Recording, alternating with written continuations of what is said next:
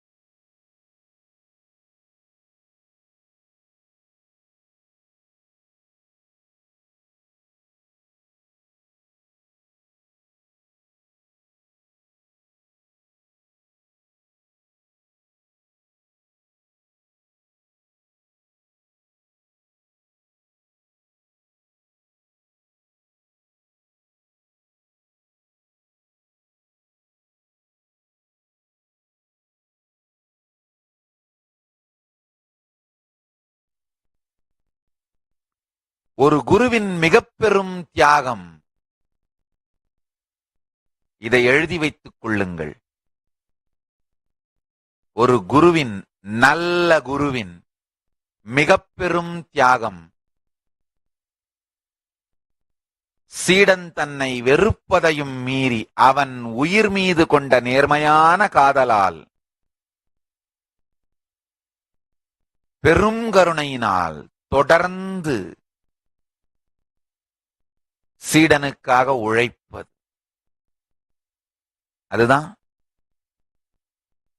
ஒரு குருவின் நிஜமான தியாகம்.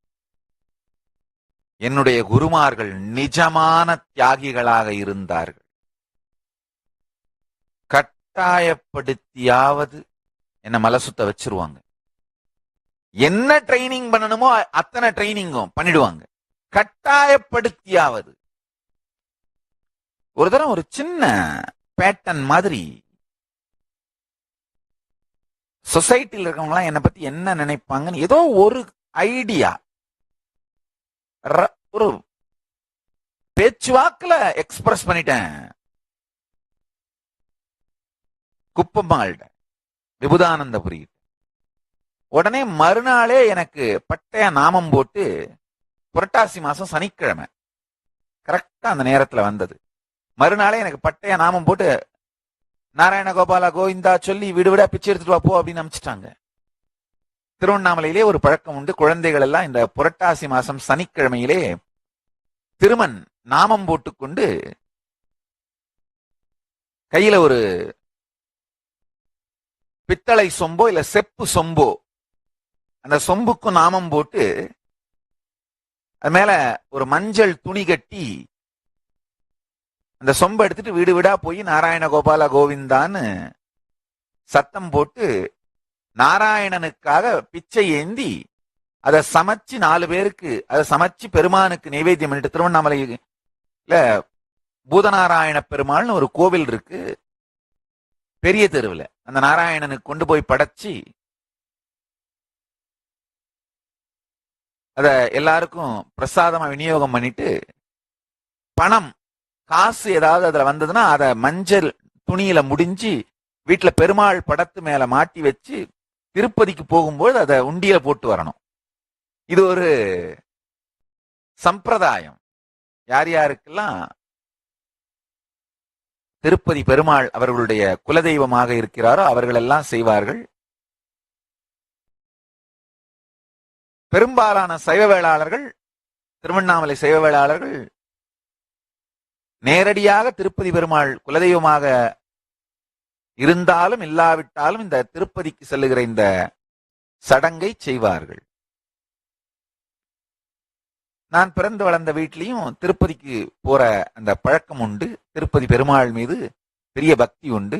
வீட்லையும் திருப்பதி பெருமாளுடைய படம் இருக்கும்.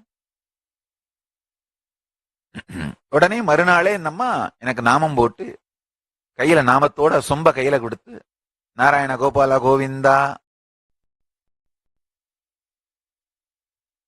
பிக்ஷை பண்ணிட்டு வான்னு அனுப்பிட்டாங்க. எனக்கு பெரிய திமிரே என்னன்னா, எங்க தாத்தாவை சார்ந்த, அதாவது ராஜமுதலியார் பேரன், அதுதான் பெரிய திமிரு. அவர்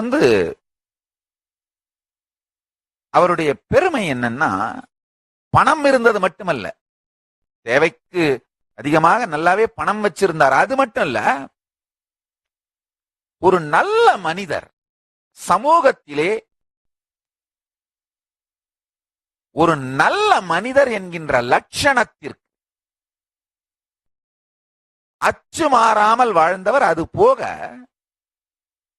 அவர் நல்ல மனிதர் என்பதை நானே ஆழமாக நம்பினேன். எனக்கே அவர் மேல ஒரு பெரிய மிகப்பெரிய அன்பும் நேர்மையான அன்பு. அதாவது இப்ப வளர்ந்த பிறகு, சமூகம் உலகமெல்லாம் தெரிந்த பிறகு இந்த கண்ணோட்டத்தோடு அவரை பார்த்தால் கூட அவருடைய மாண்பு குறையாத மாட்சிமை உடையவர். அதாவது சின்ன வயசுல தாத்தா மேல எல்லாருக்குமே அன்பு மரியாதை இருக்கும், அது வேற விஷயம். நான் ஒரு வளர்ந்து இப்போ ஒரு அவதார புருஷனாக உலகத்திலே லட்சக்கணக்கான மக்களை பார்க்கின்றேன். பல்வேறு விதமான சூழலில் பிறந்து வளர்ந்து பல்வேறு கலாச்சாரத்தை சார்ந்த நபர்களை எல்லாம் பார்க்கிறேன். இதையெல்லாம் பார்த்த இந்த அறிவோடு நான் அவரை நோக்கினால் கூட தன் மாண்பு குறையாத மாட்சிமை உடைய மனிதர். அவர் பிறந்து வளர்ந்த சூழலில், அந்த சூழலுக்கு, அவர் வாழ்க்கை, அவரை சுற்றி அவருக்கு அமைத்துக் கொடுத்த சூழ்நிலைகளுக்கு மிகச் சிறந்த, நேர்மை மாறாத, அதை விட பெஸ்டா யாரும் பர்ஃபார்ம் பண்ணி இருக்க முடியாதுன்ற ஒரு மாண்புடைய மனிதர். என்றென்றும் அவருக்கு நான் எத்தனையோ விதத்தில் கடன்பட்டிருக்கிறேன். அவருடைய மாண்புக்கு, அவருடைய மாட்சிமைக்கு. மாண்புடைய மனிதர். நான் எத்தனையோ நாள் அவருடைய கடையில உட்கார்ந்து இருக்கேன். ஒரு தரம் கூட அந்த கடை படியேறி தானம்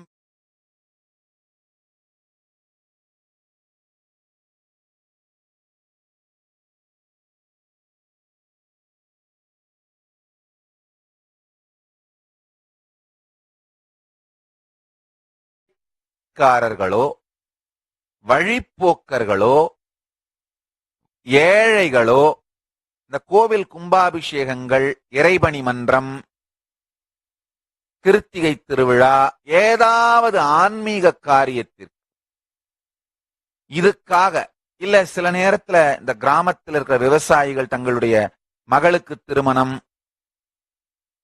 வீட்டுல யாராவது இறந்துட்டாங்க, இறுதிச் சடங்கு, எந்த காரணத்திற்காக அந்த கடை ஏறி அவர்கிட்ட உதவின்னு வந்தவர்கள் ஒருவரை கூட வெறுங்கையோடு அனுப்பினான் பார்த்ததே இல்லை. யாரையும் வெறுங்கையோடு அனுப்பக்கூடாது. ஏதாவது தன்னால் முடிந்ததை கொடுத்துத்தான் அனுப்ப வேண்டும்ங்கிற பழக்கம் எனக்கு அவர்கிட்ட தான் வந்தது.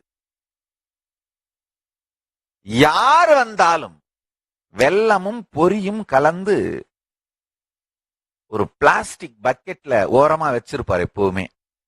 காரணம் என்னன்னா, இந்த சாப்பாடு நேரம் தவறி யாராவது வந்தா அவங்க சாப்பிடாம போக கூடாதுன்னு. சாப்பாடு நேரத்துக்கு வந்தாங்கன்னா கட்டாயம் வீட்டுக்கு அனுப்பிடுவாரு, வீட்டுல போய் சாப்பிட்டு போ அப்படின்னு. இந்த சாப்பாடு நேரம் தவறி வீட்டுல சாப்பாடு இருக்காதுன்ற நேரம், அந்த மாதிரி ஏதாவது நேரத்துல யாராவது வந்தால் கூட அந்த வெல்லமும் பொரியுமாவது, அந்த காலத்துல அந்த நியூஸ் பேப்பர்ல தான் அந்த வெல்லமும் பொரியும் கட்டி கொடுப்பாங்க. அந்த வெல்லமும் பொரியுமாவது கட்டி அவர்களுக்கு கொடுத்து சாப்பிட வச்சுதான் அனுப்புவார். இப்ப நான் சொல்றதெல்லாம் ஒன்னும் கதை இல்லை, இதுக்கெல்லாம் சாட்சிகள் இருக்கிறார்கள், அவர் கூட வாழ்ந்தவர்கள் இருக்கிறார்கள். மாண்புடைய மனிதர். எந்த திருவிழாவிற்காக யாரு போய் கேட்டாலும் குறைந்தபட்சம் ஒரு 25 ரூபாய், 10 ரூபாய், 50 ரூபாய், இதெல்லாம் மினிமம். என்ன ஏதோ கொடுத்துத்தான் அனுப்புவார், கொடுக்காமல் வெறுங்கையோடு அனுப்ப மாட்டார். இது ஒரு வித பல விதங்களில் பார்த்திருக்கிறேன். அவர்தான் என்னுடைய பிரைடு. ஆனா அந்த பிரைடு கூட இருக்கக்கூடாதுன்னு தான் குப்பம்மாள் இந்த நாராயண பிச்சை எடுக்க சொல்லி அனுப்புறாங்க. கடைக்காரங்க கரெக்டா அதே மாதிரி கிண்டல் பண்ணுவானுங்க. ஊர்ல இருக்கிற அரிசி மொத்தமா உங்க தாத்தா விக்கிறாரு, நீ பிச்சை எடுத்து அந்த அரிசியை திருப்பி வாங்கிட்டு போய் கடையில கொடுத்து திரும்ப விக்கிறீங்களாடா, தாத்தாவும் நீ சேர்ந்து பிசினஸ் பண்றீங்களாடான்னு கிண்டல் பண்றார்கள். உங்க தாத்தா அரிசி விற்பாரு, நீ வந்து அதை பிச்சையா வாங்கிட்டு போய் திரும்ப தாத்தா கிட்ட கொடுத்து விற்க போறியா?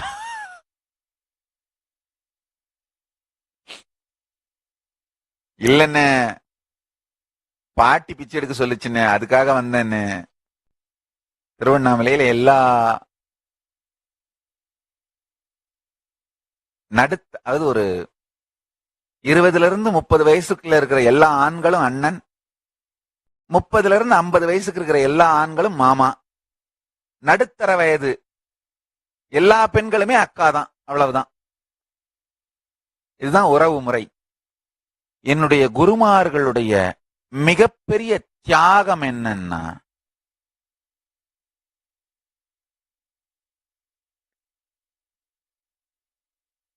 எனக்கு புரியுதோ புரியலையோ,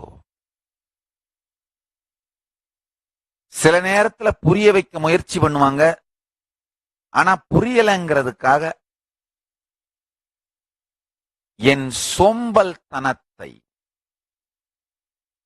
என் இயலாமையை காரணம் காட்டி அவர்கள் என் வாழ்க்கையிலிருந்து ஒதுங்கிக் கொள்ளவில்லை. என் மீது கொண்ட நேர்மையான உயிர்காதலால் ஒரு குரு தன் சீடனுக்கு செய்ய வேண்டிய கடமையை கட்டாயப்படுத்தியாவது செய்து முடித்து விட்டார்கள். என்றென்றும் அதற்காக அவர்களுக்கு நான் கடன்பட்டிருக்கிறேன். இன்னைக்கு மணிக்கணக்கா உட்கார்ந்து பேசி இந்த சத்தியங்களை எல்லாம் உங்களுக்கு கொடுக்கிறதுக்கான உடல் நலம் எனக்கு இருப்பதற்கான ஒரே காரணம் அவர்களுடைய தியாகம். அன்று அவர்கள் என் உயிர் மீது கொண்ட காதலால் கட்டாயப்படுத்தியாவது அவர்கள் கொடுக்க வேண்டிய பயிற்சிகளை கொடுக்காமல் என்னை தயார் செய்யாமல் விட்டிருந்திருந்தால் இன்று இத்தனை மணி நேரம் உங்களுக்காக என்னால் உழைத்திருக்க முடியாது. யாரெல்லாம் நல்லா புரிஞ்சுக்கோங்க, என் ஞானம் உங்களுக்கு பலன் தருகிறது என்றால் அருணகிரி யோகீஸ்வரருக்கு நன்றி கடனோடு இருங்கள். மணிக்கணக்காக தொடர்ந்து அமர்ந்து இந்த ஞானத்தை உங்களுக்கு நான் அளிக்கின்ற என் உழைப்பு உங்களுக்கு பலன் தருகிறது என்று நினைத்தீர்களானால் குப்பம்மாளுக்கும் ரகுபதி யோகிக்கும் நன்றியோடு இருங்கள்.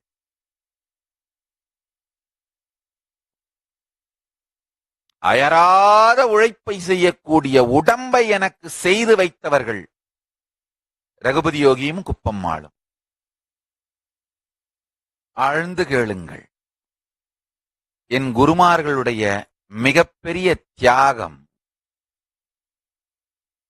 அவர்கள் என் மீது காட்டிய மென்மையான அன்பு அல்ல, நேர்மையான அன்பு. அண்டர்ஸ்டாண்ட்? நல்லா புரிஞ்சுக்கோங்க. இந்த மென்மையான அன்பை காட்டி ஏமாத்துறது ரொம்ப ஈஸிங்கயா. அப்பா நல்லா இருக்கியா?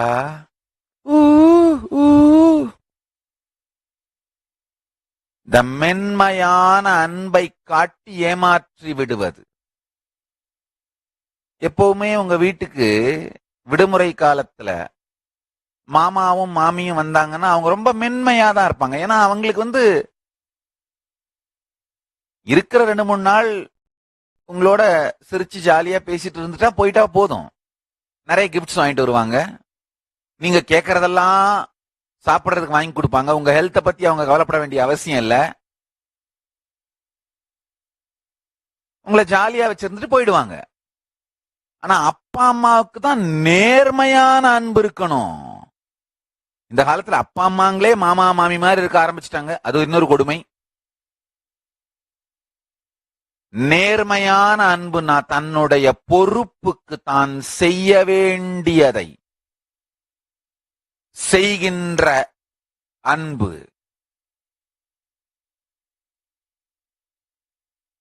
ஆழ்ந்து புரிந்து கொள்ளுங்கள்.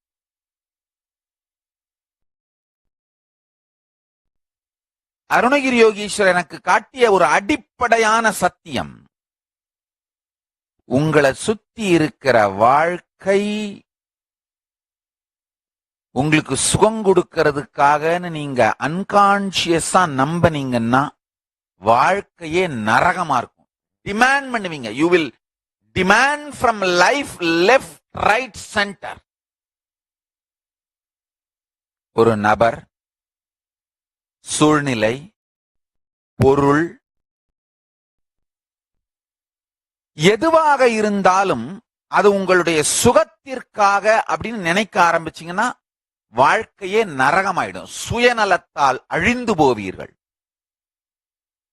எதுவாக இருந்தாலும் அதிலிருந்து சுகத்தையே உறிஞ்சும் ராட்சச தீய சக்திகளாக வாழ்க்கையை மாற்றிக்கொள்ளாதீர்கள். நல்லா புரிஞ்சுக்கோங்க. இந்த ஒரே ஒரு ஷிஃப்ட் உங்க உணர்வுக்குள்ள நடந்துருச்சுன்னா வாழ்க்கையே சொர்க்கமாயிடும். உங்களை சுத்தி இருக்கிற நபர்கள், சூழ்நிலை, பொருள் இது எல்லாமே உங்களுக்கு நலம் பயப்பதற்காக செய்யப்பட்டிருக்கின்றது, சுகம் பயப்பதற்காக அல்ல.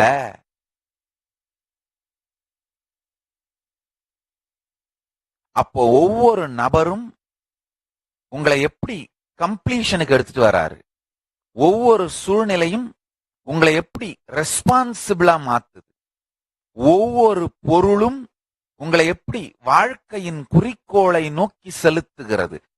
மொத்த வாழ்க்கையோட கியரே மாறிடும்.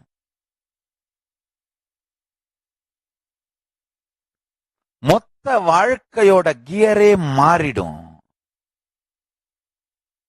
ஆழ்ந்து புரிந்து கொள்ளுங்கள். மொத்த வாழ்க்கையோட கியரை மாத்துறதுக்கு ஒரே ஒரு சத்தியம், உங்களை சுற்றி இருக்கின்ற பொருட்கள், நபர்கள், வாழ்க்கை, சூழ்நிலை எல்லாமே உங்களுக்கு சுகம் தருவதற்காக படைக்கப்படவில்லை, உங்களுக்கு நலம் தருவதற்காக படைக்கப்பட்டிருக்கின்றது. இந்த ஒரு தெளிவோட உங்களுடைய கணவனையோ மனைவியையோ பார்த்தீங்கன்னா புரியும். ஆஹா, இவர்கள் நான் முழுமையடைவதற்காக என் வாழ்க்கையின் பாகமாக வந்திருக்கிறார்கள். நான் நலமடைவதற்காக என் வாழ்க்கையின் பாகமாக வந்திருக்கிறார்கள். சுகமடைவதற்காக அல்ல, நலமடைவதற்காக. சுகம் வேறு, நலம் வேறு. உணவுப் பொருளை கூட இது நான் சுகம் அடைவதற்காக பெருமான் படைக்கவில்லை, நலம் அடைவதற்காக படைத்திருக்கிறார்.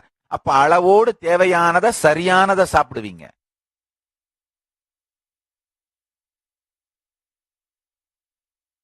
கண்டதையும் தின்னுட்டு வயிறு சரியில்லைன்னு கவுந்தடிச்சு படுத்திருந்தா யாருக்கு நஷ்டம்?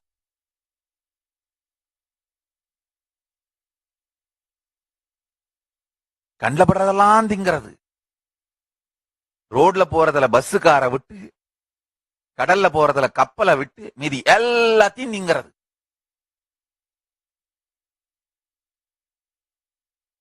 தின்னுபிட்டு வயிறு சரியில்லைன்னு கவுந்தடிச்சு படுத்துக்கிறது.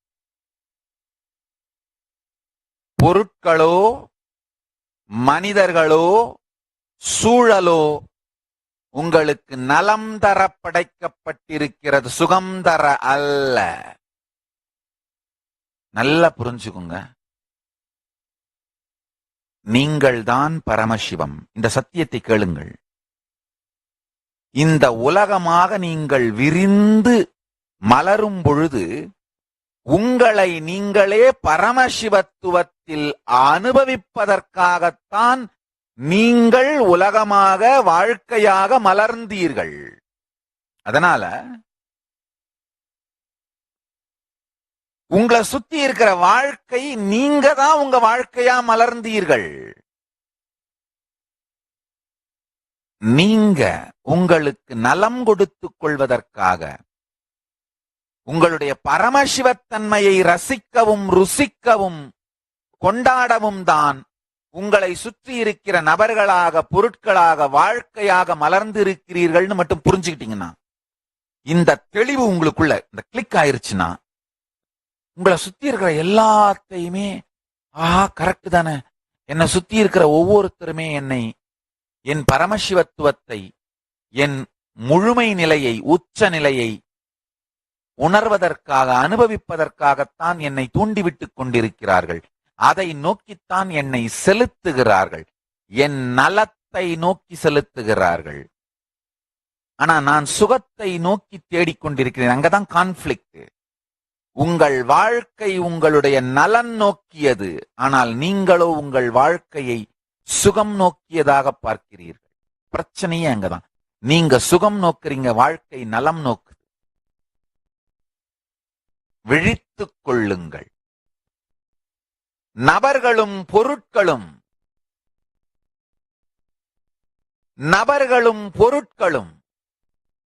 சூழலும் சுற்றமும் சொத்தும் அனைத்துமே வாழ்க்கையில் உங்களுடைய நலம் செய்வதற்காக, உங்களுக்கு சுகம் செய்வதற்காக அல்ல. சில நேரத்துல நலம் சார்ந்து வருகின்ற சுகம்தான் சிறந்த சுகம். நலம் சார்ந்து வரும் சுகம். இன்றைய சத்சங்கத்தின் சாரம் இதுதான். உங்கள் வாழ்க்கை உங்களுக்கு நலம் சேர்க்க செய்யப்பட்டது, சுகம் சேர்க்க அல்ல. பல நேரத்தில் நலத்தோடு சேர்ந்த சுகம் சேரும், அது ஆனந்தம். இந்த ஒரு சத்தியத்தை வைத்து உங்களுடைய உறவுகள், சூழ்நிலை எல்லாவற்றையும் புரிந்து கொள்ள துவங்குங்கள். அப்ப தெரியும் என்னென்ன இன்கம்ப்ளீஷன்ஸ் உங்களுக்கு யார் யார் மேல இருக்கோ, அது எல்லாமே உங்களுடைய தவறான போக்கான நோக்கமான சுகம் சார்ந்த,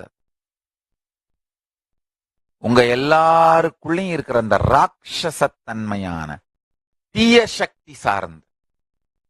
ஆழ்ந்து புரிந்து கொள்ளுங்க. உங்களை சுற்றி உங்கள் வாழ்க்கை உங்களுக்கு என்னவெல்லாம் செய்ததென்று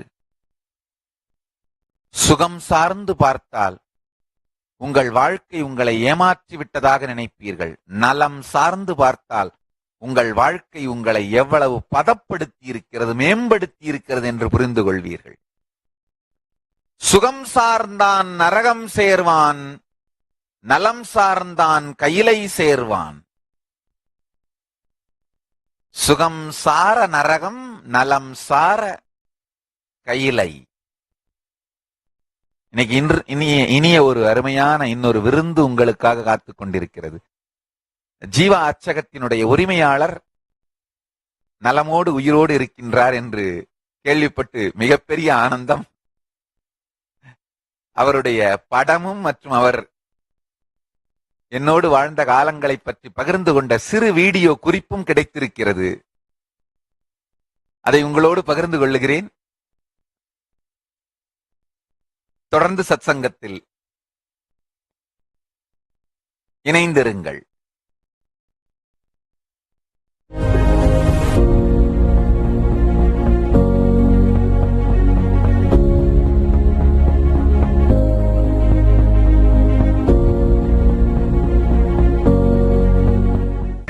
என் பேர் ஆர் வெங்கடேசன். பிறந்தது இருக்கேன் திருவண்ணாமலை தான். வயசு 73. சாமியே எனக்கு ஒரு 40 வருஷமா தெரியும். சாமி குடும்பம் எல்லாருமே எனக்கு தெரியும். சாமி அப்பா அம்மா, அவங்க பாட்டி அனுசூயா அம்மா எல்லாருமே எனக்கு தெரியும். சாமியோடைய இடத்துல முதல்ல ப்ரெஸ் வச்சிருந்தேன். அப்புறம் ஒரு இடம் போக எடுத்து மாற்றிக்கிட்டேன். பரதாம் சீட்டை மாற்றிக்கிட்டேன். சின்ன வயசுலேருந்தே தெரியும். சாமி படிக்கிறதுலேருந்தே தெரியும். அதுக்கப்புறம் படித்து அவருடைய சின்ன வயசுல பக்தி அதிகம். மற்றவங்களாம் அந்த வயசுல அந்த அளவுக்கு பக்தி இருக்காது. ஒரு குறிப்பிட்ட வயசுக்கு அப்புறம் தான் பக்தியே வரும். ஆனால் சாமிக்கு சின்ன வயசுலேருந்து நல்ல பக்தியாக இருப்பார். குரல் ரொம்ப நல்லா இருக்கும். மதுரகின்னரசே மதுரகின்னரசே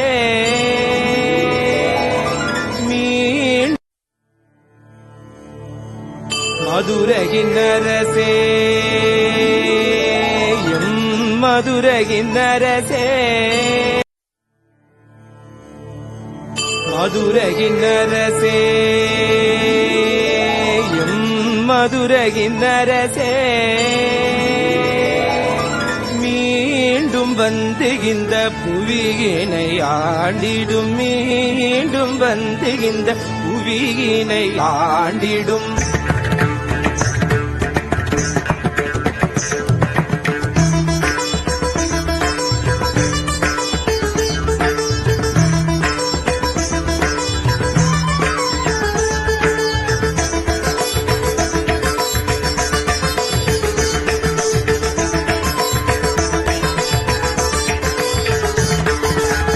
மதுரகின்னரசே மதுரகின்னரசே மீண்டும் வந்து இந்த புவியினை ஆண்டிடும். மதுரகின்னரசே மீனாட்சியின் சொக்கனாய் எங்களுக்கு அப்பனாய். மீனாட்சியின் சொக்கனாய் எங்களுக்கு அப்பனாய். எல்லாம் வல்ல சித்தனாய் நீ வந்து, எல்லாம் வல்ல சித்தனாய் நீ வந்த நித்யானந்தா நித்யானந்தா நித்யானந்தா நித்யானந்தா. மதுரையினரசே மதுரையினரசே மீண்டும் வந்து இந்த புவியினை ஆண்டிடும். மதுரையினரசே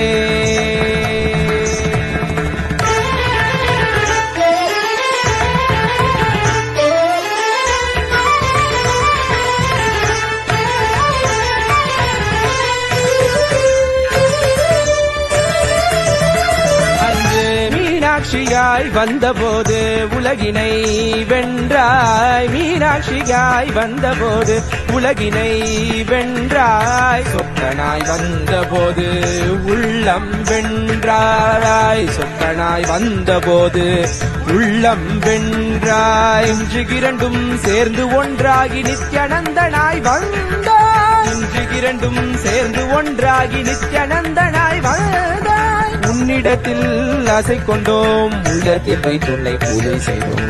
உன்னிடத்தில் ஆசை கொண்டோம், உள்ளத்தில் வைத்துன்னை பூஜை செய்தோம். எம் மதுரையின் அரசே, மதுரையின் அரசே, மீண்டும் வந்து இந்த புவியினை ஆண்டிடும்.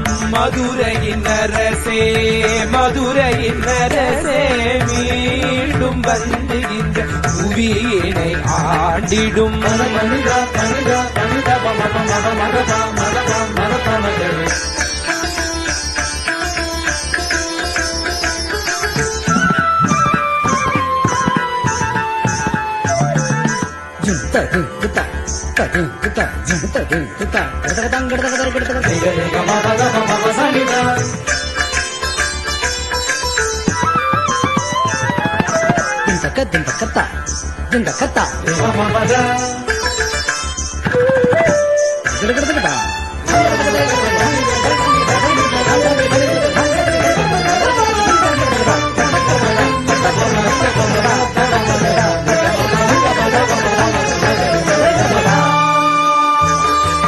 ஷியாமளா பீட்டத்தில் சிம்மம் போல் நீ அமரும் காட்சிகள் கண்டிட கண்களும் தவம் புரிந்து தினம் ஏங்குதே. பொற்பாதம் புவி தொட்டு நான் மாட வீதிகளில் உலாவும் முன்னோடு நடந்திட எங்கள் கால்களும் ஏங்குதே. பசி போக அமுதளித்து வைகை நதி தந்து வீட்டுக்கு மண் சுமந்து நீ புரிந்த லீலை எல்லாம் நினைக்கும் போதே பக்தியில் உள்ள மீண்டும் மீண்டும் வேண்டும் என்று ஏங்கிடுமே. மதுரையின் அரசே, மதுரையின் அரசே, மதுரையின் அரசே, மதுரையின் அரசே, மீண்டும் வந்து இந்த புவியினை ஆண்டிடும். மதுரையின் அரசே, மதுரையின் அரசே,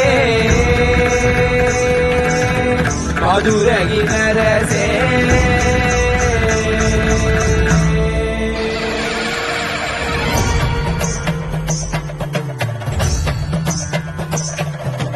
ஏக்கங்கள் தீர நீ எங்களை காத்திடவினால் தோறும் உனக்காக காத்து நின்றோம்.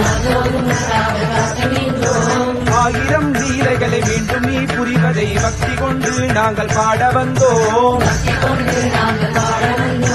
சக்திகளும் யுக்திகளும் நீ அருளும் வேலையிலே துக்கம் எல்லாம் தீரும் நித்யானந்தா.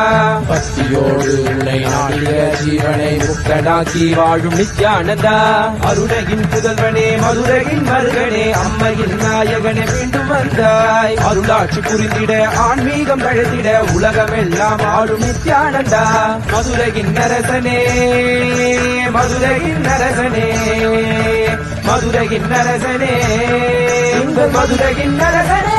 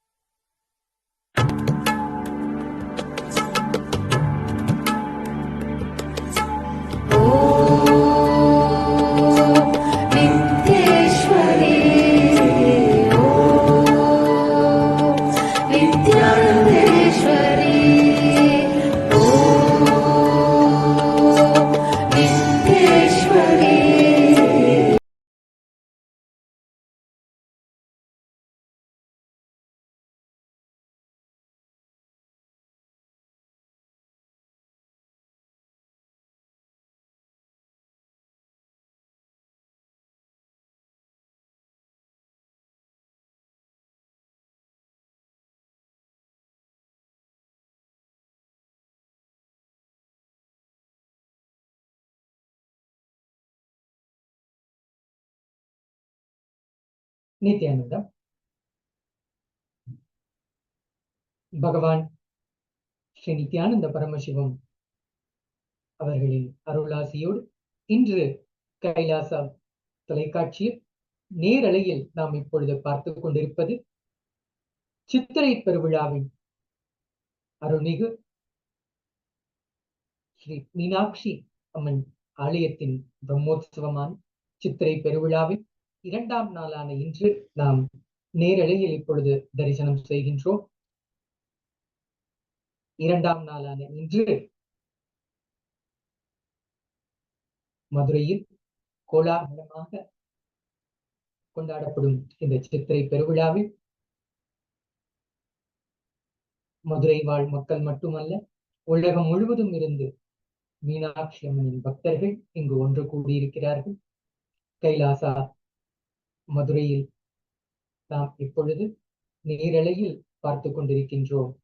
பகவான் ஸ்ரீ நித்யானந்த பரமசிவம் அவர்கள் 293வது குருமகா சன்னிதானமாக கைலாஸ் உன்னத ஷியாமலா பீட சர்வஞ பீடத்தின் குரு முதல்வராக தொடர்ந்து அவர்களுடைய அருளாசி வழங்கிக் கொண்டிருக்கிறார்கள்.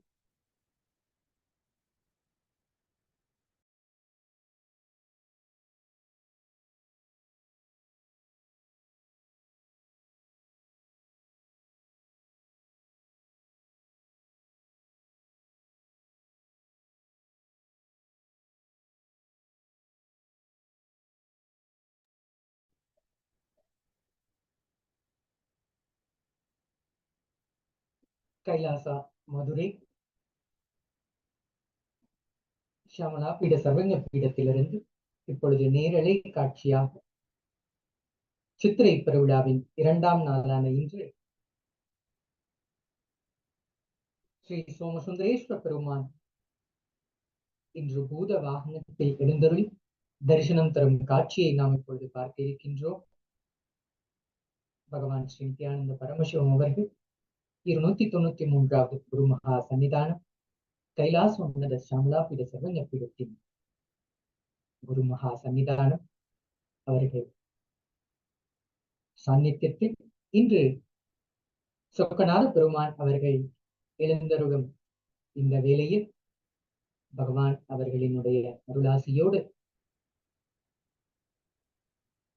பகவான் அவர்களினுடைய நேரடி சந்நியாச சீடர்கள் பக்தர்கள் இங்கு சோமசுந்தரேஸ்வர பெருமான் அவர்களுக்கும் அன்னை தேவி மீனாட்சி அவர்களுக்கும் முதல் மரியாதையாக மண்டகப்படி அருள காத்துக் கொண்டிருக்கின்றனர்.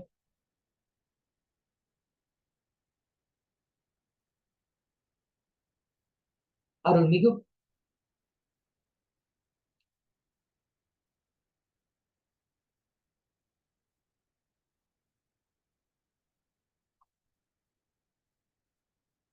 மீனாட்சி சுந்தரேஸ்வரர் திருக்கோயிலுக்கு அருகாமையில் அமர்ந்திருப்பதுதான் கைலாஸ் உன்னத ஷியாமலா பீட சர்வஞ பீடம். இங்கு அம்மன் சன்னதி தெருவில் அமைந்திருக்கும் கைலாஸ் உன்னத ஷியாமலா பீட சர்வஞ பீடத்தின் 293வது குருமகா சன்னிதானமாக நம்முடைய பகவான் ஸ்ரீ நித்யானந்த பரமசிவம் அவர்கள் 2012ஆம் ஆண்டு முடிசூட்டப்பட்டார்கள். அன்றைய தினம் முதல் இன்றும் தொடர்ந்து அங்கு மதுரையில் ஒவ்வொரு ஆண்டுதோறும் இந்த சித்திரை பெருவிழாவில் பகவான் அவர்களுடைய சாநித்தியத்திற்கு இங்கு சோமசுந்தரேஸ்வர பெருமான் அவர்களுக்கும் அன்னை தேவி மீனாட்சி அவர்களுக்கும் முதல் மரியாதையான மண்டகப்படி அவர்களும் இந்த தெய்வீக செயலை தொடர்ந்து செய்து கொண்டிருக்கின்றார்கள்.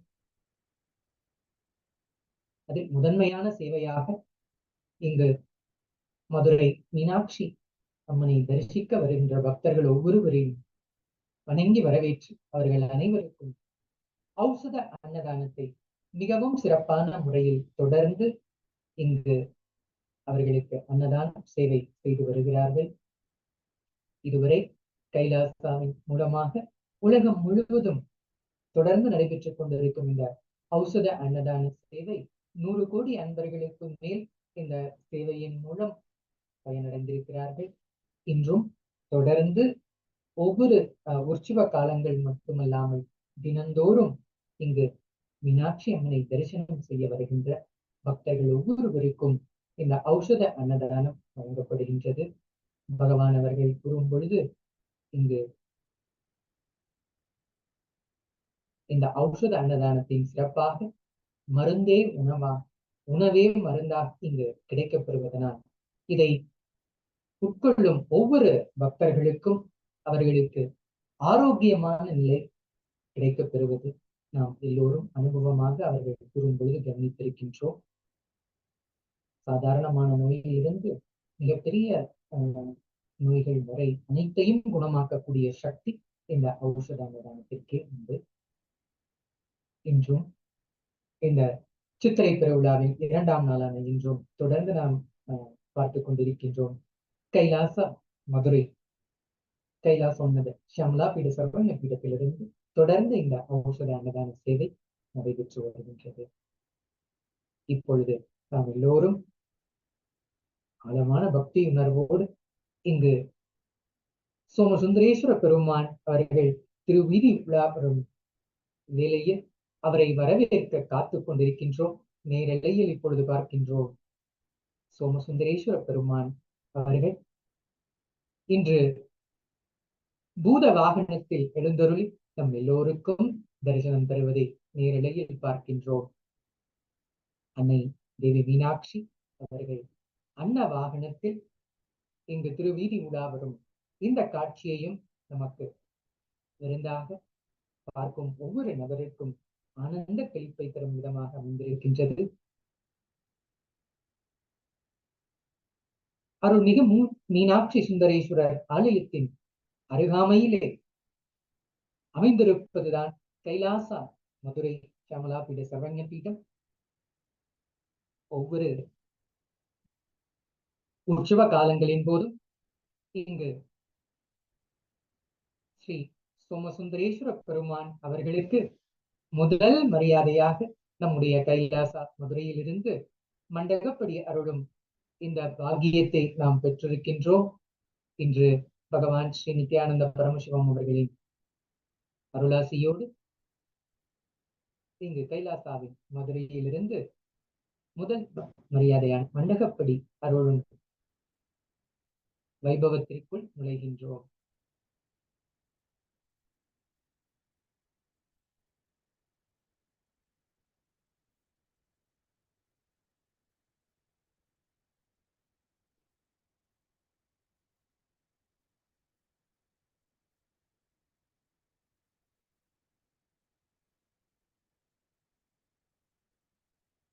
பாண்டிய நாட்டின் தலைநகராம் இங்கு மதுரை மாநகரத்தில் ஆட்சி புரிந்த மீனாட்சி தேவி அன்னை அவர்கள் நிஜாவதாரமாக இன்று பகவான் ஸ்ரீ நித்யானந்த பரமசிவம் அவர்களின் திருவுருவில் நாம் எல்லோரும் தரிசனம் செய்யும் வகையில் இன்று நமக்கு அர்ச்சாவதாரமாக அன்னை தேவி மீனாட்சி அவர்களும் நிஜ அவதாரமாக நாம் பகவான் ஸ்ரீ நித்யானந்த பரமசிவம் அவர்களின் தரிசனமும் ஒருங்கே பெறுகின்ற ஒரு அற்புதமான வாய்ப்பாக இந்த சித்திரை பெருவிழாவில் ஒவ்வொரு நாளும் மிகவும் சிறப்பான முறையில் இந்த நேரலை காட்சியை நாம் பார்த்து மகிழ்கின்றோம்.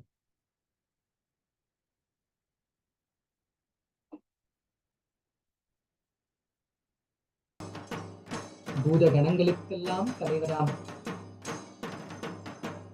சிவபெருமான் ஸ்ரீ சோமசுந்தரேஸ்வர பெருமான் அவர்கள் நம்மை எல்லோரையும் காத்தருள இன்று பூத வாகனம் ஏறி திருவீதி உலா வரும் கோலத்தை நாம் இப்பொழுது பார்க்கின்றோம். சித்திரை பெருவிழாவின் 2ஆம் நாளான இன்று இப்பொழுது கைலாசா மதுரையில் பகவான் ஸ்ரீ நித்யானந்த பரமசிவம் அவர்களின் அருளாசியோடு இன்று முதல் மரியாதையான மண்டகப்படி அருளும் காட்சியை இப்பொழுது பார்க்கின்றோம்.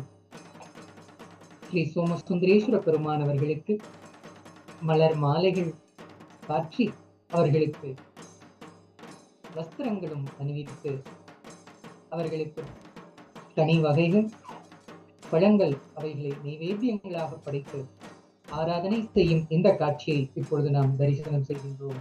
எல்லோரும் ஆழமான பக்தி உணர்வோடு உங்களுடைய வேண்டும் வரங்களை ஸ்ரீ சோமசுந்தரேஸ்வர பெருமான் அவர்களிடம் சமர்ப்பியுங்கள். இங்கு தீப ஆராதனையை நாம் நேரில் இப்பொழுது நாம் பெறுகின்றோம். அடுத்ததாக அன்னை தேவி மீனாட்சி அவர்கள் அன்ன வாகனம் ஏறி இங்கு திருவீதி உலா வரும் காட்சியை பார்க்கின்றோம். இப்பொழுது கைலாசா மதுரையில் நெருங்கி இருக்கிறார்கள். அங்கு பகவான் அவர்களினுடைய நேரடி சன்னியாச சீடர்கள் பக்தர்கள் அவர்கள் அன்னை தேவி மீனாட்சி அவர்களுக்கு முதல் மரியாதையான மண்டகப்படி அருளும் இந்த காட்சியை பார்க்கின்றோம். அருள்மிகு மீனாட்சி சுந்தரேஸ்வரர் ஆலயத்தின் சிவாச்சாரியார்கள் பகவான் வழங்கும் இந்த மண்டகப்படியை ஏற்றுக்கொண்டு அன்னை தேவி மீனாட்சி அவர்களுக்கு மலர் மாலைகளை சாற்றும் காட்சியை பார்க்கின்றோம். மற்றும் வஸ்திரங்கள் அணிவித்து அவர்களுக்கு பூஜைகளும் ஆராதனைகளும் நடைபெறுகின்றது. அன்னை தேவி மீனாட்சி அவர்களின் அருள் பிரசாதத்தை அருள்மிகு மீனாட்சி சுந்தரேஸ்வரர் ஆலயத்தின் சிவாச்சாரியார்கள் பகவான் ஸ்ரீ நித்யானந்த பரமசிவம் அவர்களுக்கு வழங்குகின்றார்கள். அன்னை தேவி மீனாட்சியின் அருள் பிரசாதத்தை 293வது கைலாச உன்னத ஷமலா பீட சர்வஞ பீடத்தின் குரு மகா சன்னிதானம் பகவான் அவர்களினுடைய பிரத்யக்ஷ மூர்த்திக்கு அன்னை தேவி மீனாட்சி அவர்களின் அருள் பிரசாதத்தை இங்கே அவர்களுடைய திருப்பாதத்திற்கு சமர்ப்பிக்கின்றோம். அதன் வரிசையிலே நாம் இப்பொழுது பார்க்கின்றோம் சண்டிகேஸ்வர பெருமான் அவர்களும் இந்த பஞ்சமூர்த்தி புறப்பாடில் ஒவ்வொரு நாளும் சித்திரை பெருவிழாவில் நம் எல்லோருக்கும் தரிசனம் தரும் வகையில் திருவீதி உலா வரும் காட்சியை பார்க்கின்றோம். இப்பொழுது சண்டிகேஸ்வர பெருமான் அவர்களுக்கு மலர் மாலைகள் அணிவித்து அவர்களுக்கு வஸ்திரம் சாற்றி அவர்களுக்கு முதல் மரியாதையான மண்டகப்படி அருளும் காட்சியை இப்பொழுது பார்க்கின்றோம்.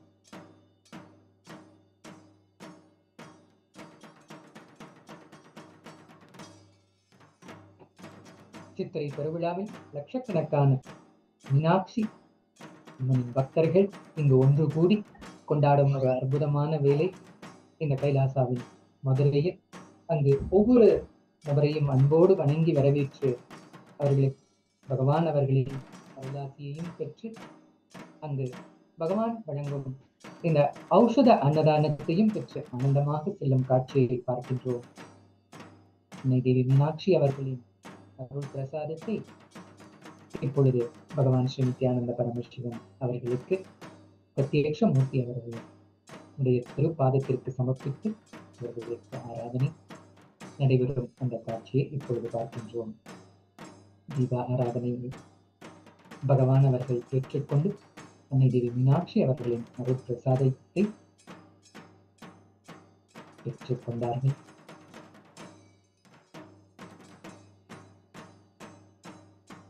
உலகம் முழுவதும் இருந்து வந்து கொண்டிருக்கும் மீனாட்சி அம்மனின் பக்தர்கள் ஒவ்வொரு நபருக்கும் பகவான் இங்கு கைலாச உன்னத ஷமலா பீட சர்வஞ பீடத்தில் எழுந்தருளி நம் ஒவ்வொருவருக்குமே அருளாசி வழங்கிக் கொண்டிருக்கும் தெய்வீக காட்சியை தான் பார்க்கின்றோம்.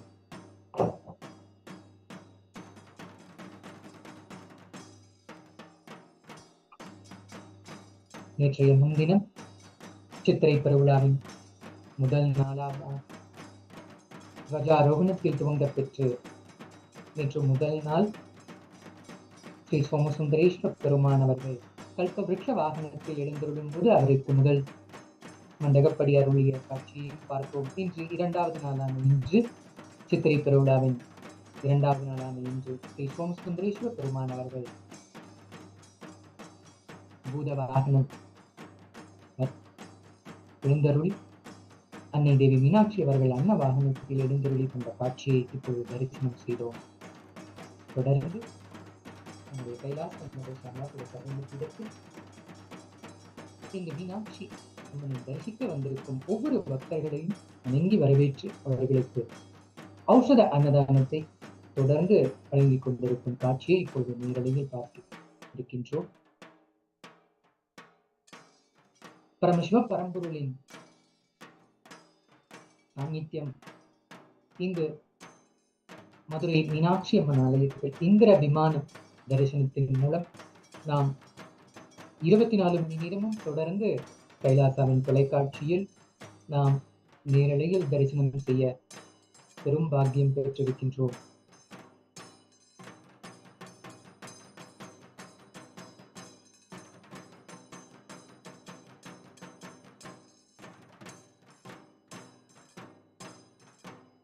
இருநூற்றி 93வது குருமகா சன்னிதானம் கைலாசம் முதல் ஷம்லா சர்வங்கபுரத்தின் குரு முதல்வர் அவர்கள் தொடர்ந்து உலகம் முழுவதும் இருக்கின்ற நம்முடைய கைலாசாவின் ஆலயங்களில் சித்திரை பெருவிழாவும் நம்முடைய எல்லா ஆலயங்களிலும் தொடர்ந்து உற்சவம் நடைபெற்றுக் கொண்டிருக்கின்றது.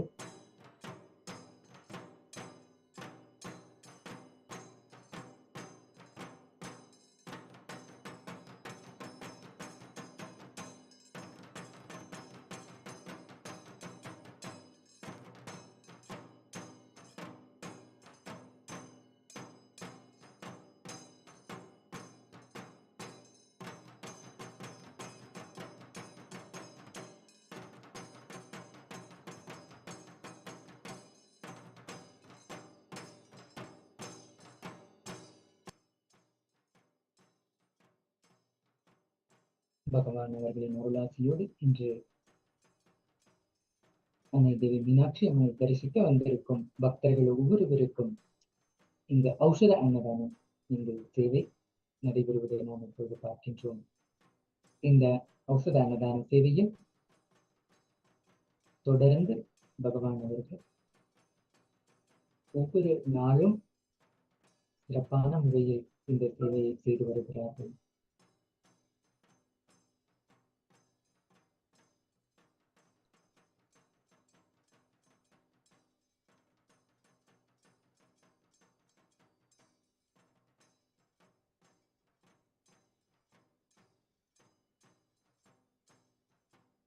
கைலாசா மதுரையில் இந்த சித்திரை பெருவிழாவில் தொடர்ந்து 12 நாட்களும் இந்த சிறப்பு ஔஷத அன்னதானம் வழங்கப்பெறும்.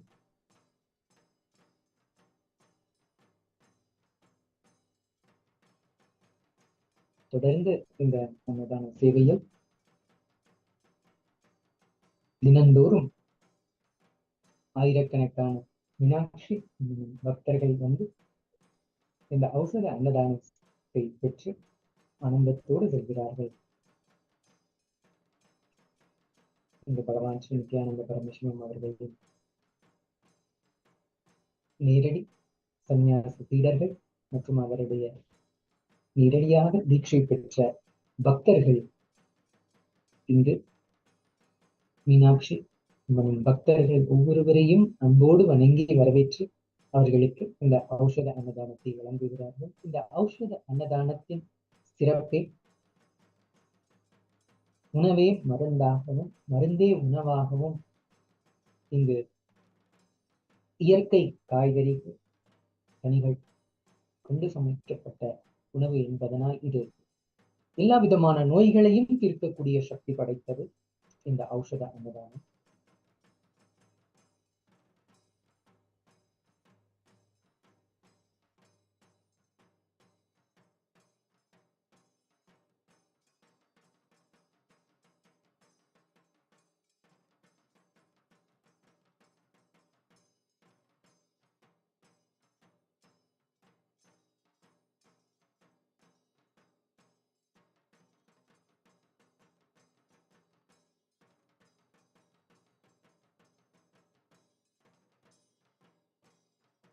உயிர் கொடுக்கும் உண்டி உயிர் வளர்க்கும் உண்டி உண்டி கொடுத்தோர் உயிர் கொடுத்தோரே என்ற வாக்கிற்கு ஏற்ப உலக உயிர்கள் உண்ணுவதற்குரிய உணவை கொடுத்தோர் உயிர் கொடுத்தோராகவே கருதப்படுவார்கள்.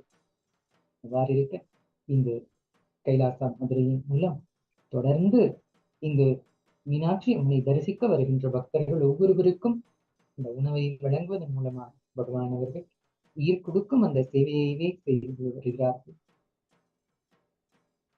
இங்கு கைலாசா மதுரையில் இங்க அந்நாளையாவில் சமைக்கப்படும் உணவானது பரமசிவன் முறையாக வழிகாட்டி பாகசாஸ்திர முறைப்படி சமைக்கப்பட்டு வழங்கப்படுகின்றது. பாகசாஸ்திர முறைப்படி சமைக்கப்படும் இந்த உணவை நாம் உட்கொள்ளும் பொழுது நமது உடலில் உள்ள ஜடராக்னி வெளிப்படை ஏற்கனவே ஜீரணிக்காமல் உள்ள உணவை கூட ஜீரணிக்க வைக்கும் சக்தி படைத்தது இந்த ஔஷத அன்னதானம். இந்த ஔஷத அன்னதானத்தை பற்றி நம்முடைய பகவான் அவர்கள் குறிப்பிடும் பொழுது,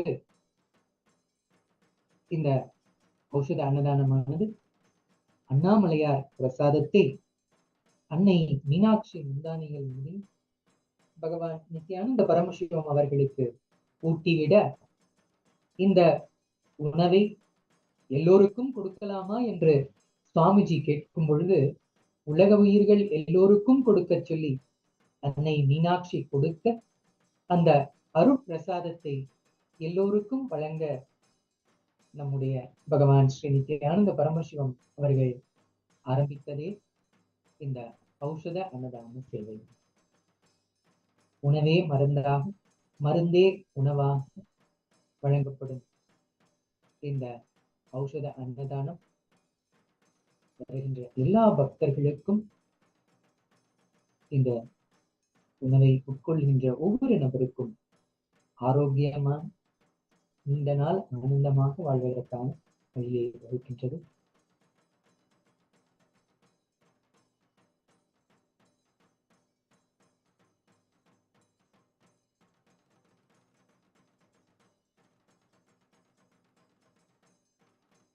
கைலாஸ் உன்னத ஷியாமலா பீட சரண்ய பீடத்தின் 293வது குருமகா சன்னிதானம் பகவான் ஸ்ரீ நித்யானந்த பரமசிவம் அவர்கள் தொடர்ந்து ஒவ்வொரு ஆண்டும் இந்த சித்திரை பெருவிழாவில் அன்னை மீனாட்சி தேவியை தரிசிக்க வருகின்ற பக்தர்கள் ஒவ்வொருவருக்கும் மிகவும் சிறப்பான முறையில் இந்த ஔஷத அன்னதானத்தை தொடர்ந்து வழங்கிக் கொண்டிருக்கிறார்கள். மேலும் பகவான் அவர்கள் 293வது குருமகா சன்னிதானமாக பொறுப்பேற்ற அந்த நாள் முதல் இங்கு பக்தர்கள் ஒவ்வொருவருக்கும் சிவ தீட்சை வழங்கி அவர்கள் ஒவ்வொருவருக்கும் ருத்ராட்சம் திருநீற்றுப்பையும் வழங்கும் இந்த தியான முகாமும் தொடர்ந்து எல்லா நபருக்கும் இலவசமாக வழங்குகிறார்கள். ஒவ்வொரு மாதந்தோறும் பௌர்ணமி நாளன்று கைலாசா மதுரை மற்றும் கைலாசா திருவண்ணாமலை ஆகிய 2 இடங்களிலும் நேரிலே வந்திருந்து இந்த ஒரு நாள் தியான முகாமான கல்பத்ரு தியான முகாமில் கலந்து கொள்ளும் ஒவ்வொரு நபருக்கும் நம்முடைய 293வது குருமகா சன்னிதானம் கைலாஸ் உன்னத ஷியாமலா பீடத்தின் குருமகா சன்னிதானம் அவர்கள் நம் எல்லோருக்கும் சிவ தீட்சை வழங்குகிறார்கள். சிவ தீட்சையில் முதல் நிலை தீட்சையான சமய தீட்சை என்று கிடைக்கப்பெறுகின்றது. சமய தீட்சை பெறுகின்ற நபர்கள் அவர்கள் ஒவ்வொருவரும் பரமசிவ பரம்பொருளின் வடிவம்தான் என்ற அனுபவத்தை பெற்று அவர்களுக்குள் அந்த குண்டலினி சக்தி விழிக்க பெற்று பரமசிவ நிலையிலே வாழ்ந்து பரமசிவ சக்தியை வெளிப்படுத்தி அவர்களும் இந்த பரமசிவனின் பாகம்தான் என்பதை உணர்ந்து அவர்களுடைய வாழ்க்கையில் தினந்தோறும் சிவ பூஜை செய்து தொடர்ந்து வாழ்கிறார்கள். இந்த வாய்ப்பு நம் எல்லோருக்குமே கிடைக்க இருக்கின்றது. ஒவ்வொரு மாதம் பௌர்ணமி அன்று பகவான் அவர்கள் 293வது குருமகா சன்னிதானம் அவர்கள் சிவ தீட்சை வழங்குகிறார்கள். வருகின்ற ஏப்ரல் மாதம் 23ஆம் தேதி அன்றும், அதாவது பௌர்ணமி நாளன்று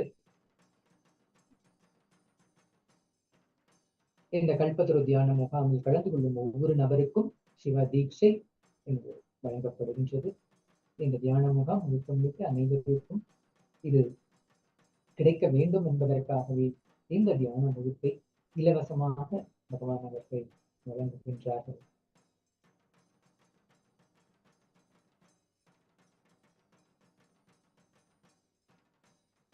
சித்திரை பெருவிழாவின் 2ஆம் நாளான இன்று ஸ்ரீ சோமசுந்தரேஸ்வர பெருமான் அவர்கள் பூத வாகனத்தில் எழுந்தருளி தரிசனம் தந்த நேரலை காட்சியை பார்த்தோம். அன்னை தேவி மீனாட்சி அவர்கள் அன்ன வாகனத்தில் எழுந்தருளி தரிசனம் தந்த அந்த வேளையில் பகவான் ஸ்ரீ நித்யானந்த பரமசிவன் அவர்களினுடைய சாநித்தியத்தில் முதல் மரியாதையால் மண்டகப்படி அருளும் காட்சியையும் பார்த்தோம். அதனைத் தொடர்ந்து அங்க அன்னை தேவி மீனாட்சி ஆலயத்திற்கு வந்திருக்கும் பக்தர்கள் ஒவ்வொரு நபர்களும் நேரிலே இங்கு கைலாசா மதுரை ஷியாமலாபீட சர்வஞ பீடத்திற்கு வந்திருந்து இங்கு பகவான் அவர்களின் அருளாசியையும் பெற்று தொடர்ந்து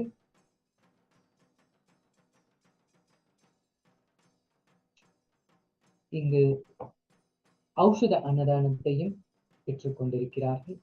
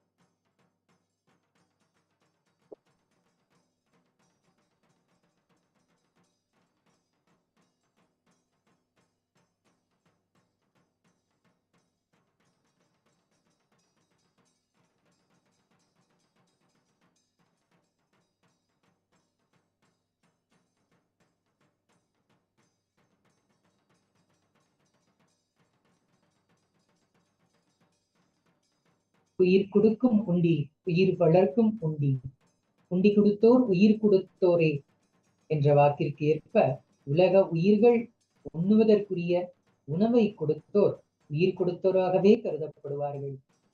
அவ்வாறு இருக்க ஒவ்வொரு நாளும் இங்கு மீனாட்சி அம்மனை தரிசிக்க வருகின்ற பக்தர்கள் ஒவ்வொரு நபருக்கும் பகவான் ஸ்ரீ நித்யானந்த பரமசிவம் அவர்கள் 293வது குருமகா சன்னிதானம் அவர்கள் வருகின்ற ஒவ்வொரு உயிர்களையும் வளர்க்கும் விதமாக அவர்களுக்கு இந்த ஔஷத அன்னதானத்தை சேவையாக வழங்கிக் கொண்டிருக்கின்றார்கள். அவர்கள் இந்த சேவையின் மூலம் அவர்களினுடைய உடல் பசியை மற்றும் ஆற்றுவது மட்டுமல்லாமல் உயிர் பசியான ஆழமான தேடுதலான ஜீவன் முக்த விஞ்ஞானத்தையும் வழங்கி பகவான் அவர்களினுடைய தியான சத்சங்கங்கள் மூலமாக வருகின்ற ஒவ்வொரு நபருக்கும் அவர்களுடைய வாழ்க்கையில் உடல் நலத்தோடும் மன நலத்தோடும் இனிமையான உறவுகள் போடும் நிறைவான பொருளாதாரத்தை ஈட்டுவதற்குமான வாழ்வியல் தீர்வுகளை தியான சத்சங்கங்கள் மூலமாக பகவான் அவர்கள் இங்கு தொடர்ந்து வழங்கிக் கொண்டிருக்கிறார்கள். இதுவரை 15,000 மணி நேரங்களுக்கு மேல் பகவான் அவர்கள் வழங்கிய இந்த ஞான கருத்துக்கள் தியான சத்சங்கங்கள் இணையதளத்தில் நாம் எல்லோரும் பயன்பெறும் வகையில் இலவசமாகவே நாம் பதிவிறக்கம் செய்து நாம் இந்த ஞான கருத்துக்களை பெறும் விதமாக பகவான் அவர்கள் அதை சமூக வலைதளங்களில்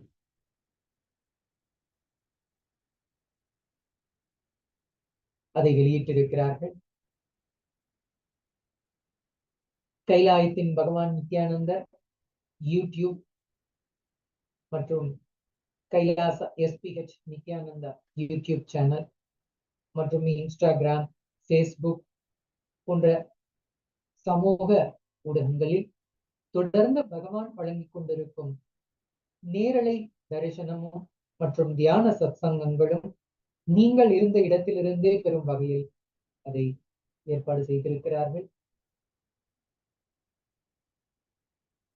நாம் தொடர்ந்து நேரலையில் பார்த்து கொண்டிருப்பது கைலாசா மதுரை ஷியாமலா பீட சர்வஞ பீடத்தில் பகவான் ஸ்ரீ நித்யானந்த பரமசிவம் அவர்கள் அருளாசியை பெற்று வந்திருக்கின்ற மீனாட்சி அம்மனின் பக்தர்கள் ஒவ்வொருவரும் இங்கு பகவான் அருளும் ஔஷத அன்னதானத்தை பெற்று ஆனந்தமாக செல்லும் காட்சியைத்தான் பார்க்கின்றோம்.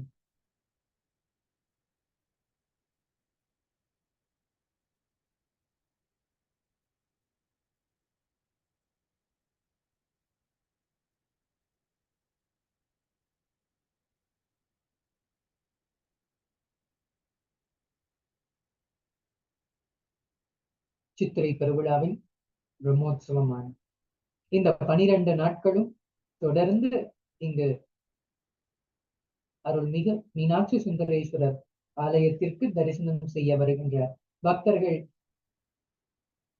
ஒவ்வொருவருக்குமே இந்த ஔஷத அன்னதானம் வழங்கப்படுகின்றது. இது பகவான் அவர்களின் நேரடி சாமியத்திற்கு இந்த ஔஷத அன்னதானத்தை பெறுகின்ற ஒவ்வொரு நபர்களும் அவர்கள் உடல் ஆரோக்கியத்தையும் பெறுகிறார்கள். ஏனெனில் இது இந்த ஔஷத அன்னதானமானது மருந்தே உணவாக, உணவே மருந்தாக வழங்கப்படுகின்றது.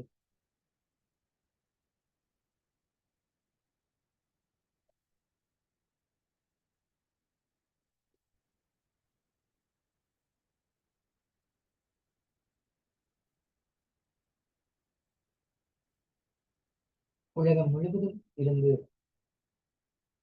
இந்த நேரலை காட்சியை பார்த்துக் கொண்டிருக்கும் அன்பர்களையும் அன்போடு வரவேற்கின்றோம்.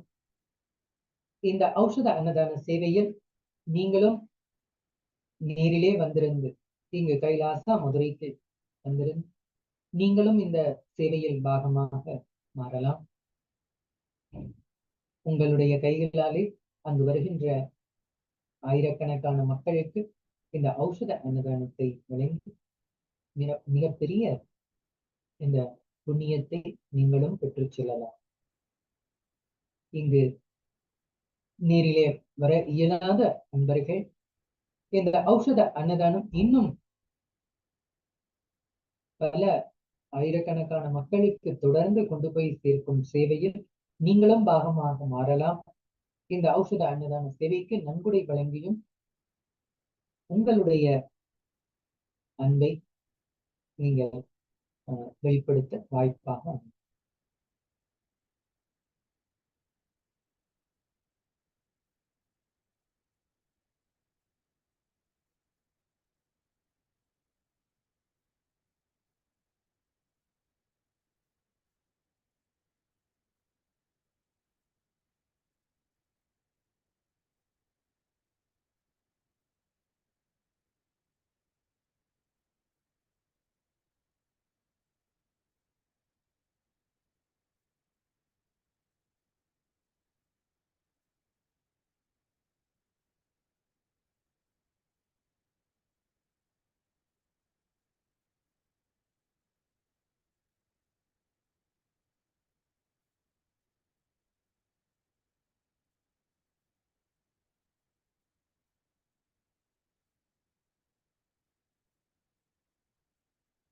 அருள்மிகு மீனாட்சி சுந்தரேஸ்வரர் திருக்கோவில் அருகாமையில் அம்மன் சன்னதி தெருவில் அமைக்கப்பட்டிருப்பதுதான் கைலாச முதல் ஷியாமலா பீட சர்வஞ பீடம் கைலாசா மதுரை. இங்கு ஒவ்வொரு பிரம்மோற்சவ காலங்களில் ஸ்ரீ சோமசுந்தரேஸ்வர பெருமான் அவர்களுக்கு அன்னை தேவி மீனாட்சி அவர்களுக்கும் முதல் மரியாதையால் மண்டகப்படி அருளும் வைபவம் இங்கு மிகவும் சிறப்பான முறையில் நடைபெற்று வருகின்றது. அந்த வகையிலே இன்று சித்திரை பெருவிழாவின் 2ஆம் நாளான இன்று ஸ்ரீ சோமசுந்தரேஸ்வர பெருமான் அவர்கள் பூத வாகனத்தில் எழுந்தருளி பூதகணங்களுக்கெல்லாம் தலைவனான் சிவபெருமானவர்கள் நம் எல்லோருக்கும் நேரிலே தரிசனம் தந்தார்கள். அவர்களை வணங்கி வரவேற்று முதல் மரியாதையான மண்டகப்படி அருளிய காட்சியை நாம் இப்பொழுது தரிசனம் செய்தோம். அதனைத் தொடர்ந்து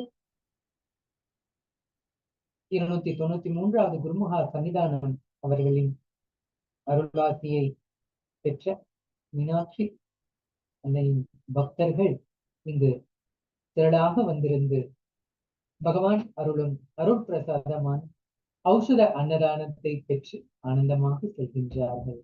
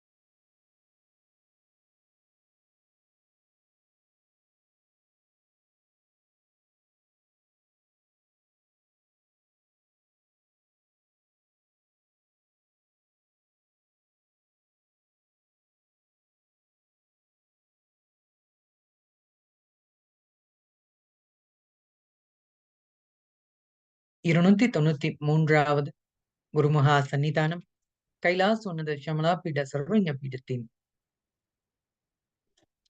குருமகா சன்னிதானம் பகவான் ஸ்ரீ நித்யானந்த பரமசிவம் அவர்கள் 2012ஆம் ஆண்டு இதே மதுரை மாநகரில் முடிசூட்ட பெற்றார்கள். 292வது குருமகா சன்னிதானம் அவர்கள் பகவானை தரிசனம் செய்த பிறகு அவரிடமிருந்து நேரடியாக தியான சிகிச்சை பெற்ற அந்த அனுபவத்தை பகிரும் பொழுது இவர் திருஞான சம்பந்த பெருமானின் வாரிசு. எவ்வாறு திருஞான சம்பந்த பெருமானவர்கள் மதுரை மாநகரில் எழுந்தருளி 1500 ஆண்டுகளுக்கு முன்பு நின்ற சீர் நெடுமாறன் பாண்டிய மன்னன் அவர்களுக்கு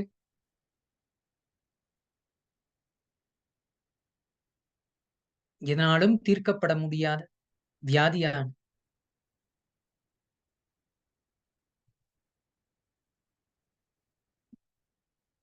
அவருக்கு ஏற்பட்ட அந்த தோல் வியாதியை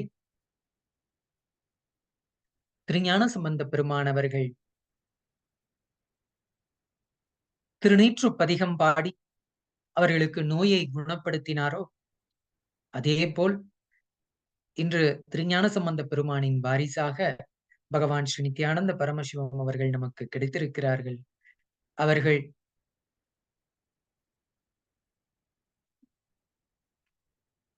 தியான சிகிச்சையான் மருந்தில்லா மருத்துவத்தின் மூலமாகவே எவ்வளவு பெரிய வியாதிகளையும் குணப்படுத்துகின்ற சக்தி படைத்தவர் என்பதை அனுபவமாக அவர்கள் உணர்ந்து அதை நம் எல்லோரிடமும் பகிர்ந்தார்கள். அந்த வரிசையிலே 292வது குருமகா சன்னிதானம் அவர்களுக்கு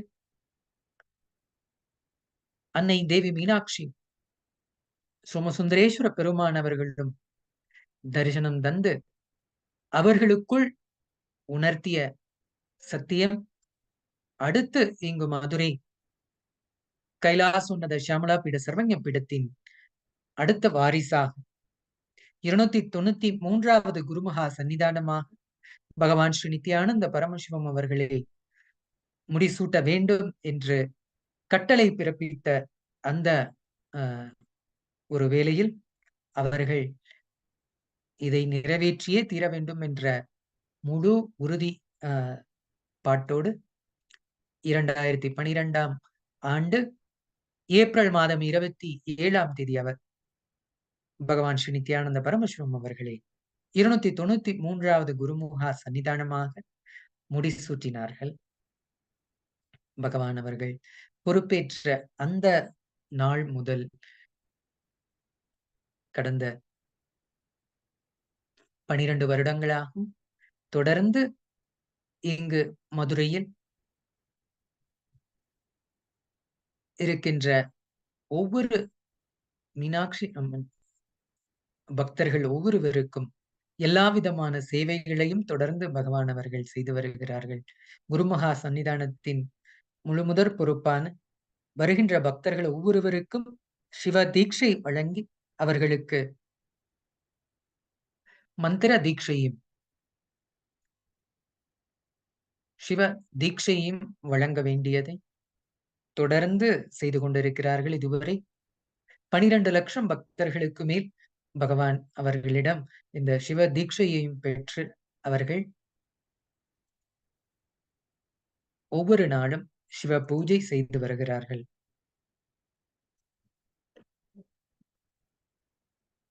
ஒவ்வொரு மாதம் பௌர்ணமி தினத்தன்று கைலாசா மதுரை சியாமலா பீட சர்வஞ பீடத்திலும் கைலாசா திருவண்ணாமலையிலும் மற்றும் உலகம் முழுவதும் இருக்கின்ற பக்தர்கள் இருமுனை காணொளி காட்சியின் மூலமாகவும்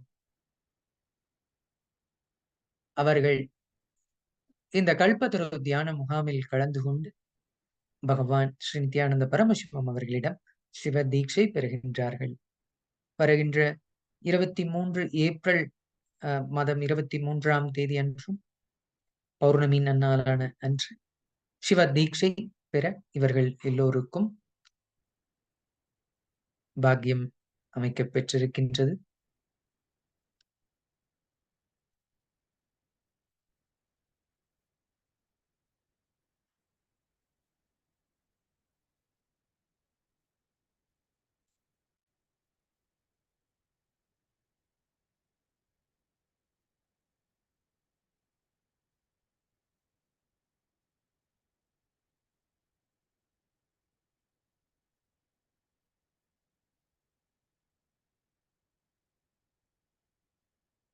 இந்த சித்திரை பெருவிழாவான அருள்மிகு மீனாட்சி சுந்தரேஸ்வரர் திருக்கோயிலின் பிரம்மோற்சவமான சித்திரை பெருவிழாவில் பங்கேற்க வந்திருக்கும் பக்தர்கள் அவர்கள் ஒவ்வொருவரையும் அன்போடு வணங்கி வரவேற்று அவர்களுக்கான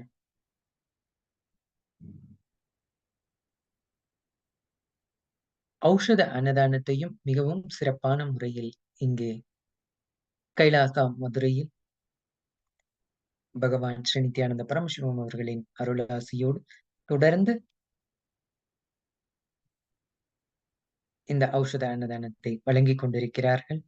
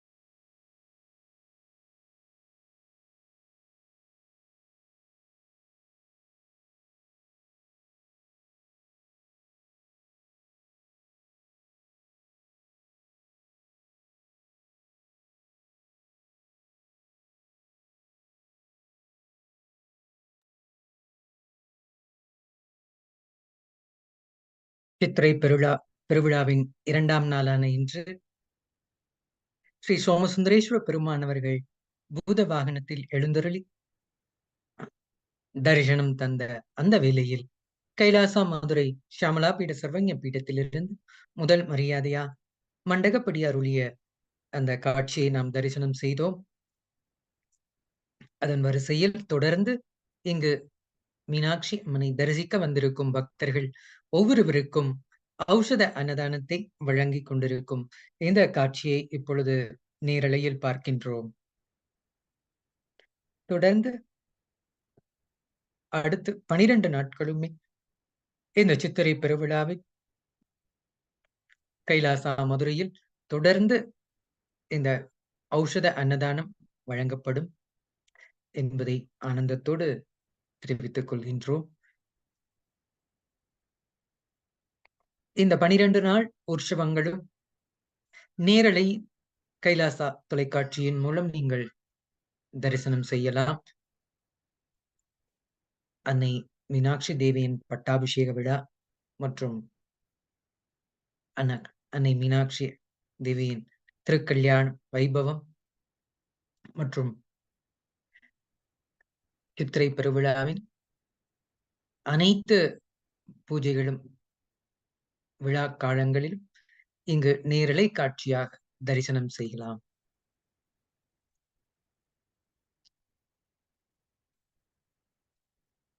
பகவான் ஸ்ரீ நித்யானந்த பரமசிவம் அவர்கள்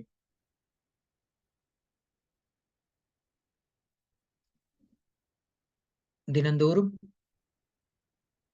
இந்திய நேரத்தின்படி விடியற் காலை 5 மணிக்கு நேரலை தரிசனம் தர இருக்கிறார்கள். இதில் இணையதளத்தில் மூலமாகவே பகவான் அவர்களிடம் உங்களுடைய வேண்டுதல்களை சமர்ப்பித்து அவர்களிடம் அருளாசியை பெறலாம். யூடியூப், ஃபேஸ்புக், இன்ஸ்டாகிராம் வாட்ஸ்அப் போன்ற சமூக வலைதளங்கள் மூலமாக பகவான் ஸ்ரீ நித்யானந்த பரமசிவம் அவர்களிடம் நேரடியாக நீங்கள் தரிசனம் பெற்று உங்களுடைய வேண்டுதல்களை நீங்கள் பூர்த்தி செய்வதற்கான வாய்ப்பாக அமைகின்றது. பரமசிவோகம் என்ற இந்த 21 நாள் தியான வகுப்பும் இணையதளத்தில் நாம் இருந்த இடத்திலிருந்தே நாம் இந்த தியான வகுப்பில் கலந்து கொள்ளும் விதமாக அனைவருக்கும் இலவசமாக இந்த தியான முகாம் வழங்கப்படுகின்றது. இந்த தியான முகாமில் ஒவ்வொரு நாளுமே பகவான் அவர்கள் நேரலை தரிசனம் நமக்கு கிடைக்க பெற்றிருக்கின்றோம். இந்திய நேரப்படி விடியற்காலை 4 மணிக்கு இதே கைலாசா தொலைக்காட்சியில் இணைந்திருங்கள். பகவான் அவர்களிடம் உங்கள் வேண்டுதல்களை நேரிலே சமர்ப்பித்து அவர்களிடம் அருளாசியை பெற முடியும்.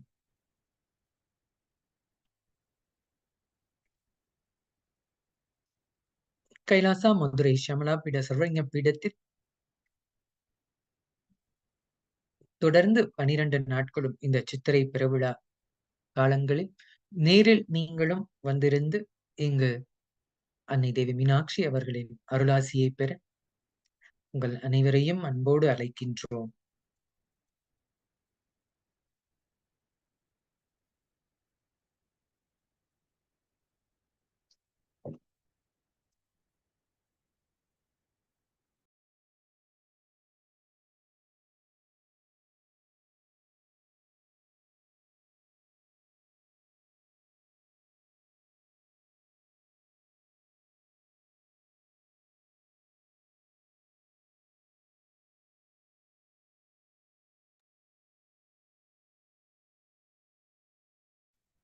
உயிர் கொடுக்கும் உண்டி, உயிர் வளர்க்கும் உண்டி, உண்டி கொடுத்தோர் உயிர் கொடுத்தோரே என்ற வாக்கிற்கு ஏற்ப உலக உயிர்கள் உண்ணுவதற்குரிய உணவை கொடுத்தோர் உயிர் கொடுத்தோராகவே கருதப்படுவார்கள். அவ்வாறு இருக்க பகவான் ஸ்ரீ நித்யானந்த பரமசிவம் அவர்கள் தொடர்ந்து அவர்களுடைய தனி பெரும் கடின உழைப்பின் மூலமாகவே கடந்த 30 வருடங்களாக கைலாசாவின் மூலமாக 100 கோடி அன்பர்களுக்கு மேல் இந்த ஔஷத அன்னதானத்தை வழங்கியிருக்கிறார்கள். கைலாசாவின் இந்த அன்னாலயாவானது ஐக்கிய நாடுகள் சபையால் அங்கீகரிக்கப்பட்ட அன்னதான சேவை செய்யும் அரசு சாரா பொது தொண்டு நிறுவனம் ஆகும். கைலாசா நித்யானந்த அன்னாலயாவானது உலகின் மிகப்பெரிய அன்னதான சேவை செய்யும் நிறுவனமாக போற்றப்படுகின்றது. இதில் தொடர்ச்சியாக பகவான் ஸ்ரீ நித்யானந்த பரமசிவம் அவர்கள் இங்கு மதுரையில் மீனாட்சி அம்மனை தரிசிக்க வரும் பக்தர்கள் ஒவ்வொருவருக்குமே இந்த ஔஷத அன்னதானத்தை வழங்கி அவர்களுடைய அருளாசியையும் அவர்களுடைய அன்பை தெரிவிக்கும் விதமாக இந்த சேவையை தொடர்ந்து செய்து வருகிறார்கள்.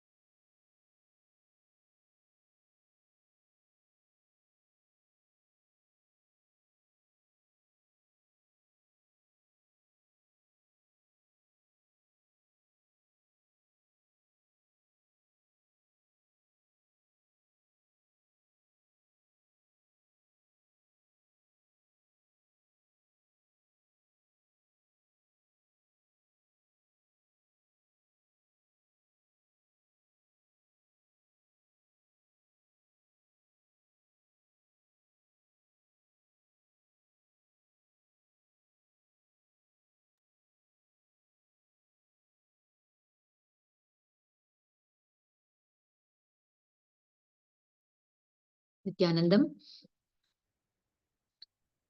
We welcome back all the viewers connected from all over the world through the various social media platforms to this live relay from Kailasa, Madurai, Shamala Pita Sarvagnya Pitam, the kingdom of Madurai.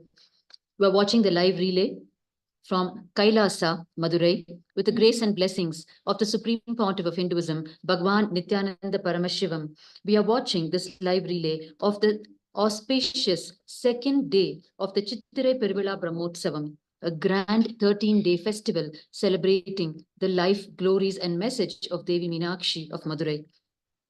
In Madurai, Paramashiva is worshipped as Bhagwan Somasundareshwara and Paramashiva Shakti is worshipped as Devi Meenakshi. Bhagwan Somasundareshwara and Devi Meenakshi established the Kailasonata Shamala Pita Sarvagnya Pitam, the ancient spiritual kingdom of Madurai. We are watching the live relay of the Aushada Annadan Seva being served to the people of Madurai who have congregated to celebrate this Chittirai Peruvizha Brahmotsavam. This Aushada Annadan is the free food distribution with the grace and blessings of the Supreme Pontiff of Hinduism, Bhagwan Nityananda Paramashivam. Food that is infused with conscious energy for the superconscious growth of the individuals consuming the food. Food is an important component of our Hindu Sanatana Dharma. The way it has to be procured, the ingredients, the way it has to be prepared and handled and served. Every stage of preparation and serving of the food is described by Paramashiva himself in the source Hindu scriptures, the Vedas and Agamas. And as per the divine mandate of Paramashiva, the food in Kailasa is cooked and served to the people, infused with the right ingredients for conscious growth, avoiding any ingredient that might be a negative energy in the process of our conscious growth. And the food is handled and served by initiated disciples and devotees and followers of the Supreme Pontiff of Hinduism. And therefore, this food is not just mere food for a hungry stomach. It is food for nourishing our very soul. It is food for our consciousness. And we are watching the live relay of this Aushada Annadan, the food infused with the conscious energy being continuously served to the people of Madurai on this auspicious second day of the Chittirai Peruvizha Brahmotsavam. On this second day of this grand festival of Madurai, Devi Meenakshi graces on the Annavahana, the swan vehicle, and Bhagwan Somasundareshwara graces on the Bhuta Vagana, meaning he's carried by his own very disciples, the Shiva Bhutas, the Shiva Ganas of Kailasa, who are filled with Paramashiva in their very depth dimension. The very word Gana, as revealed by the Supreme Pontiff of Hinduism, means when we say Shiva Gana, we mean Gana refers to the depth. In their very depth, they are filled with Paramashiva, reflecting him in their sheer oneness with him. Today, we witnessed just a short while ago Bhagwan Somasundareshwara and Devi Meenakshi as part of the Panchamurtis, which include Lord Mahaganapati, Lord Subramanya, Lord Devi Meenakshi, Bhagwan Somasundareshwara, and Lord Chandikeshwara. The 5 deities come in procession every day of this 13-day grand festival on the 4 streets surrounding the Meenakshi Somasundareshwara temple called the Masi Vidhi, and Kailasa Madurai is located on the eastern side of the temple. And as the Lord and his divine consort and the Panchamurtis pass by Kailasa Madurai, the devotees, disciples, and followers, sannyasis of the Supreme Pontiff of Hinduism, offered the Mandagapadi to Bhagwan Somasundareshwara, Devi Meenakshi, and the other Panchamurtis. The Mandagapadi is the traditional offering to the deities when they step out in procession to grace the devotees on the streets. It comprises all of the items that we use to worship the deities, starting from their robes to the items used for their sacred bath, their abhisheka items, such as the sandal paste, the Tirumanjana powder, all of the items used in offering puja to them, like camphor, incense sticks, oil, even the wicks, coconuts, the magnificent flower garlands, all of these items constitute the Mandagapadi.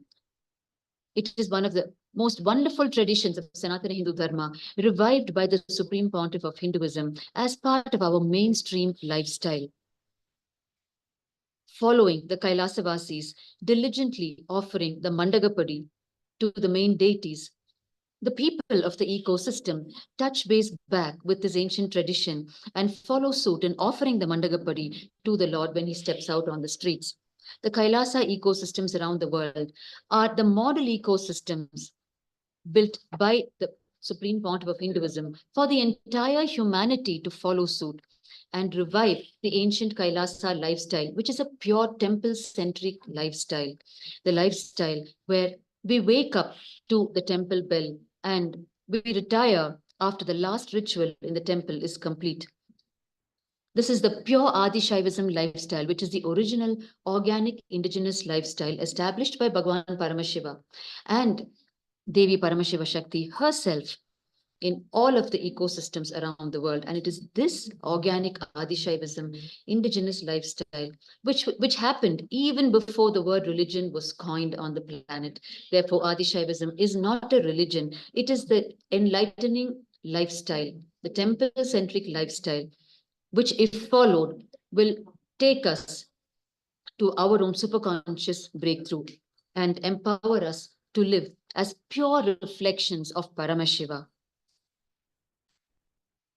Therefore, we witnessed just a short while ago the Mandagapadi offering right at the entrance of Kailasa Madurai being offered to Bhagwan Somasundareshwara, Devi Meenakshi, and the remaining three murtis of the Panchamurti. And the Aushadha Annadan Seva has started. The people of Madurai have started flocking into Kailasa Madurai to receive their Aushadha meal as they are immersed in worship of Bhagwan Somasundareshwara and their Devi Meenakshi.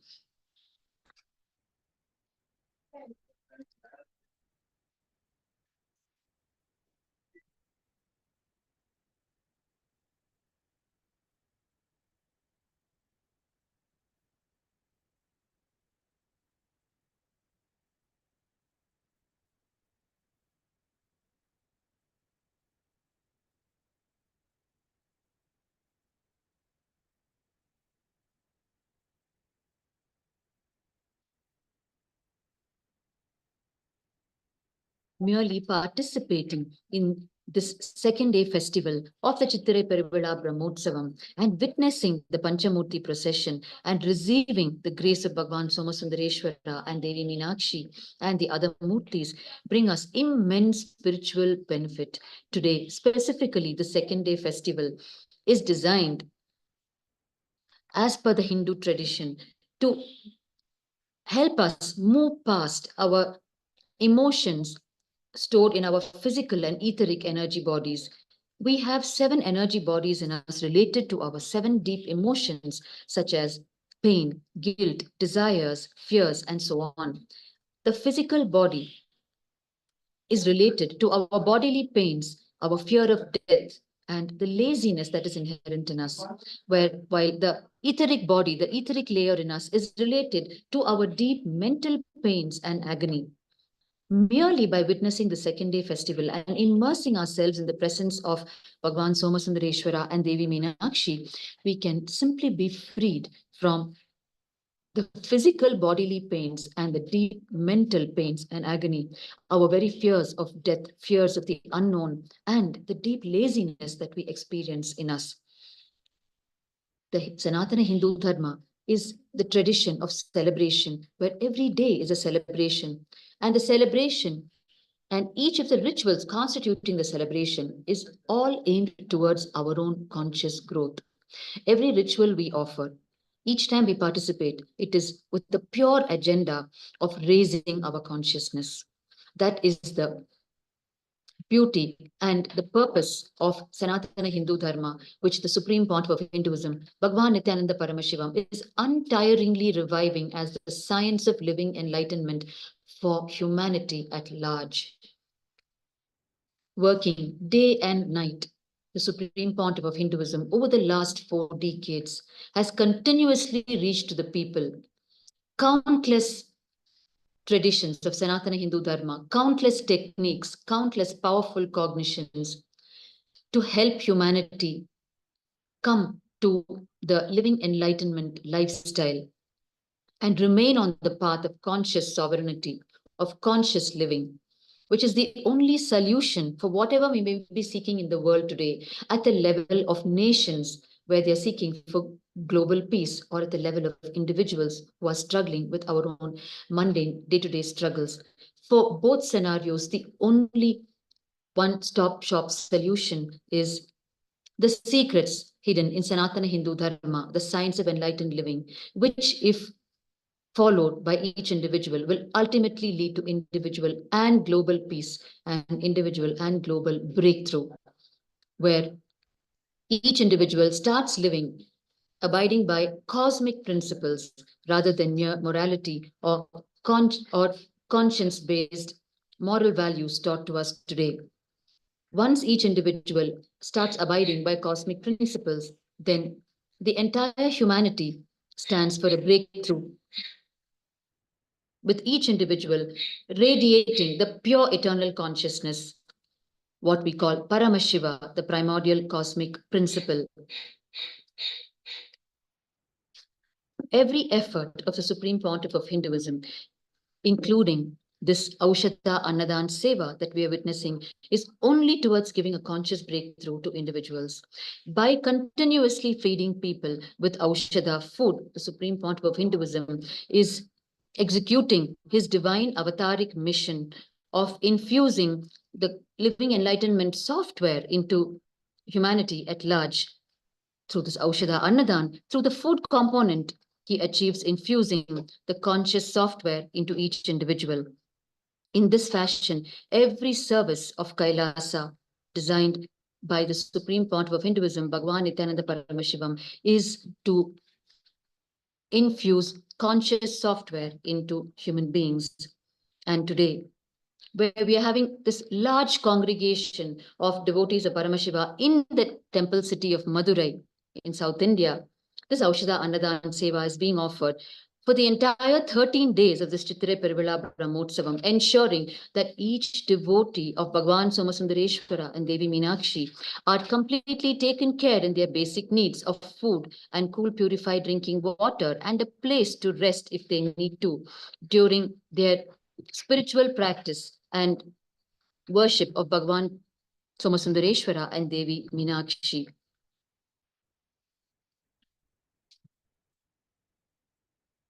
Bhagavan Somasundareshwara appears on the Bhuta Vahana today. He comes to awaken the consciousness of all the beings on the planet Earth. The Supreme Pontiff of Hinduism works untiringly to bring us completion in our individual selves through multivarious ways, making available to us the countless tools of Hinduism for this purpose. Okay. This effort of engaging us in this delightful Chittirai Peruvizha Brahmotsavam is yet again one more effort to make us complete with all our pains, physical and mental, and live in complete completion with us and with all the beings in the cosmos.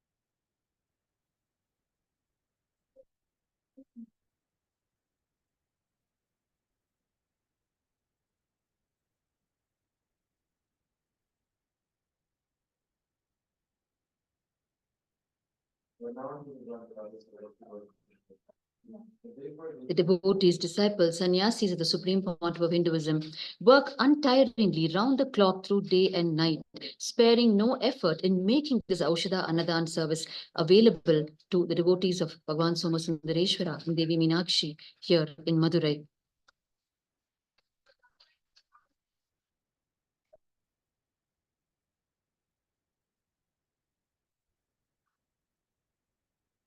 Every day of this 13-day festival, the Lord and his consort grace the people on the streets of Madurai on a different vehicle, what is called Vahana, every day.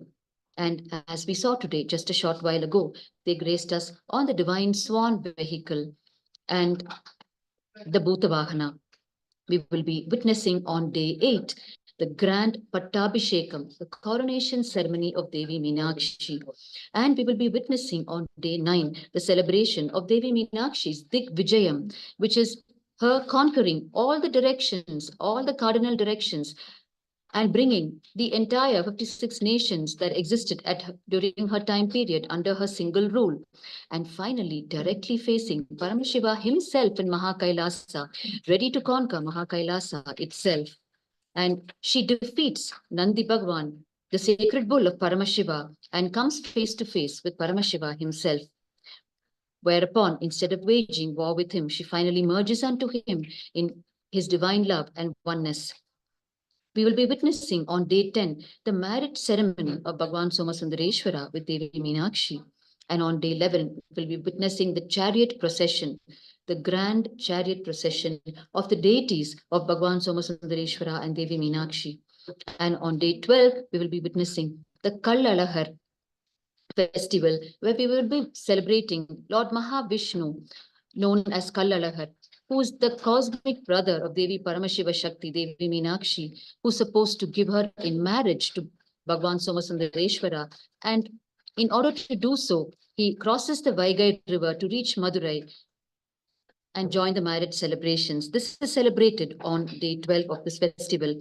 And finally, in conclusion, on day 13, we will be witnessing the Tirthavari, where the deities are carried to the sacred water bodies and immersed and given a sacred bath, and the energies are cooled and the festival is concluded.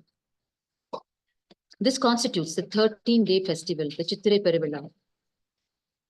Bhagwan Paramashiva, as Bhagwan Somasundareshwara and Devi Meenakshi, graces each one of us every moment in our lives. But during these festival times, such as the Chittirai Peruvizha Brahmotsavam, additional intense energy flow is available for us to soak ourselves in it and take a leap forward in our conscious growth.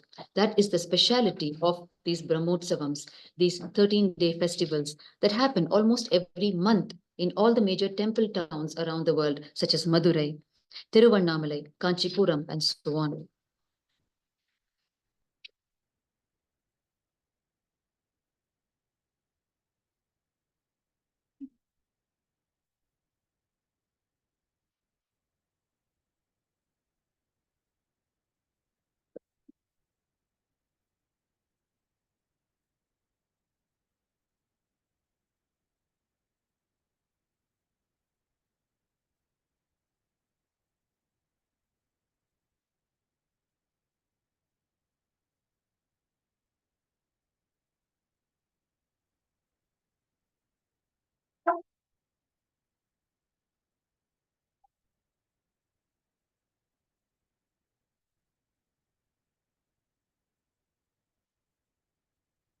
The Supreme Pontiff of Hinduism, Bhagwan Nityananda Paramashivam, is the 293rd Pontiff of the Kingdom of Madurai, the Shamala Pita Sarvagnya Pitam, coronated on the 27th of April 2012.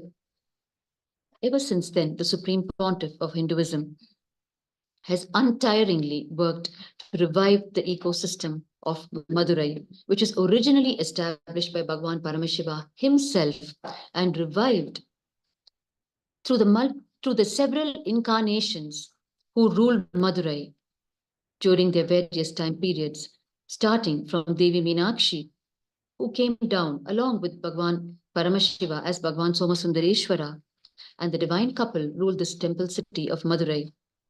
And a grand revival happened during their period, following which, through the illustrious lineage of this Madurai kingdom, the Shamala Pita Sarvagnya Pitam, the revival of the ecosystem of Madurai happened several times. And now, during our time and age, Bhagwan Paramashiva, embodied as the Supreme Pontiff of Hinduism, Bhagwan Nityananda Paramashivam, is once again at the helm of affairs in the city of Madurai as the 293rd ruling pontiff, reviving the ecosystem of Madurai in its innumerable dimensions, untiringly working to revive every single dimension as we're witnessing in front of our eyes through this marathon Aushadha Annadan Seva, which started yesterday on the day 1 of the Chittirai Peruvizha Brahmotsavam and is continuing and will continue until the conclusion of the festival. Through this Aushadha Annadan Seva, the Supreme Pontiff of Hinduism is reaching out to his beloved people of Madurai, infusing in them the conscious software through the very food that is being served.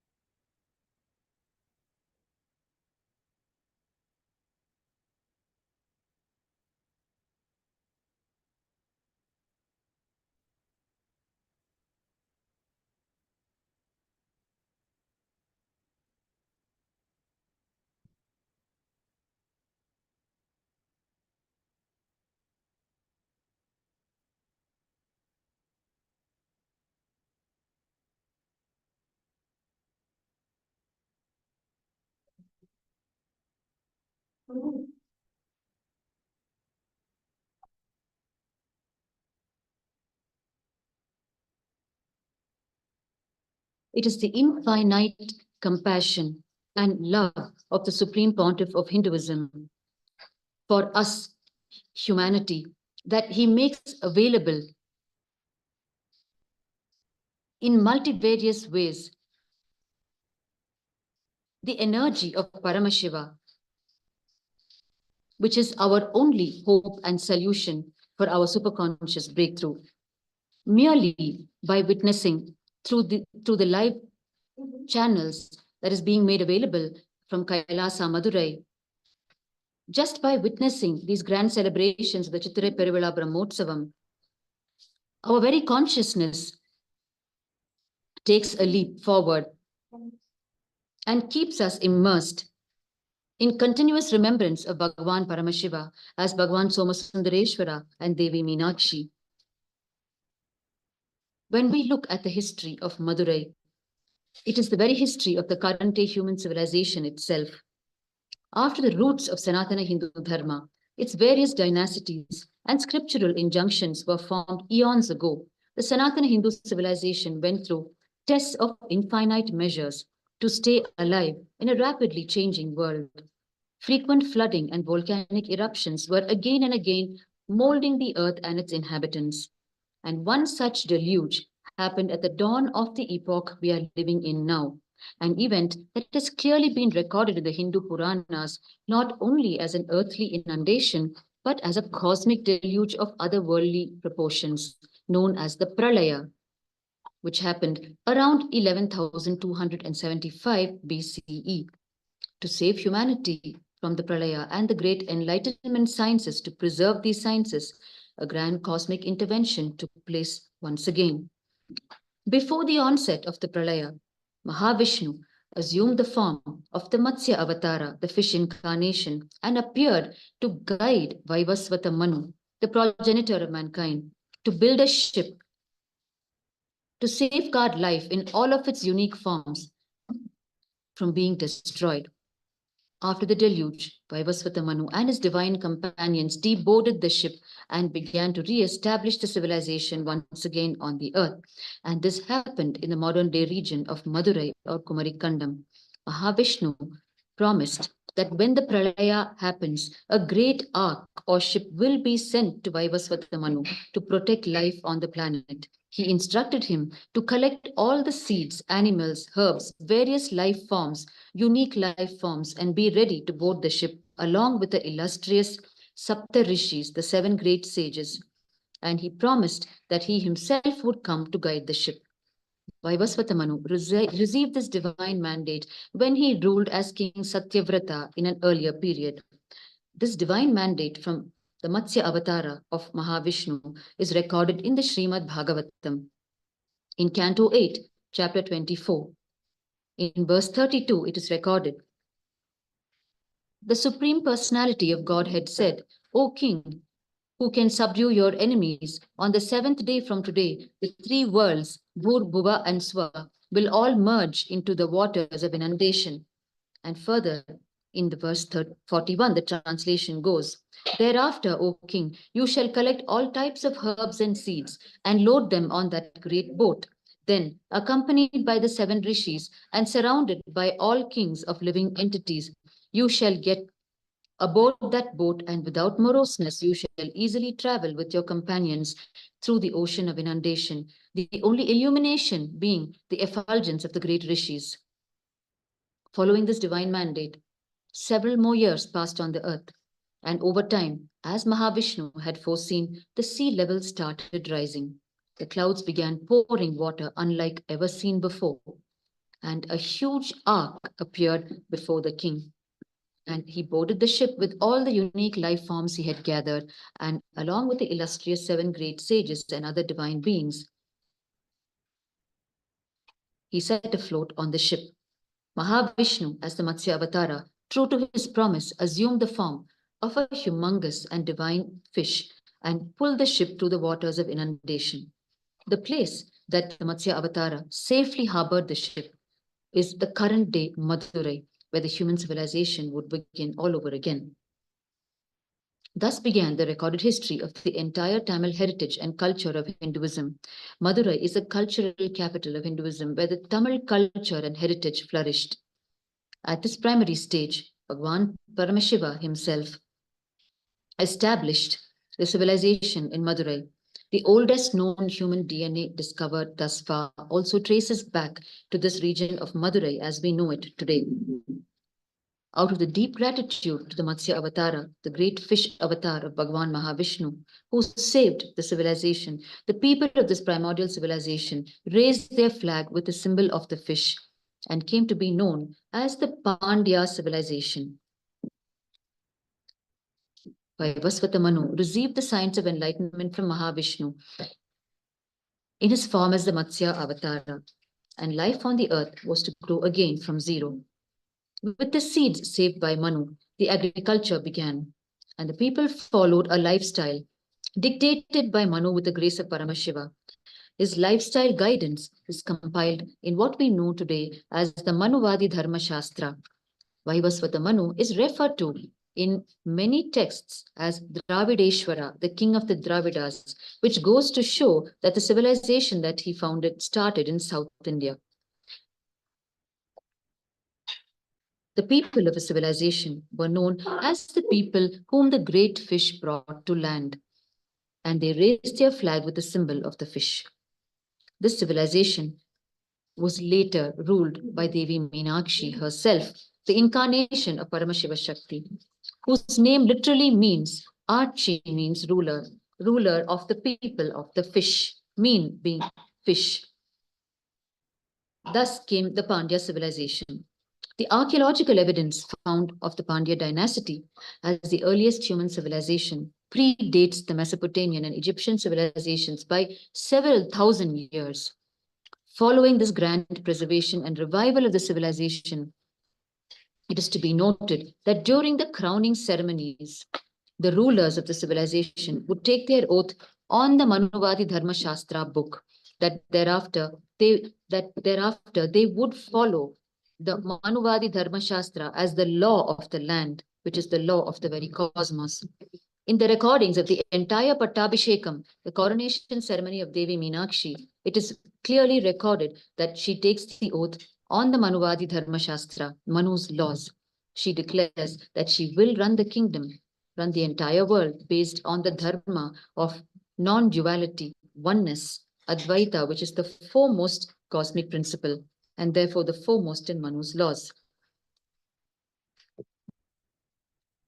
Supreme Pontiff of Hinduism, Bhagwan Nityananda Paramashivam, has time and again traced the history of Madurai and the history of human civilization through his various global presidential addresses over the last 4 decades to help us understand the need for the revival of this illustrious civilization, which is the original Kailasa civilization, which constituted human beings who were either already enlightened or on the path of enlightenment.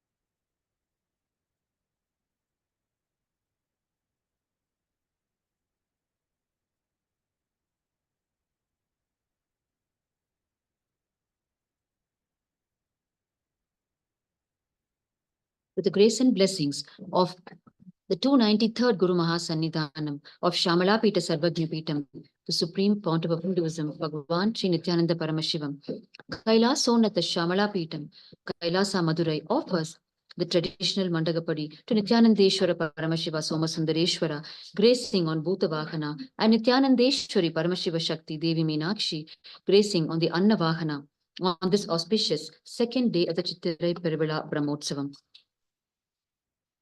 Kailasa Madurai throws open the opportunity to each one of us to offer our best to Paramashiva and receive the cosmos showering on us. The Uttama Uttama Seva is the offering of the best to the divine in the Hindu tradition. Through this offering, we overcome the thought patterns that we usually cherish of depletion, the inadequate belief that by giving, we lose. In reality, the truth is, the more we give, the more we are showered by cosmos. Giving is the very strength of manifestation and the key to manifesting wealth and prosperity in our lives. Kailasa has a list of special offerings that we can offer on this divine occasion every single day. There are special Abhisheka Sevas to the deity of the Supreme Pontiff of Hinduism, and the Seva of recitation of authentic and powerful mantras from the Vedas and Agamas, devotional offerings of traditional dance and songs, and an opportunity to expand our wealth consciousness and receive the blessings and grace of the Supreme Pontiff of Hinduism, the living manifestation of Paramashiva for prosperity and fulfillment in our lives.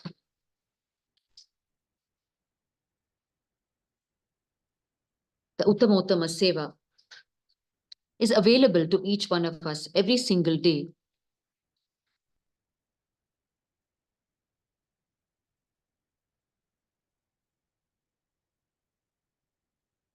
And there is the sacred Pada Puja Seva, where worship of the sacred feet of the Supreme Pontiff of Hinduism.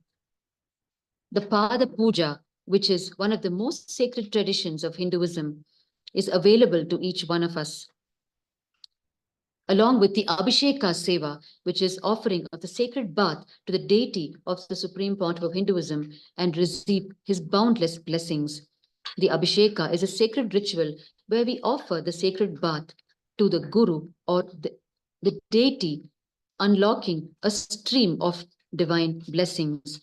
Engaging in this ritual honors the deity and channels auspiciousness into our life, helping us manifest health, wealth, blissful relationships, and manifesting all our desires and experiencing the transformative power of engaging in such powerful rituals.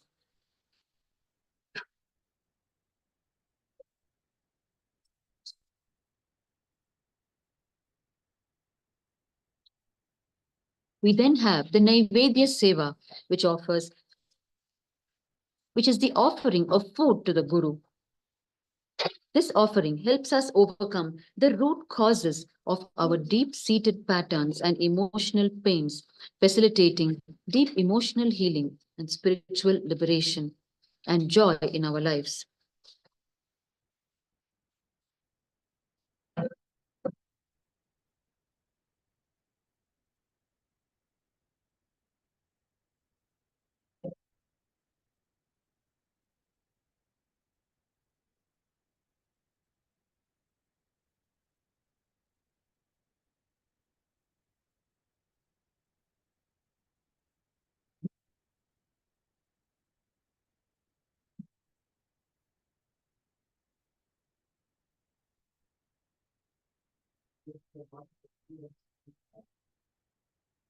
To offer the special Abhisheka Seva to the deity of the Supreme Pontiff of Hinduism, you may reach out to us on WhatsApp at +1 213 808 3021. I repeat, to reach out to offer the special Abhisheka Seva to the deity of the Supreme Pontiff of Hinduism, the living manifestation of Paramashiva, you may reach out to us on WhatsApp through the number +1 213 808 3021. To offer any of these sevas, be it the Abhisheka Seva or the Naivedya Seva or the Pada Puja, you may reach out to us at this number and receive the grace and blessings and boundless prosperity in your life from the Supreme Pontiff of Hinduism, Bhagwan Nityananda Paramashivam.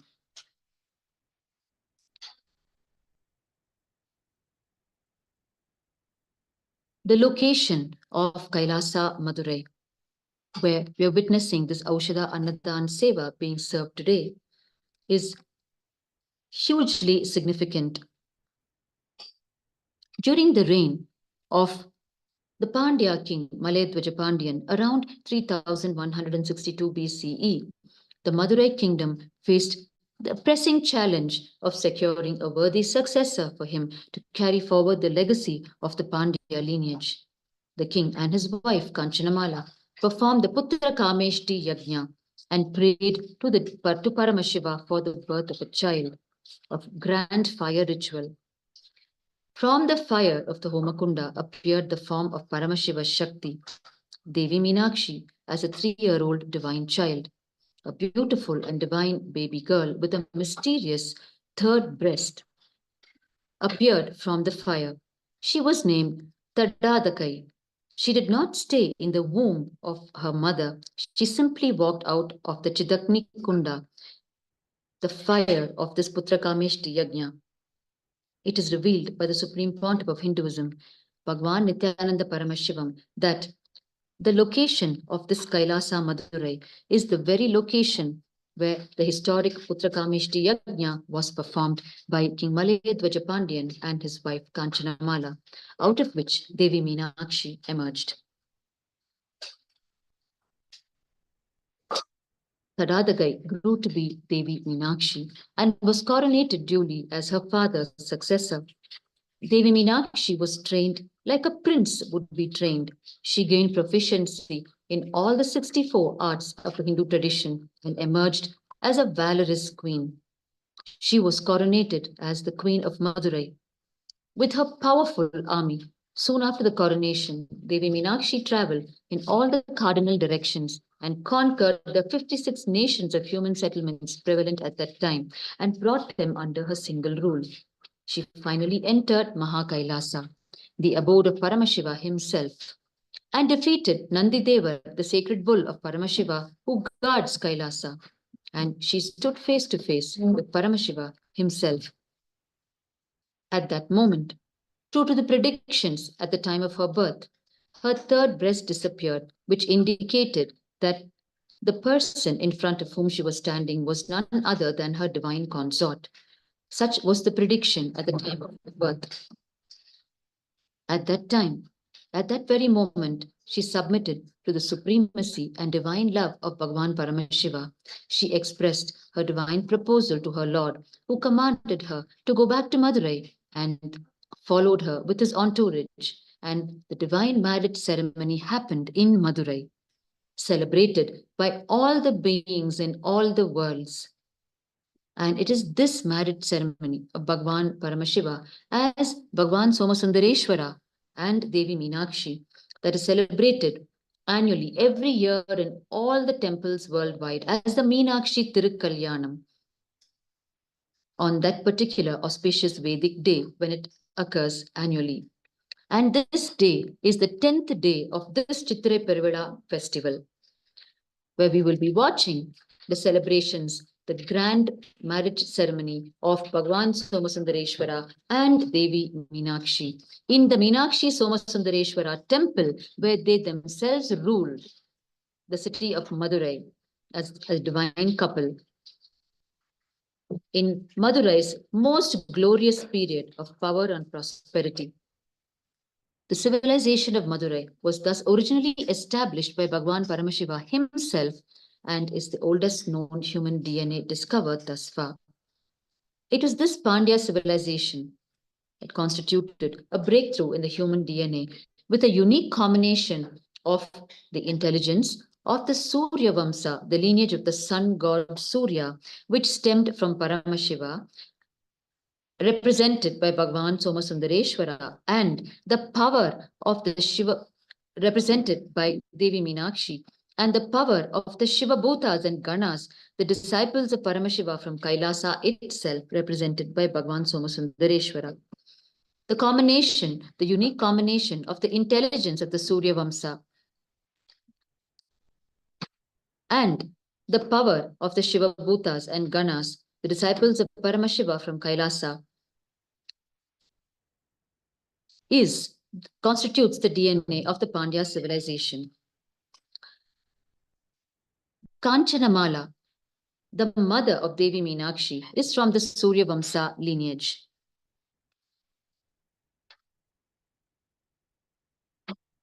And Bhagavan Somasundareshwara is represented by his Shiva Bhutas and Ganas, who are filled in their very depth with his DNA. Thus, the Pandya civilization ruled over the entire Sanatana Hindu civilization and brought a breakthrough for the quality of human life on the planet. When Devi Meenakshi ruled the Pandya civilization from Madurai, it was considered to be the most ideal, most perfect civilization in history. And it is this ecosystem which the Supreme Pontiff of Hinduism is reviving today through Kailasa. It has been revealed by the Supreme Pontiff of Hinduism, Bhagavan Nityananda Paramashivam, that Kailasa Madurai, where we are witnessing the Aushadha Annadan being served today, is the very location from where Devi Meenakshi and Bhagavan Somasundareshwara ruled, seated on their magnificent throne. And the Supreme Pontiff of Hinduism, through his divine vision, has revealed that the very throne of Bhagavan Sundareshwara and Devi Meenakshi is located still beneath the very ground of this Kailasa Madurai. The civilization during the period of Devi Meenakshi was governed by the divine feminine energy Paramashiva Shakti herself as the ultimate sovereign in the form of Devi Meenakshi. Devi Meenakshi had her own order of Ashtasaki, a cabinet of 8 women, through whom she ruled the entire civilization. The Ashtasakis were the matriarchs of the civilization who executed her every command and raised the entire civilization. The Ashtasakis established institutions for the Rudra Kanyas, the young girls and women who were given specialized training in various art forms of the Hindu tradition. They were the temple dancers and they were also the temple administrators who lived a highly chaste life with utmost integrity to Paramashiva. During Meenakshi's reign, she thus revived this Rudrakanya lineage, and the Rudrakanyas were brought up like the queen herself, and they were trained in all the 64 arts of the Hindu tradition, which included music and dance.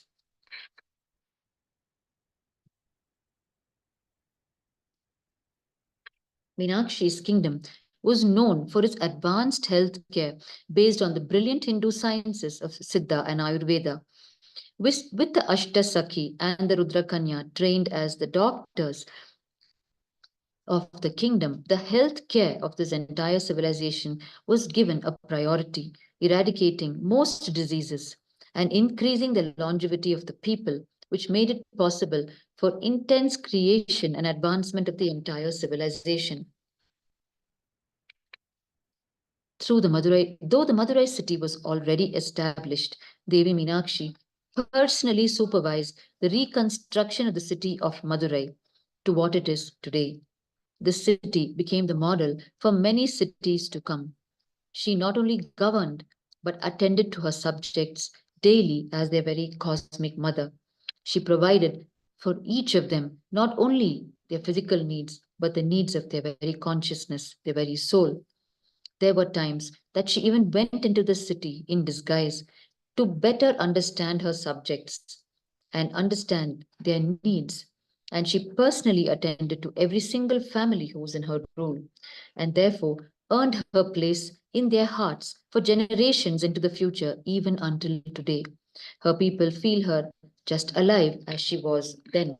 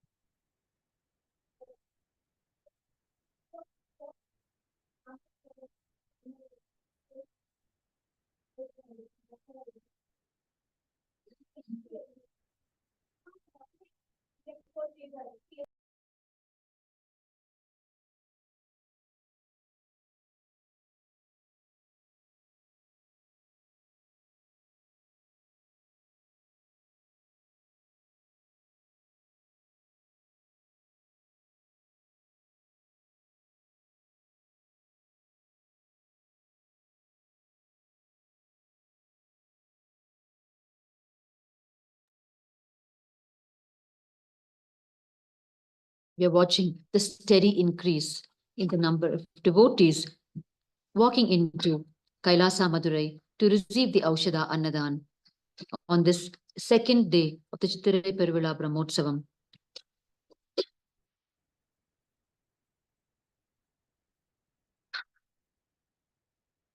The devotees relax in this sacred space of Kailasa Madurai, along with their families, friends, and relatives, and have their Aushadha meal before resuming their spiritual practices and worship of Bhagwan Somasundareshwara and Devi Meenakshi.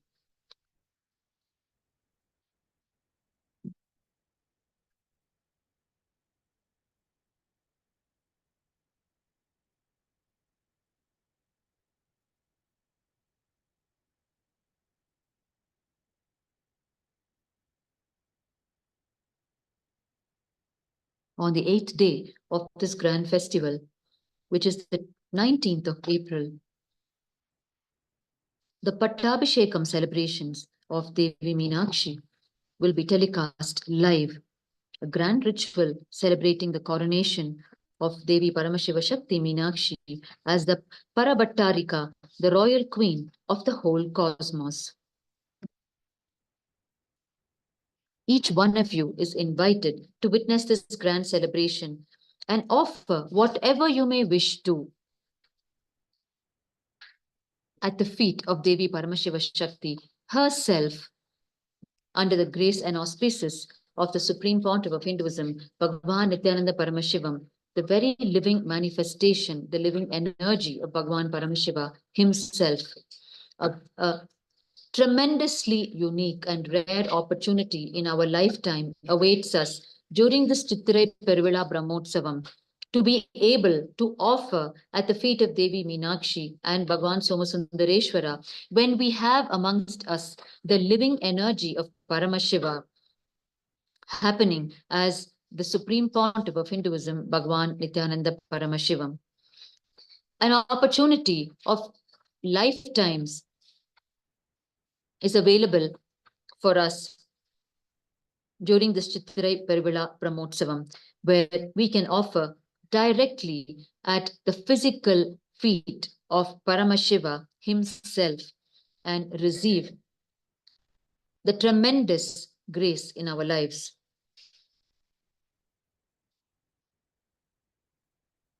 To offer during the Pattabhishekam celebrations, you may contact the WhatsApp number +1 213 808 3021.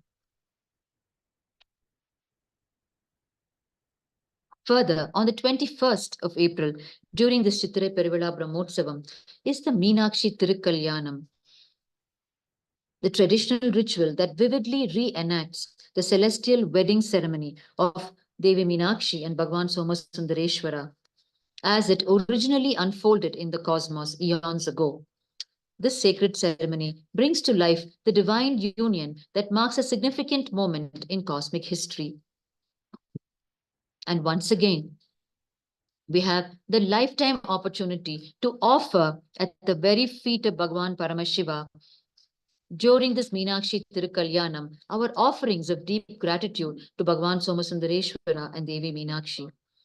You may contact the WhatsApp telephone number +1 213 808 3021 to be able to give your offerings at the feet of Paramashiva himself.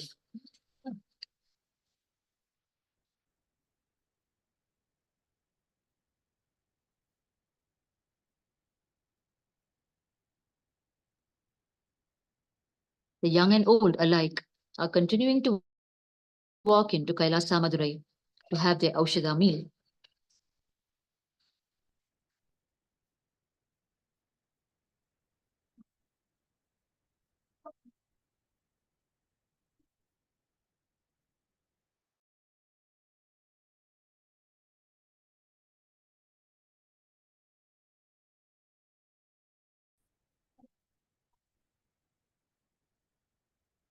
The establishing of the civilization of Madurai by Irayanar Sundareshwara Paramashiva himself has been recorded in all the Tamil texts, poems, and other sacred literature during that period.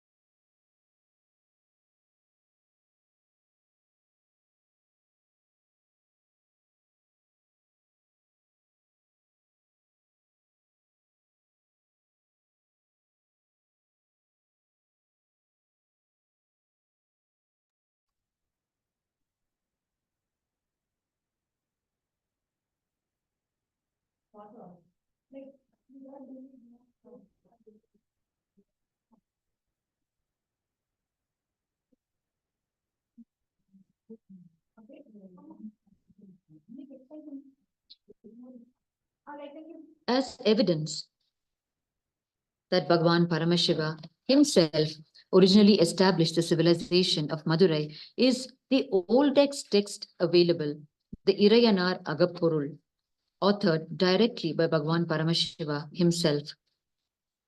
It is a sacred doctrine that contains the original instructions of Paramashiva on artistic expressions revealed from deep oneness. It also carries the earliest guidance on language itself.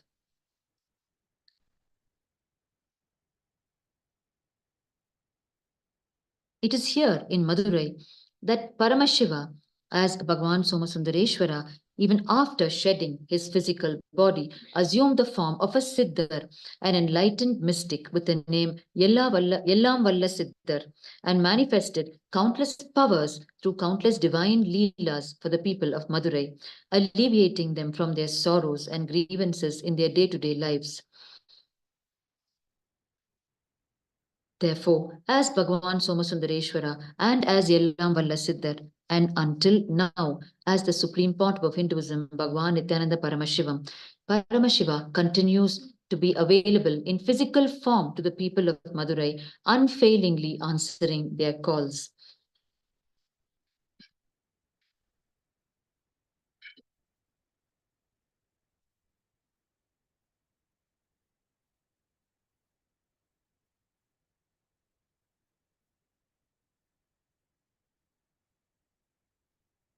A lineage started by Paramashiva, the blessed descendants of such a lineage receive the title of Yogishwara. Thus, according to the tradition, the descendants of Bhagwan Somasundareshwara, the Guru Mahasannidhanams, the pontiffs of the Madurai Adinam, carry Yogeshwara in their name and title. The mother document of the Madurai Adinam has a record of the names of all the Guru Mahasannidhanams, the ruling pontiffs of the Madurai kingdom.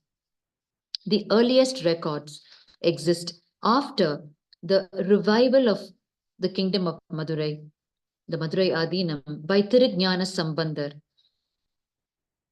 the great saint and incarnation of Paramashiva. Although this oldest monastery of the Madurai kingdom, Madurai Adinam, existed several years earlier, the earliest records start with the advent of Tirujnana Sambandar as the Guru Mudalvar, the first known pontiff and incarnation who ruled the kingdom of Madurai in recorded history.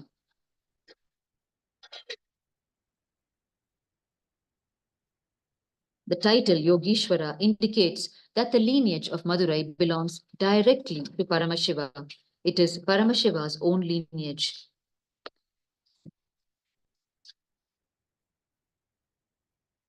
The kingdom of Shamalapita Sarvagnya Peetam, the kingdom of Madurai, was a religious kingdom from its establishment with Madurai as its capital. It always considered its spiritual head as its political, economical, and cultural head. The political rule, what is known as the Arasachi, could not be separated from the economic rule, the Porulachi, and neither of these could be separated from the core principles of the land. The Pandyas considered Kamika Agama, the source scriptures revealed by Paramashiva himself, as the spiritual guide for the people and the kingdom. Thus, the political understanding of the people and the entire nation could only be made with someone who was a master of the Kamika Agama, who understood these cosmic principles deeply. The illustrious lineage of the kingdom of Madurai constitutes the great incarnations and gurus. Starting from the known incarnations in this lineage are Kapila Muni, the incarnation of Paramashiva, who is the reviver of the Mahanirvani Akhada, one of the most ancient apex bodies of Hinduism. And we have Devi Meenakshi, the incarnation of Devi Paramashiva Shakti, who ruled the kingdom of Madurai along with Bhagwan Somasundareshwara, Paramashiva himself. And we have the great saint Tirujnana Sambandar, from whom starts the recorded history of the kingdom of Madurai, who was born in the temple town of Sirkali in South India. And we have the illustrious Sri Adi Shankaracharya, who is the 117th Guru Mahasannidhanam of the kingdom of Madurai.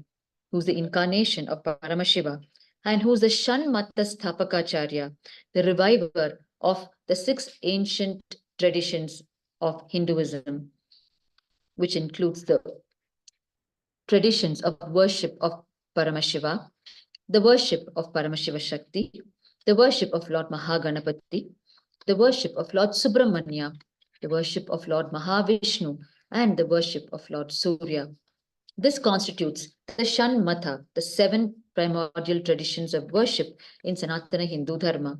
And it is Sri Adi Shankaracharya who revived the Shanmata traditions. And he is one of the illustrious pontiffs of the kingdom of Madurai.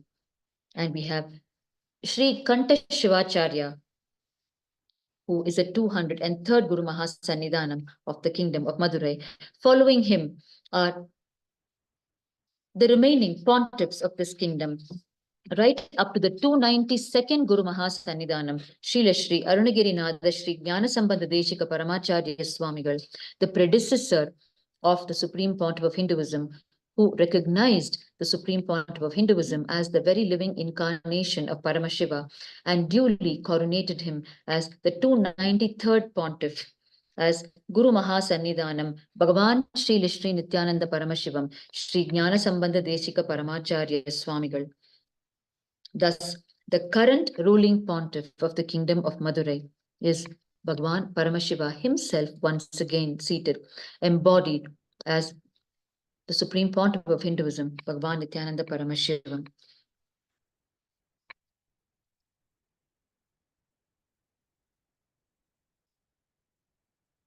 In accordance with the vision of the Supreme Pontiff of Hinduism, Bhagavan Nityananda Paramashivam, all the Kailasas worldwide serve the people in their regions with a host of socio-spiritual activities. As we can see, during this Chittirai Peruvizha Brahmotsavam, the Kailasavasis, the followers of the Supreme Pontiff of Hinduism, are continuously engaged, immersed in this divine service to the devotees of the Lord, continuously serving this Aushadha Annadan.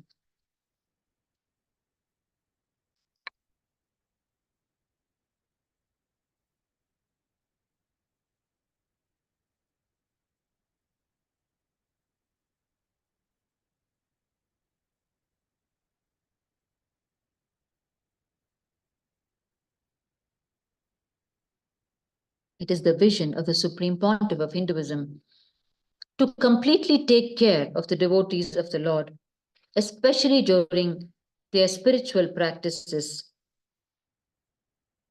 and during their various pilgrimages, reaching the various pilgrim centers around the world.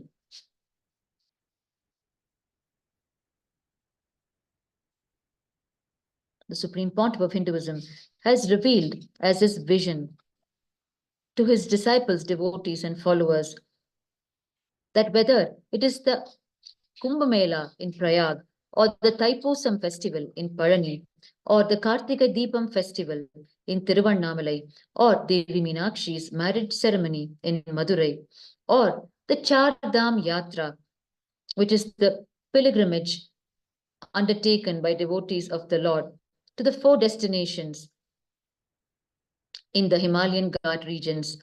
It is the vision of the Supreme Pontiff of Hinduism that ultimately the Kailasavasis should be there serving food to the devotees during all of these festivals and yatras or pilgrimages. We had earlier this year, during the Thaipusam festival, Kailasa, Malaysia, served food in 6 locations to the devotees of Lord Subramanya.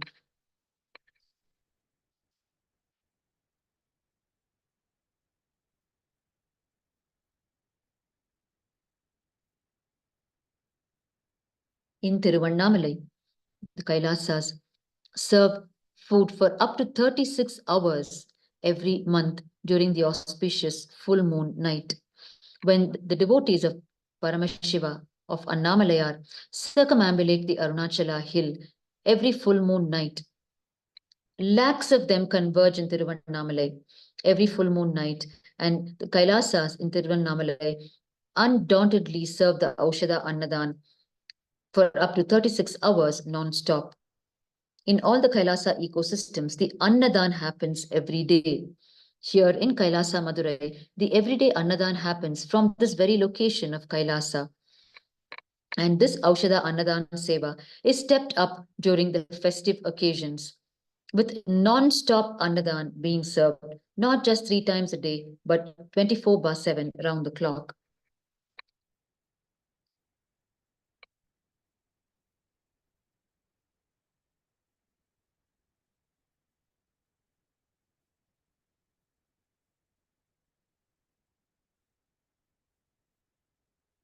The Madurai kingdom, its ruling pontiffs, the prevalent acts and privileges that were accorded to them at various times in history are all available with clear documented evidences, starting from the Madurai Mother document, which is the foundation document of this kingdom. The appointment of the ruling pontiff, the Guru Mahasannidhanam of Madurai, is referred to as the Pandya Niyamana Murai or the Pandya coronation procedure.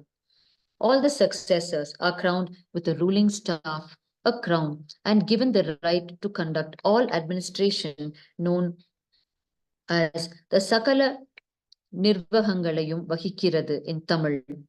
The British government in India, despite its exploitative rule, recognized the Shamalapita Sarvagnya Peetam as a state and the Guru Mahasannidhanam as the head of the state. Despite its exploitative strategies, the British colonial rule during its time recognized the Madurai Adhinam as a state, and the Madurai Adhinam maintained the sovereignty, and the Guru Mahasannidhanams were recognized as independent heads of the state.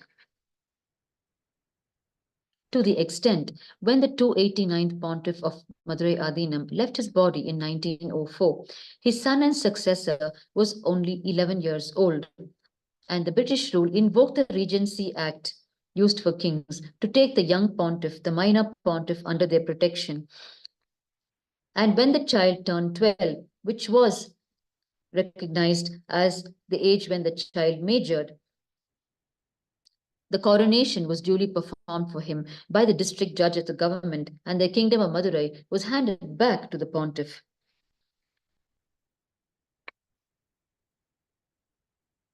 Even during the exploitative British rule, the heads of the state of Madurai were granted functional immunity, protecting them from prosecution during their time in office.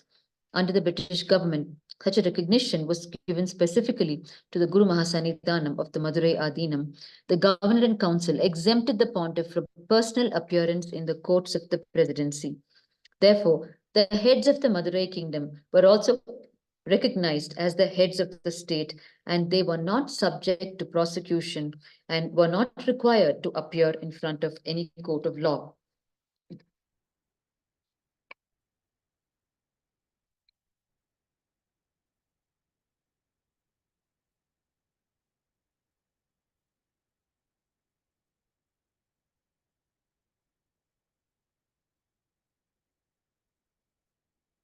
Therefore, right from Devi Meenakshi's rule to the British rule, Madurai Adhinam held sovereignty, and the Guru Mahasannidhanams were treated as the heads of state and were granted the status, the rights, the immunity, the honor, and protection as head of state.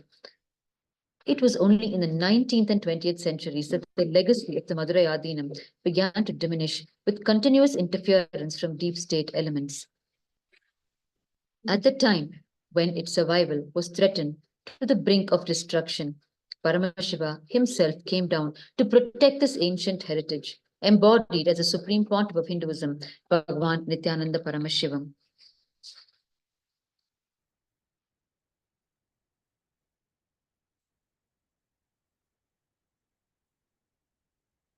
Like all Hindu temple towns, the genocide of Hindus in Madurai constitutes some of the shocking crimes against humanity that took place during the medieval era, resulting in significant loss of life and immense financial damage to temple treasuries.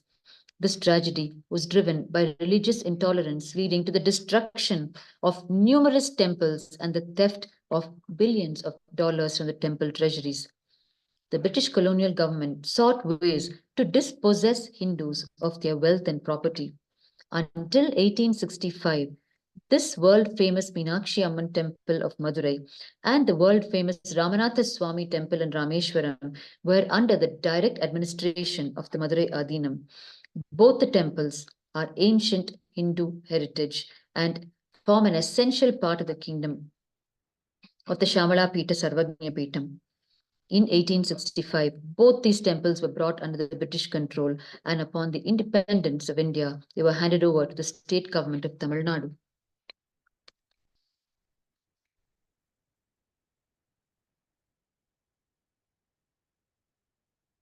The Islamic invasions of the kingdom of Madurai constitute some of the most shocking crimes committed against humanity. With a record of 293 Guru Mahasannidhanams, the Madurai kingdom has weathered many tests. The Mughal invasions brought an onslaught of barbarity which the Hindu civilization had yet to see. Madurai faced numerous invasions where the city was plundered and the citizens were brutally subjugated. Malik Kafur invaded Madurai in his southern campaign and plundered the city, his army ruthlessly raping the women and slaughtering the people. A writer of that time, Ziauddin Baran, records that Malik Kafur took the wealth in sacks of gold and boxes of jewels at the point of the sword. And it is said that the Pandya king agreed to give away his entire treasury and all of his elephants in exchange for the Meenakshi Amman temple. Ever after Malik Kafur left Tamil Nadu with the looted wealth in 1311, Tamil nation lay devastated and demoralized. Tamil Nadu could never recover from it fully and achieve its past glory. The lost sovereignty was almost never recovered. The historic division of Tamil Nadu into three dynastic rules of the Cheras, the Cholas, and Pandyas was no more. While the Muslim invasion was horrifyingly brutal, the British occupation was cruel in a different way. They induced artificial famines, starved the people regularly, and the Hindus no longer were able to enjoy sovereignty. Many of the British era policies set the precedents for the acts for the secular Indian government later, which the secular Indian government later passed, legalizing state interference into the religious and financial matters of temples and monasteries. The British colonial government sought ways to dispossess Hindus of their wealth and property.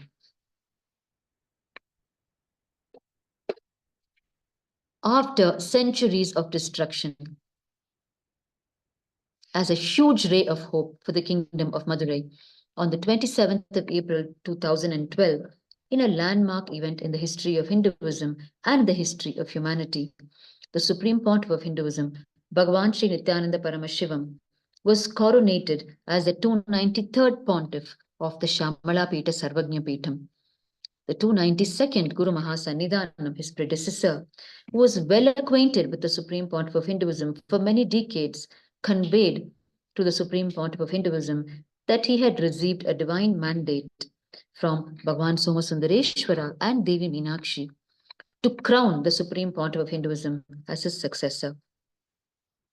To execute his divine order at once, he offered the Supreme Pontiff of Hinduism the silver Sengol, the ruling staff of Devi Meenakshi, to symbolize that the Supreme Pontiff of Hinduism was officially selected as the next successor of the kingdom of Shamala Pita Sarvagnya Pitam.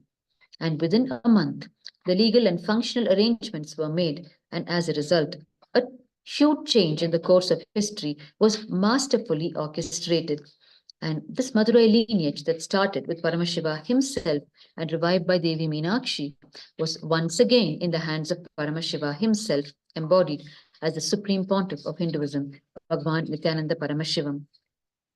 The national media extensively covered the coronation ceremony, taking it to the people at large.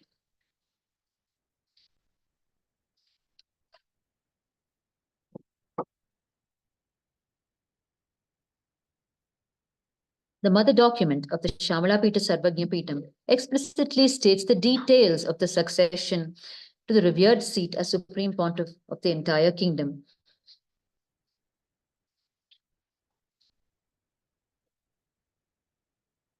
The successor to the throne of the kingdom of Madurai is selected only from the Tondai Mandala Adi Shaiva Velalar community, the biological community of the Supreme Pontiff of Hinduism, and he's given amongst several initiations, the main initiations of the Samaya Diksha, the Vishesha Diksha, the Nirvana Diksha, the Acharya Abhishekam, and so on. Thus, on the 27th of April 2012, the 292nd Pontiff of the Madurai Kingdom coronated the Supreme Pontiff of Hinduism, anointing him as his successor by conferring on him the silver sengol, the ruling staff that was traditionally used by the sovereigns of this grand Pandya dynasty.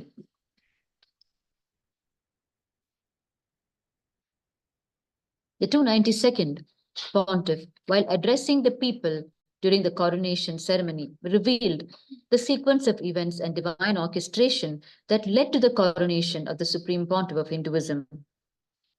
He said, I wanted a capable leader as the next 293rd Guru Mahasannidhanam, and for that I prayed for 8 long years to the Almighty. The prayer was not in vain, for Lord Shiva and Parvati Devi graced.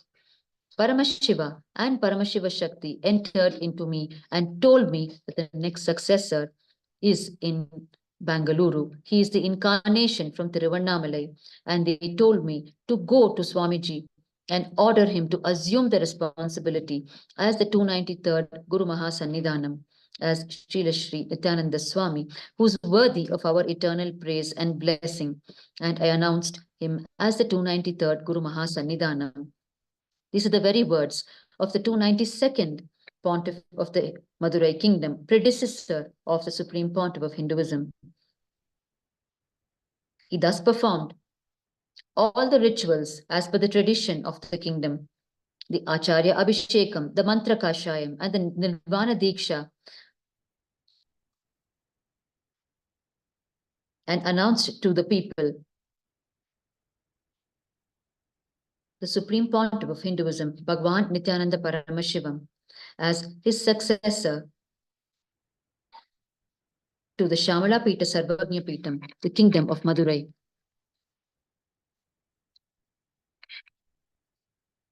The coronation of the Supreme Pontiff of Hinduism as the 293rd Pontiff of Madurai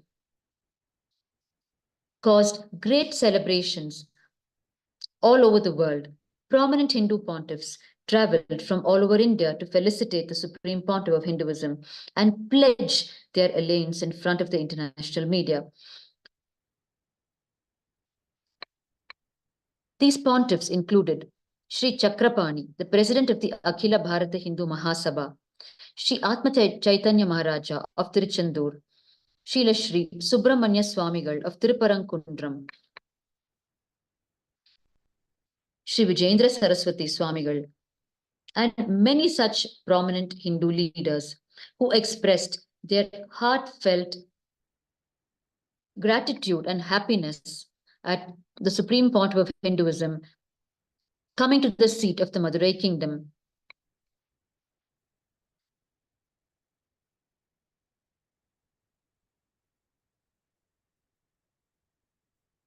The divine presence of the Supreme Pontiff of Hinduism in Madurai was celebrated by all the people of the kingdom. Each day, thousands were eager to witness the Supreme Pontiff of Hinduism's royal procession to the Meenakshi Amman temple, to merely witness the Supreme Pontiff of Hinduism performing the ritualistic worship to the 1,000-year-old deities of the Madurai Adinam, and to receive the everyday morning Sarva Darshan directly from the Supreme Pontiff of Hinduism, receiving his physical touch every morning following his global presidential address directly from the Madurai Adinam.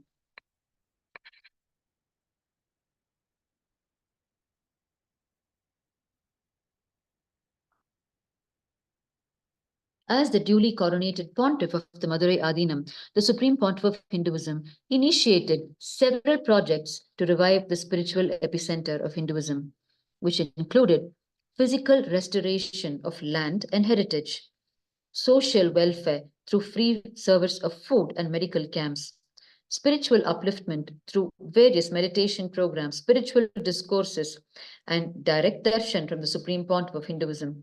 And above all, the Supreme Pontiff of Hinduism gave the biggest gift to the people of Madurai, his very physical presence.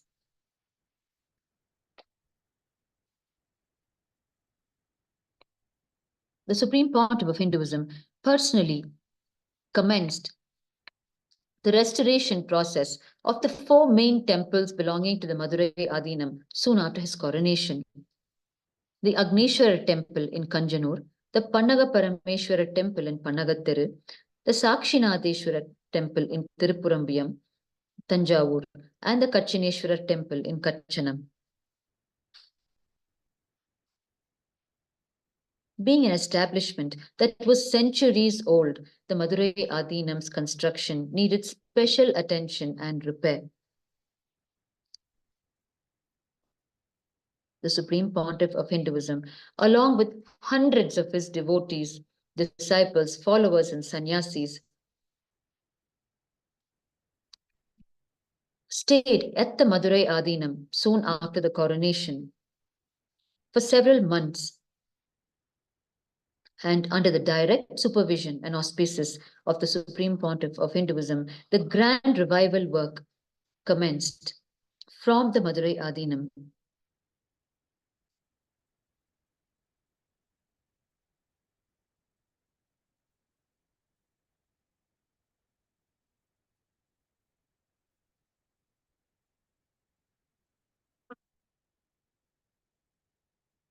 Thousands of people every day walked into the Madurai Adinam to receive the direct blessings of the Supreme Pontiff of Hinduism. The Supreme Pontiff of Hinduism sought to make the basic needs of the people available freely, such as free food and free medical care. From the very moment of his appointment, the Supreme Pontiff of Hinduism provided the Aushadha Annadan, the free food seva, for up to 3,500 people every day. On an average, at least 125 kgs of rice was cooked each day and served continuously to the people of Madurai. The food prepared as per the Bhaga Shastra, which is the Hindu source scriptures directly revealed by Paramashiva himself, where Paramashiva details the very methodology to cook food conducive for conscious growth, combining the best of ingredients for our conscious growth and for building a body and mind conducive for enlightenment. The food was prepared with the accompaniment of the energized chants, the various mantras, and the kirtans, the devotional music that infuse positive vibrations into the food and render the food with the capability to spiritually heal the people who consume it.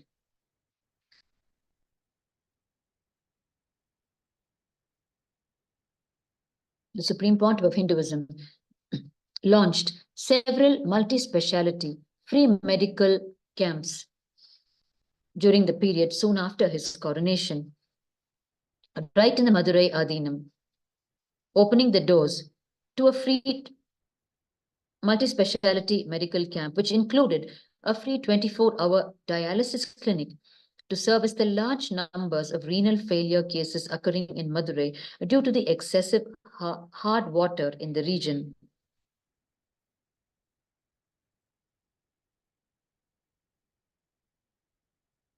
Soon after his coronation, the Supreme Pontiff of Hinduism spent hours and days in the Madurai Adinam, personally healing anyone who asked for it, for spiritual healing, with the reviving the very ancient science of energy healing.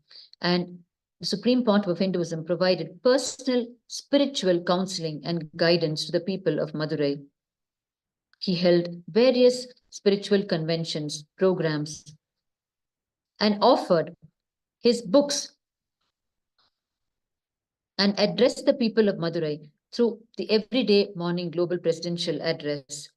And all of this was made completely free of any charges for the people of Madurai and for visitors into the city of Madurai who came flocking in to receive the blessings of the Supreme Pontiff of Hinduism.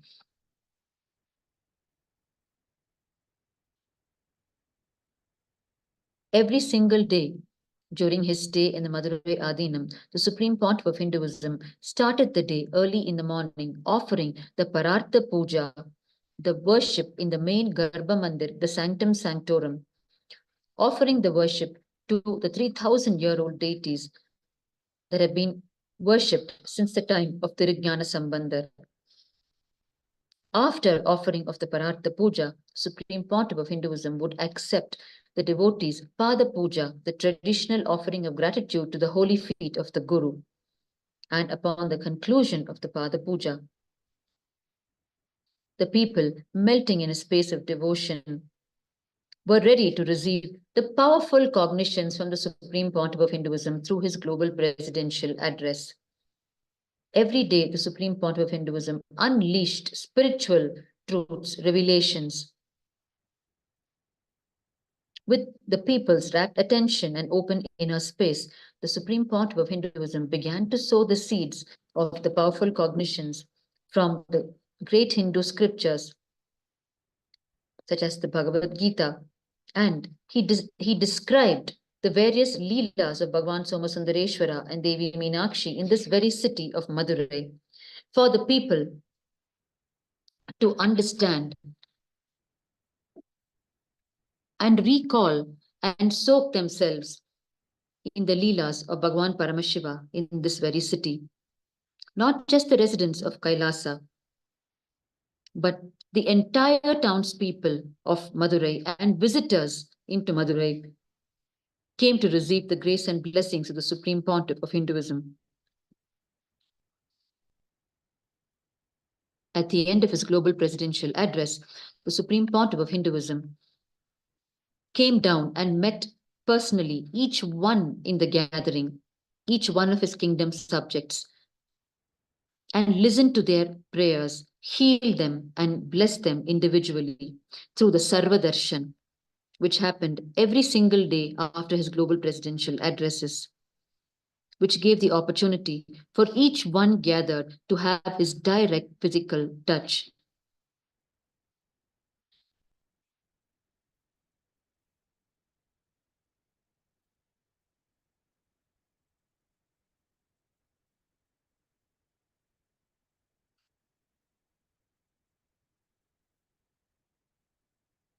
We are continuing to watch the Aushadha Annadan Seva at Kailasa Madurai on this auspicious second day of the Chittirai Peruvizha Brahmotsavam, which celebrates the life, the glories, and the message of Devi Meenakshi and Bhagavan Somasundareshwara.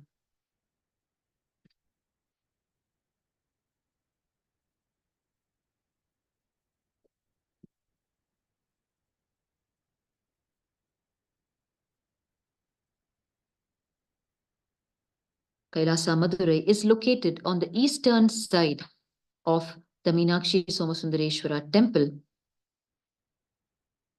on the Amman Sannadhi Thiru, the Amman Sannadhi street, which constitutes the four streets surrounding the Meenakshi Somasundareshwara temple.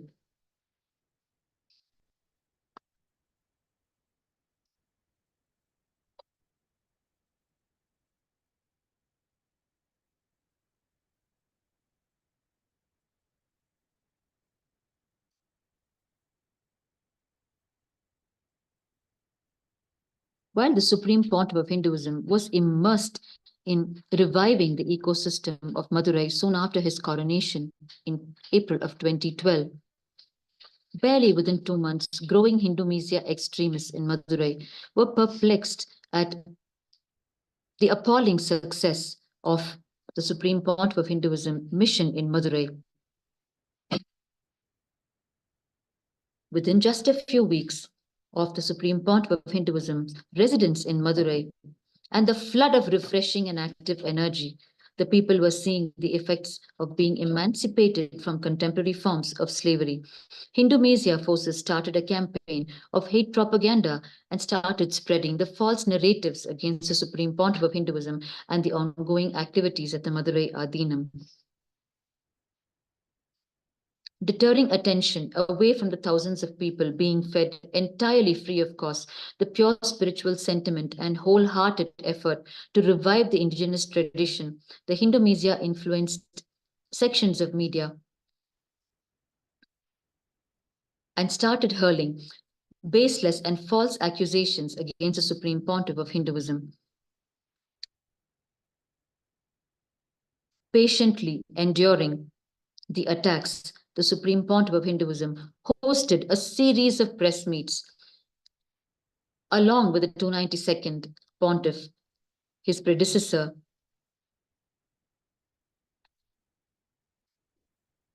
and reached out to the people, alleviating their fears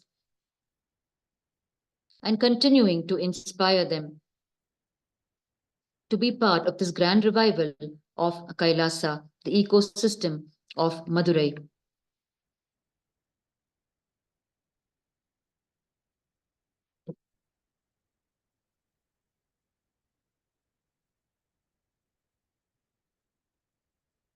The Hindu media extremists ultimately brought an end to a period when the Supreme Pontiff of Hinduism was able to freely be available to the people of Madurai, where they could celebrate and enjoy his physical presence.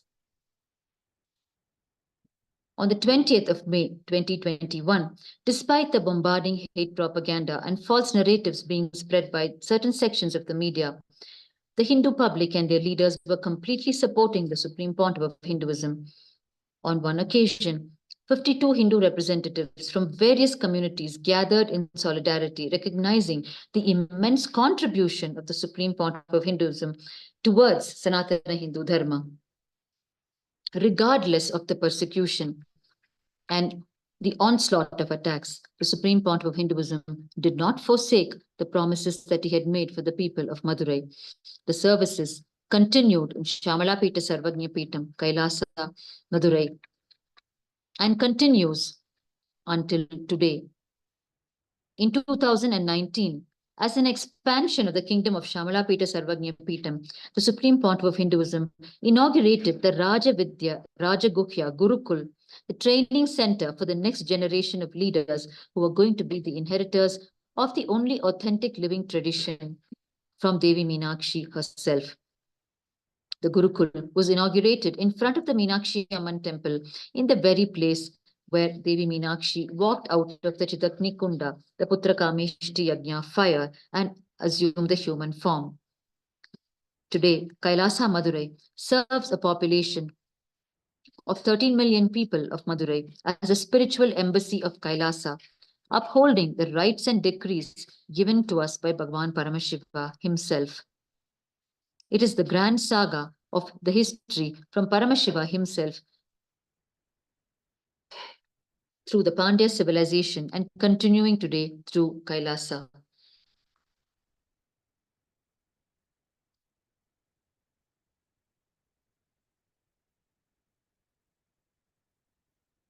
In the words of the Supreme Pontiff of Hinduism, the civilization of Madurai is the original enlightened civilization of Kailasa.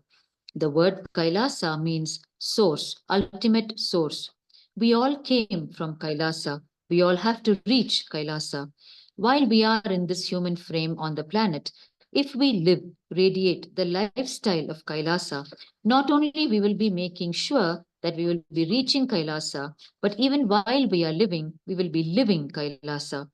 The purpose of life is not only Videha Mukti, meaning achieving liberation after you leave the body, but it is Jivan Mukti, living enlightenment while we are in the body.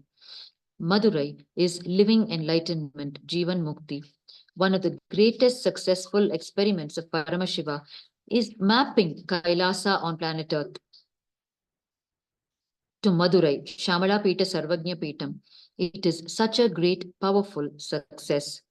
These are the words of the Supreme Pontiff of Hinduism in describing Paramashiva's effort in establishing the Shamalapita Sarvajna Peetam.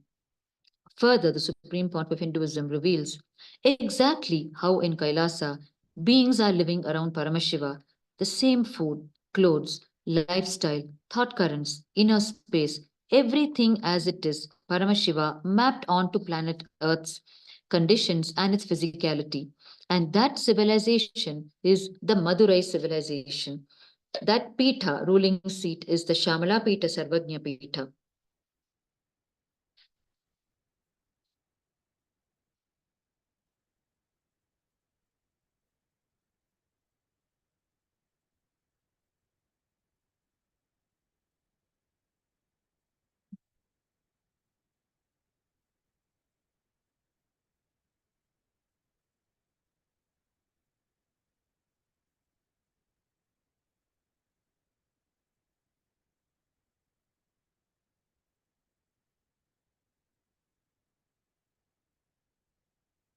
The people of Madurai are continuously reaching Kailasa Madurai to have their meals for the day. The Aushada Annadan Seva is continuing to happen with the Kailasavasis, the disciples, devotees, sannyasis of the Supreme Pontiff of Hinduism, untiringly serving the Aushada Annadan on this auspicious second day of the Chittirai Peruvizha Brahmotsavam.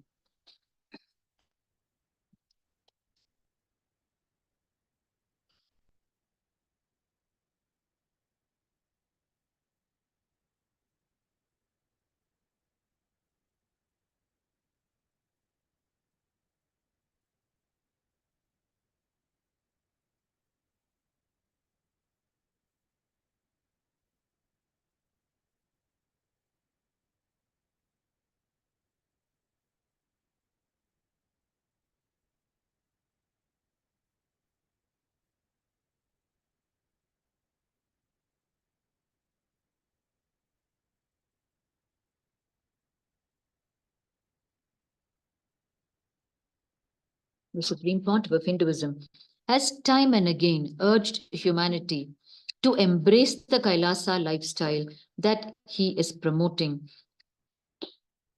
in order to revive the ancient enlightened Sanatana Hindu civilization that once upon a time existed across the entire planet. The enlightened civilization from which our ancestral rishis hail. It is from this enlightened civilization that our ancestral rishis, the great geniuses of the Vedic era, lived, whose contributions to humanity in the various fields of inventions and discoveries, ranging from astrology, astronomy, physics, chemistry, biology, any field that we can name, it is our ancestral rishis who have contributed with their enlightened insight. By merely being in oneness with Paramashiva, they harnessed the knowledge from its very source, from the very cosmos. They were the great rishis who radiated the power of Sarvajñatva, who with their awakened third eye could harness the knowledge in any field. And it is their inventions and discoveries that even modern day scientists are today referring to and trying to grasp with all of the technology available today. The contributions of these great rishis of the enlightened civilization of Kailasa remains unsurpassed, unrivaled till date. It is the quality of life that existed during that period that the Supreme Pontiff of Hinduism is reviving today as the Kailasa lifestyle and the quality of human beings, the quality of the intelligence of the human beings.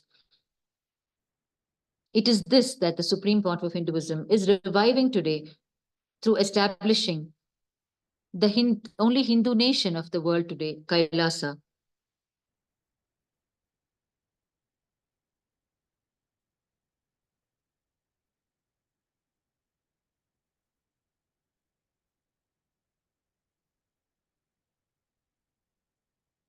we can see a sudden influx of devotees of Bhagwan Somasundareshwara and Devi Meenakshi inside Kailasa, Madurai, eager to receive their Aushadha food.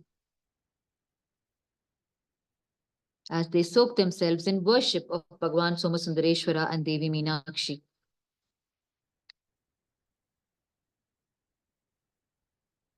After the reign of Devi Meenakshi in Madurai, which was a period of abundance, the ecosystem of Madurai was once again in need of revival at one point in time. It was at this time that a divine child was born in the holy town of Sirkali in South India, which was then ruled by the Chola king.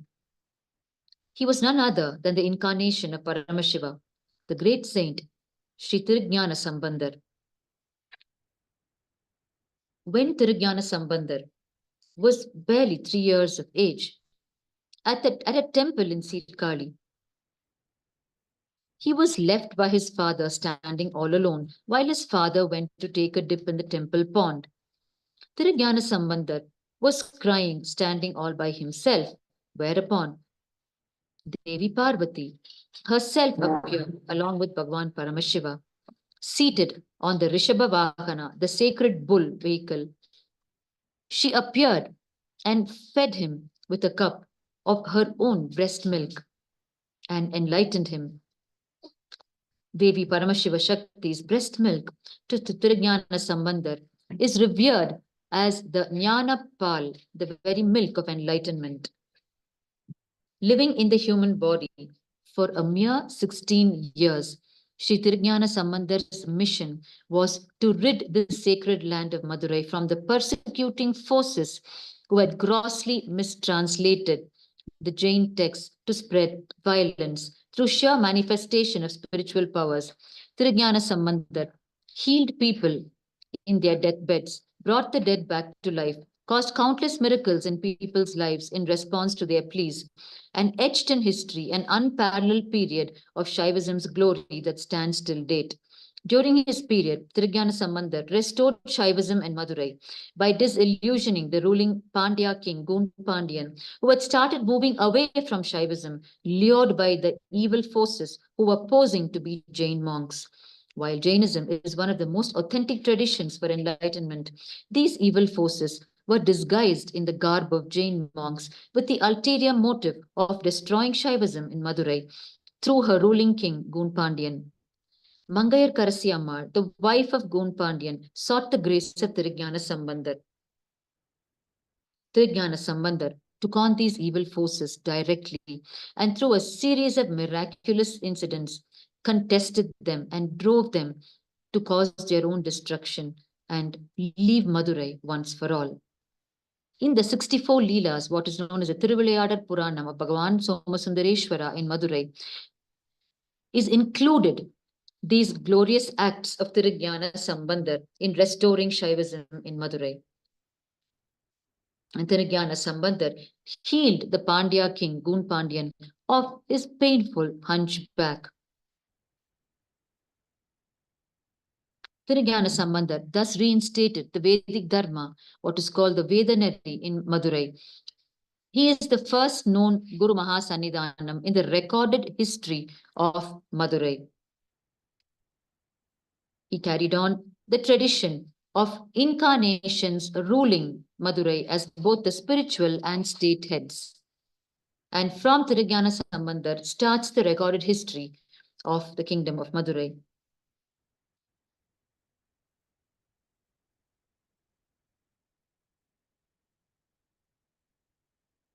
The foundational philosophy of Madurai Adhinam was the pure enlightenment science, regarded as the Vedanari in the philosophical texts of the heritage. This tradition was not just Shaivism,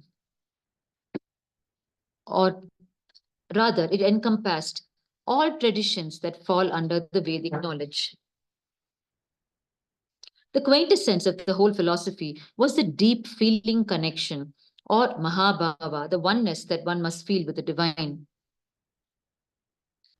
Among Tirujnana Sambandar's contribution was ensuring that the legacy of the Madurai Adinam would live on through a lineage of direct legal representatives. This lineage has survived the next era of history and has come down to none other than the Supreme Pontiff of Hinduism, Bhagavan Nityananda Paramashivam, the living manifestation of Paramashiva himself. The Supreme Pontiff of Hinduism has spoken extensively on the life of Saint Tirujnana Sambandar. Soon after his coronation as the 293rd Pontiff of the Madurai Kingdom, the Supreme Pontiff of Hinduism started a series of talks on Madurai, its history, heritage, its various invasions, and the need for its revival, and his divine vision for its revival as the current ruling pontiff.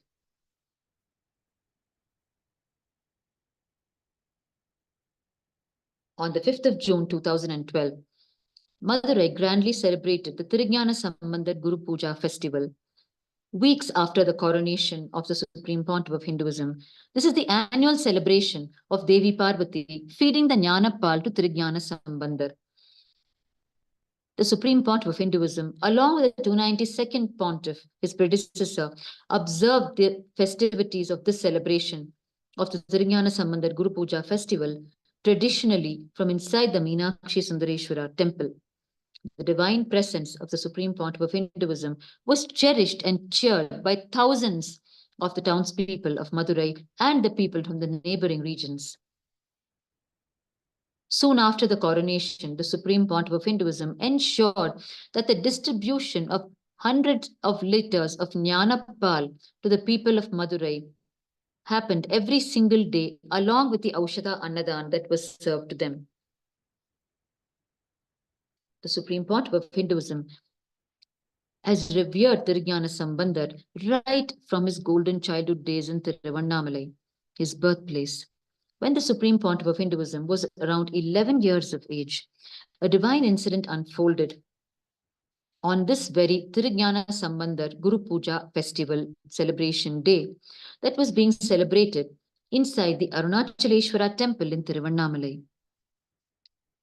It is in the Arunachaleshwara temple that the Supreme Pontiff of Hinduism lived and grew up. The temple was his most preferred destination. The Arunachaleshwara temple in Tiruvannamalai is the largest functional Shiva temple in the world today. During this Tirujnana Sambandar Guru Puja festival, during his childhood when he was around 11 years of age, the Supreme Pontiff of Hinduism was standing, remembering, recalling the entire incident of Devi Parvati feeding her own breast milk to Tirujnana Sambandar. He was in deep samadhi and ecstasy, gazing at the Jnana Sambandar deity, when suddenly Tirujnana Sambandar himself emerged out of his deity, carrying a golden cup in his hand, drinking the milk from it and sprinkling the milk on the entire gathering of people. He slowly walked straight up to the Supreme Pontiff of Hinduism. The Supreme Pontiff of Hinduism opened his mouth and received a few drops of the Jnana Pal. Thereafter, Tirujnana Sambandar simply hugged the Supreme Pontiff of Hinduism and disappeared and merged unto him. At that moment, the Supreme Pontiff of Hinduism came out of his samadhi, and with that same joy and ecstasy, he started walking from Tiruvannamalai to Sirkali, where the incident originally happened to Tirujnana Sambandar, where Devi Parvati appeared and fed him the breast milk. It took him 15 days to reach Sirkali. The Supreme Pontiff of Hinduism stayed in various places on the way and finally reached Sirkali and had darshan of the temple where the divine incident happened. And after that, he walked all the way back to Tiruvannamalai.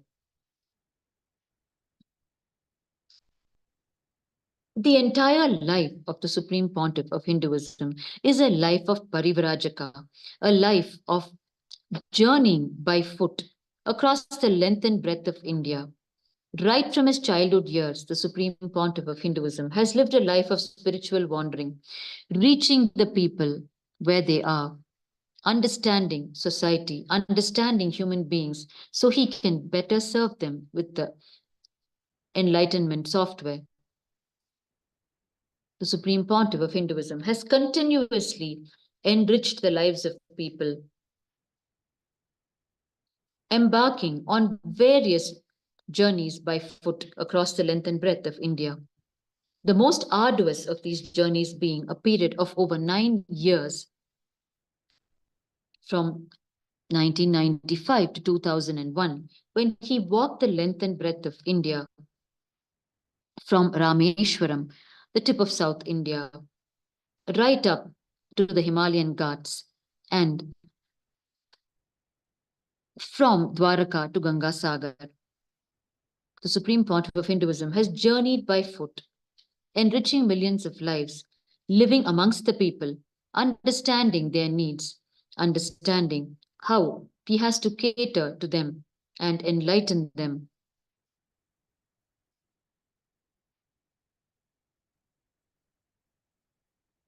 It is his untiring effort to enlighten humanity that is the very foundation of the nation of Kailasa. The very blood, sweat, and untiring effort of the Supreme Pontiff of Hinduism is the very foundation on which the nation of Kailasa is built.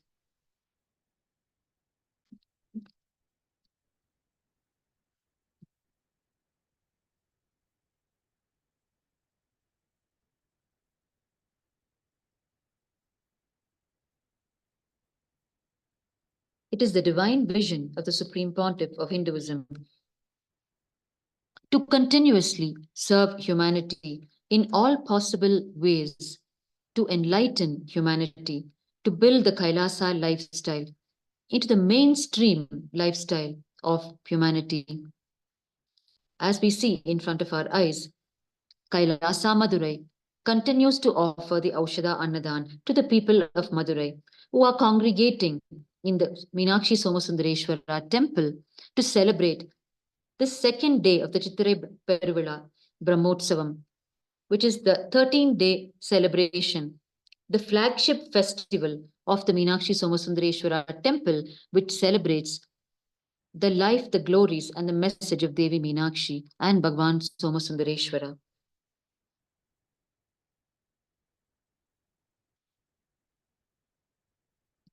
It is the vision of the Supreme Pontiff of Hinduism that the Kailasa ecosystems around the world cater to the food needs of the people in their vicinity, to the extent that the people around them should not find the need to light their own home kitchen fire.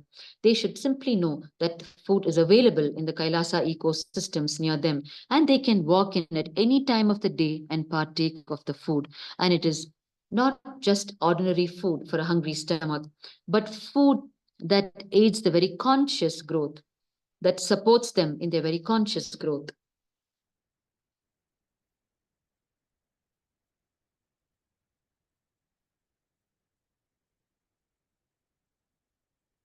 All the major temple towns of India are spiritual tourism centers attracting people from all over the world who come to soak in their energy fields and receive the grace and blessings of the presiding deities of these temple towns. And therefore, in all of these major temple towns, the Supreme Pontiff of Hinduism has established the Kailasa ecosystems to serve the devotees of the Lord when they congregate in worship.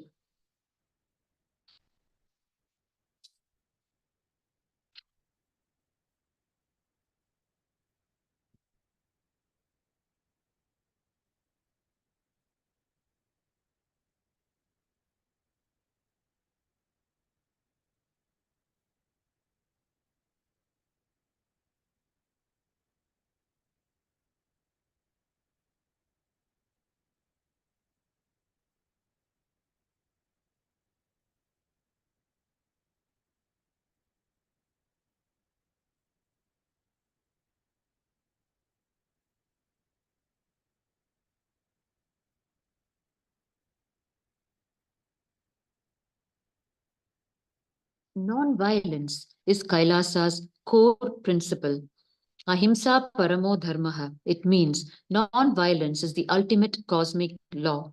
This is the foundational core principle of Kailasa.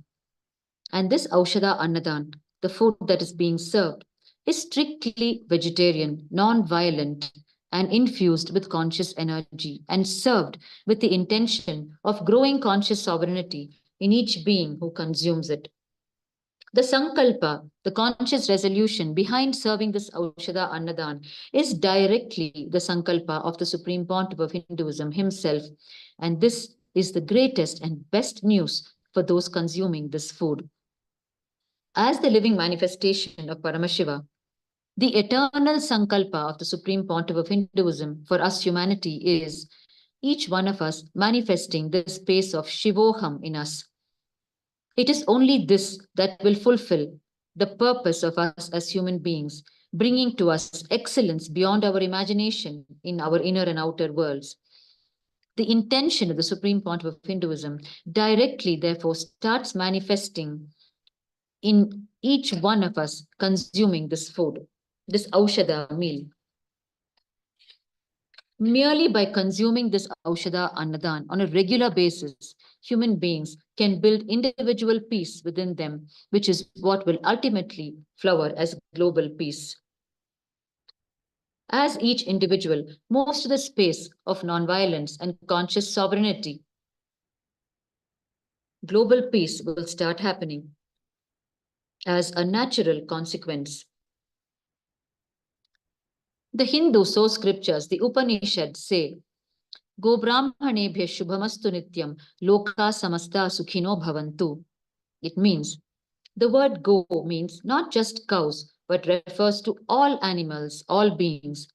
And the word Brahmana refers to the class of people that does not eat animals, but protects them.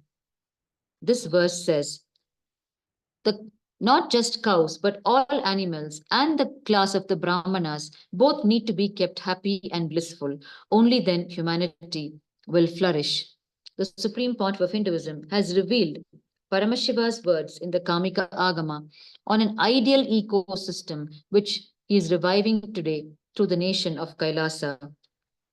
In the Kamika Agama, Paramashiva has revealed, as explained to us by the Supreme Pontiff of Hinduism, how to build an ideal ecosystem, starting from the level of each individual, how each town should be structured.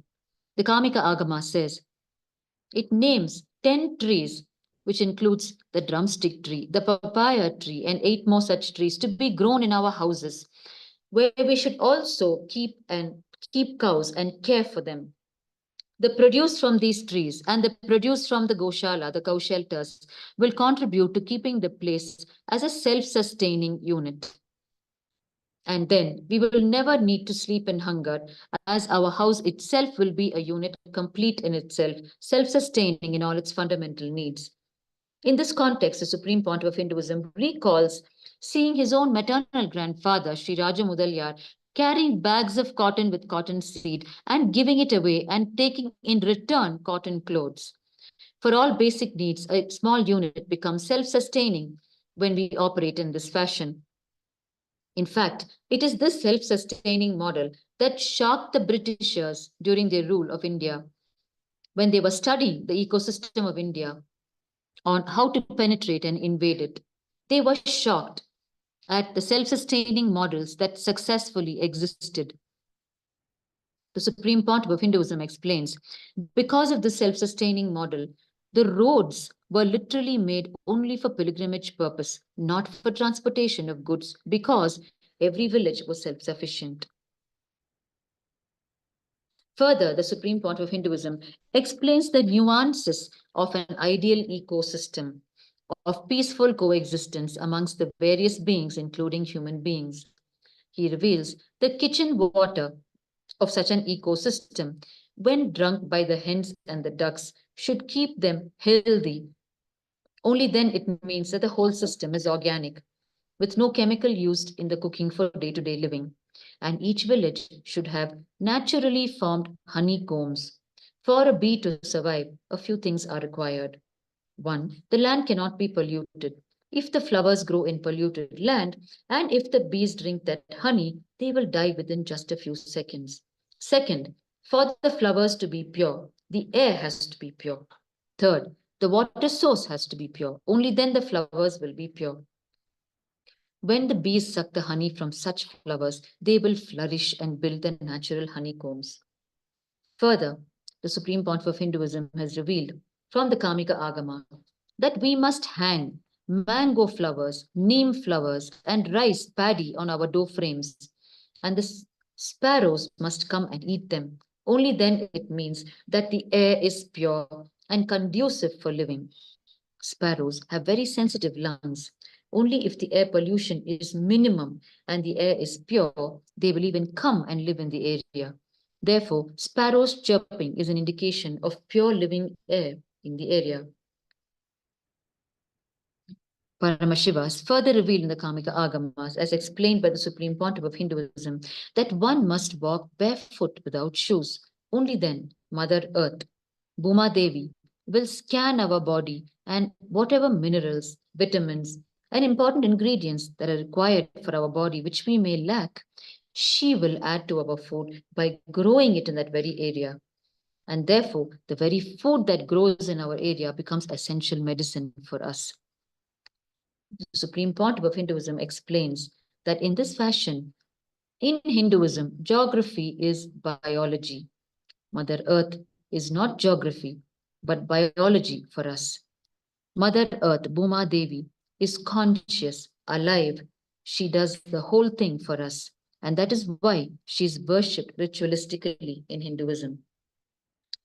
The Supreme Pontiff of Hinduism continuously revives these great truths of Sanatana Hindu Dharma and the sacred sentiments of Sanatana Hindu Dharma, integrating all of them as part of our lifestyle and as our very default cognitions. The Supreme Pontiff of Hinduism works untiringly to make the very cosmic principles as our parental cognizance, as our default cognitions, as our very strategy for our existence, as it is this that will ultimately build non-violent, peaceful individuals who will in turn make a peaceful global community. Today, the teachings of the Supreme Pontiff of Hinduism are being incorporated in the policies and frameworks of international entities and organizations, including the United Nations, to ensure that the very cosmic principles of Sanatana Hindu Dharma are brought into these very international policies, and they in turn penetrate humanity at large, causing a radical movement of the whole of humanity towards the much desired and much awaited global peace. All of this under the auspices and grace of the Supreme Pontiff of Hinduism. The devotees, disciples, sannyasis, and followers of the Supreme Pontiff of Hinduism are reaching his teachings to these international entities at large, who are eager to adopt the teachings of the Supreme Pontiff of Hinduism into their policies and frameworks. The Supreme Pontiff of Hinduism has revealed how the entire Aushadha-based lifestyle is the ideal ambience, what is called the Vatavarana in the Hindu tradition, the ambience for us to experience Shivoham, the space of Paramashiva within us. The science of Aushadha, the alchemy science, originated from Paramashiva himself, who was the Adi Siddha, the primordial Siddha. Paramashiva passed this science to Nandi Devar, his sacred bull, and from Nandi Devar, it spread to the whole of humanity. Paramashiva has shared the various sciences with his various disciples, from whom it has spread to the rest of humanity. Paramashiva shared the Paramashiva Vijnana, his very experiences with Devi, his divine consort.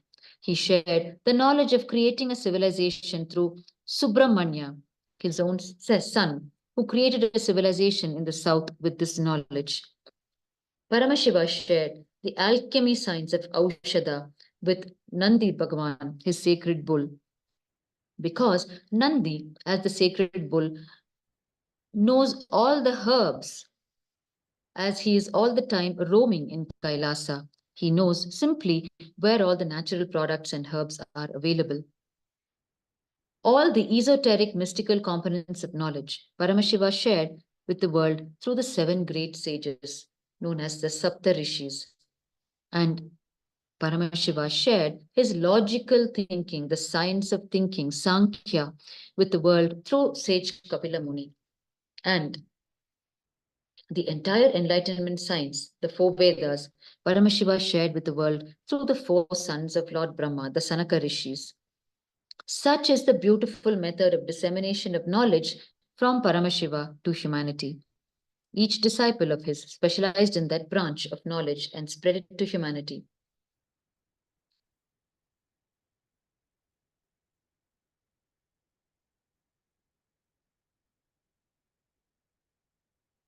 Madurai is the cultural capital of Hinduism, where Shaivism flourished.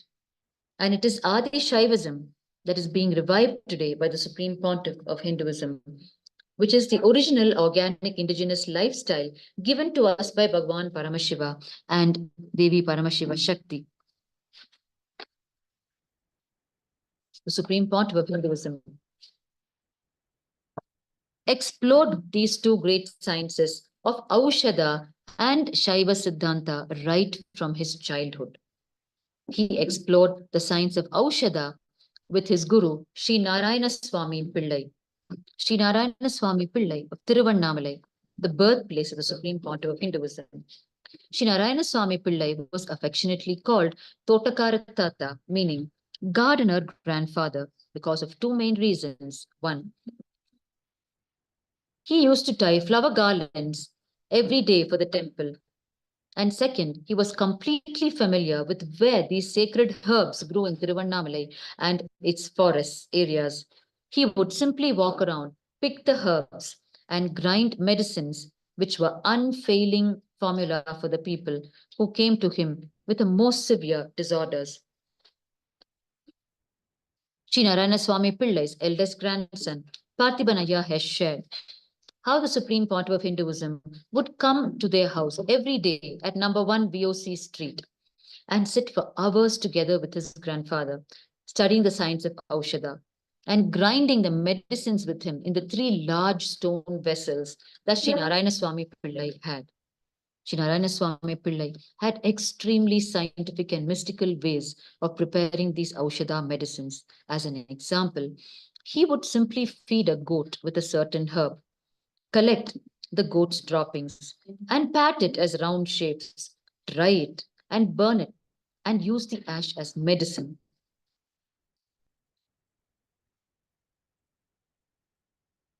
The Supreme Pontiff of Hinduism has gifted to humanity several different types of Aushadha for external and oral applications for specific purposes.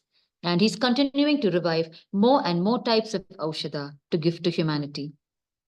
Some of the Aushadhas prepared by the Supreme Pontiff of Hinduism are Aushadha to awaken the Kundalini energy, Aushadha to awaken the 3rd eye to manifest all the spiritual powers of Paramashiva, Aushadha for immortality, Aushadha for anti-aging.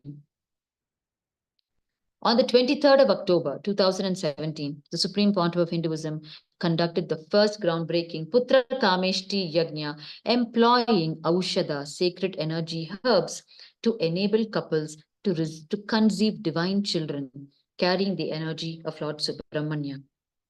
Today, we're witnessing the Aushadha Annadan being served in Kailasa, Madurai, celebrating the life, the glory, and message of Devi Meenakshi. Devi Meenakshi herself assumed the human form by simply walking out of the fire of the Putra Kameshti Yajna performed by her parents, King Malayadwaja Pandyan and Kanchanamala Ammal.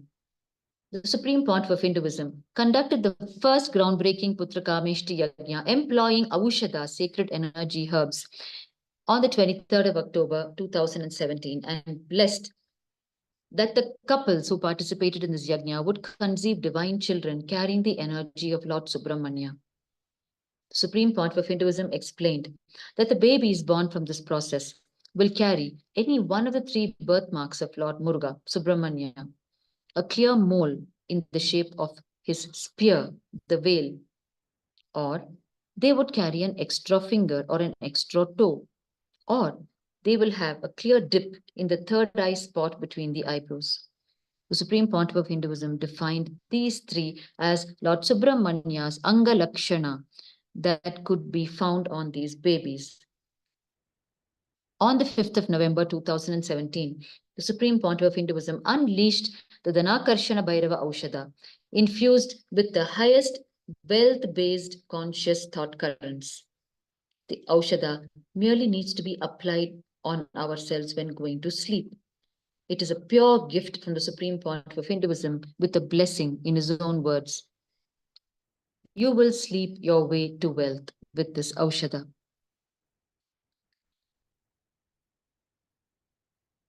The Supreme Pontiff of Hinduism explains how Aushadha products create vibrations that work directly on our physical body and produce a 100% result.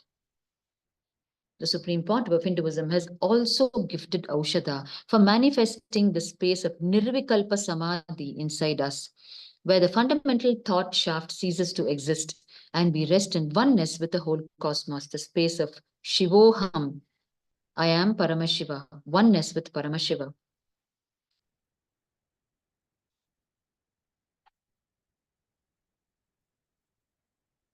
The Supreme Pontiff of Hinduism has explained in detail the science of Aushadha, including the lives of the great saints who lived in the yesteryears, who were the great adepts in the science of Aushadha. The Supreme Pontiff of Hinduism has described the life of one such ardent Shiva devotee, the Kungalikalaya Nayanar, who used to create and spread the fragrant Aushadha smoke called the Sambrani or Kungilium in Tamil. It is actually an Aushadha medicine with a very pleasant smell. If you inhale it, the non-mechanical parts of your brain will be awakened. And the Amritadhara, the nectar intra-organ in your Sahasrara chakra on your crown center, will simply open up. The Sahasrara will start releasing chemicals and hormones, everything needed for you to be healthy and connected with Paramashiva. The only work of this Nayanar was from morning till night, he would go to the temple for the pujas that were offered 6 times a day. And he would create the Sambrani smoke, the Aushadha smoke there. Paramashiva gives him the space of Kailasa, Kailasa Padavi. Just for this one act of this Nayanar, because even that smoke matters to keep the ecosystem alive. The Supreme Pontiff of Hinduism has made at least 1,000 Kungli Kalayam vessels and distributed to all the Kailasa ecosystems worldwide. The Supreme Pontiff of Hinduism explains with such historical references the importance of reviving these lifestyle aspects of Sanatana Hindu Dharma for ultimately creating global peace.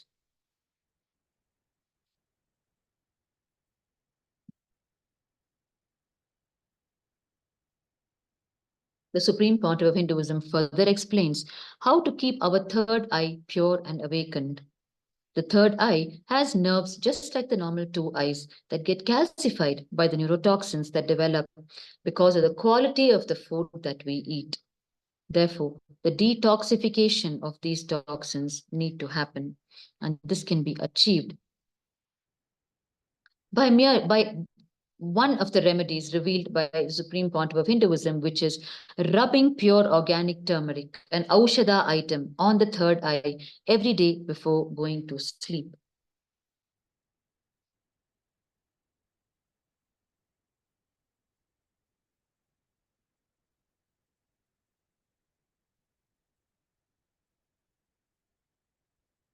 the Supreme Pontiff of Hinduism has revealed 4 dimensions of Aushadha. The first, energized herbs that need to be consumed orally. Second, the herbs that need to be kept between the teeth or in your ears or in your eyes during the awakening process. Third, certain mutations or actions that need to be done to your body, such as fire walking or taking bath in the turmeric water or boiling neem leaves and drinking that very water. The Supreme Pontiff of Hinduism has revealed that even dengue fever can be taken care of through such simple Aushadha-based remedies.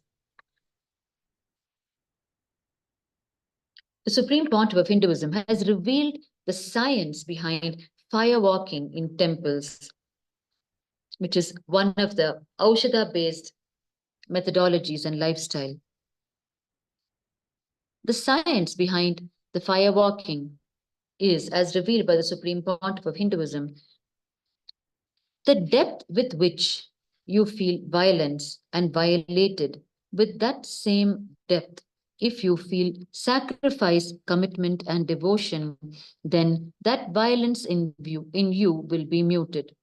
The actions which you will feel violated when you are forced to do, if you do the same actions voluntarily in the name of devotion, commitment, and sacrifice to the Lord, then it becomes tapas, penance, and it mutates your fundamental instincts of violence. Thus, when we walk on a bed of fire as part of the temple traditions in Hinduism, then we are performing that same act, which normally would have been an act of violence. We would have felt violated walking on the fire bed. Instead, when we perform the same act with deep devotion to the deity for whom we are fire walking, the deity whom we are remembering while fire walking, then the violence element in us becomes muted. This is the science behind fire walking in the Hindu tradition as revealed by the Supreme Pontiff of Hinduism. And the same science applies to the ancient tradition of lemon piercing called the Araga Kuttudal, where our body is pierced with lemons, a widely practiced tradition in villages. And this holds the same science behind it, where the violence you normally feel when your body is pierced will be muted because you are undergoing the same piercing out of an act of deep devotion. Therefore, the same instinct is kindled with the clarity that you're dedicating it to your preferred deity, your Ishta Devata, Kula Devata. The same intensity is awakened, but muting your feeling of being violated. The sacrifice mutes. It transmutes the feeling of violation. The penance or tapas that you undergo during the fire walking or the lemon piercing transmutes the feeling of being violated and violence.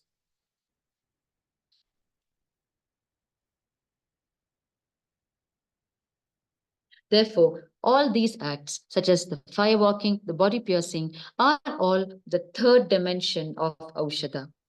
The fourth dimension of Aushadha is merely inhaling certain herbal perfumes, especially while you are falling asleep. Therefore, these are the 4 primary Aushadha processes Paramashiva has given us. And the Supreme Pontiff of Hinduism, Bhagwan Nityananda Paramashivam, facilitates all of these 4 for us to make us manifest the multiple powers of Paramashiva, the state of Paramashiva, the space of Paramashiva, the very being of Paramashiva, and the superconsciousness of Paramashiva.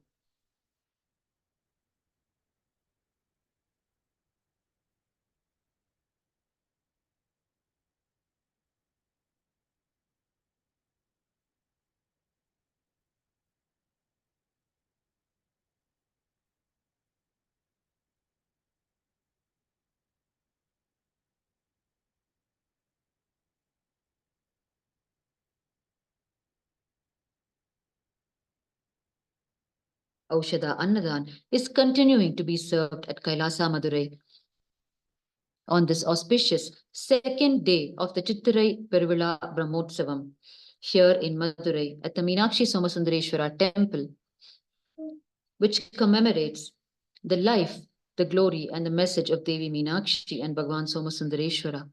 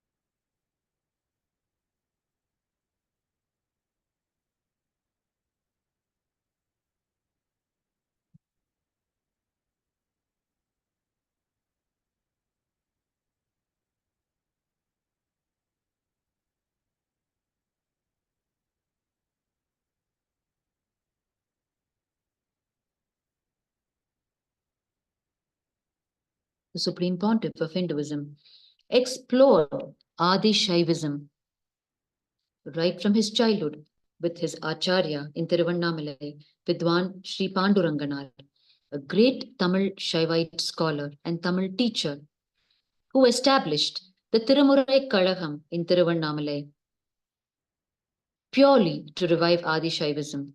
And he taught Shiva worship as a lifestyle for higher consciousness and ultimately enlightenment. And he also established the Tirukkural Kalagam, which preserves and propitiates the Tirukkural, the famous Tamil text delivered by the Saint Tiruvalluvar, which teaches the fundamental principles of life and living.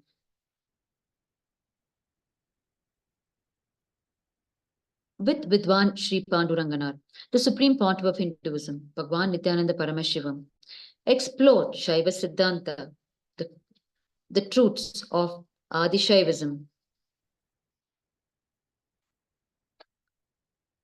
through chanting and expounding of the Tirumurai verses, which are the compilation of devotional compositions of the four great devotee saints of Paramashiva, Tirujnana Sambandar, Appar Sundarar, and Manika Vasagar, as well as the composition of Tirumandiram by Saint Tirumular and several other compositions. All of these constitute the Tirumurai Kalagam of Vidwan Panduranganar. Through this Tirumurai Kalagam, he continuously chanted and expounded the Tirumurai verses, enriching the lives of people with it. And Panduranganar was ably supported by Sri Raja Mudalyar, the maternal grandfather of the Supreme Pontiff of Hinduism.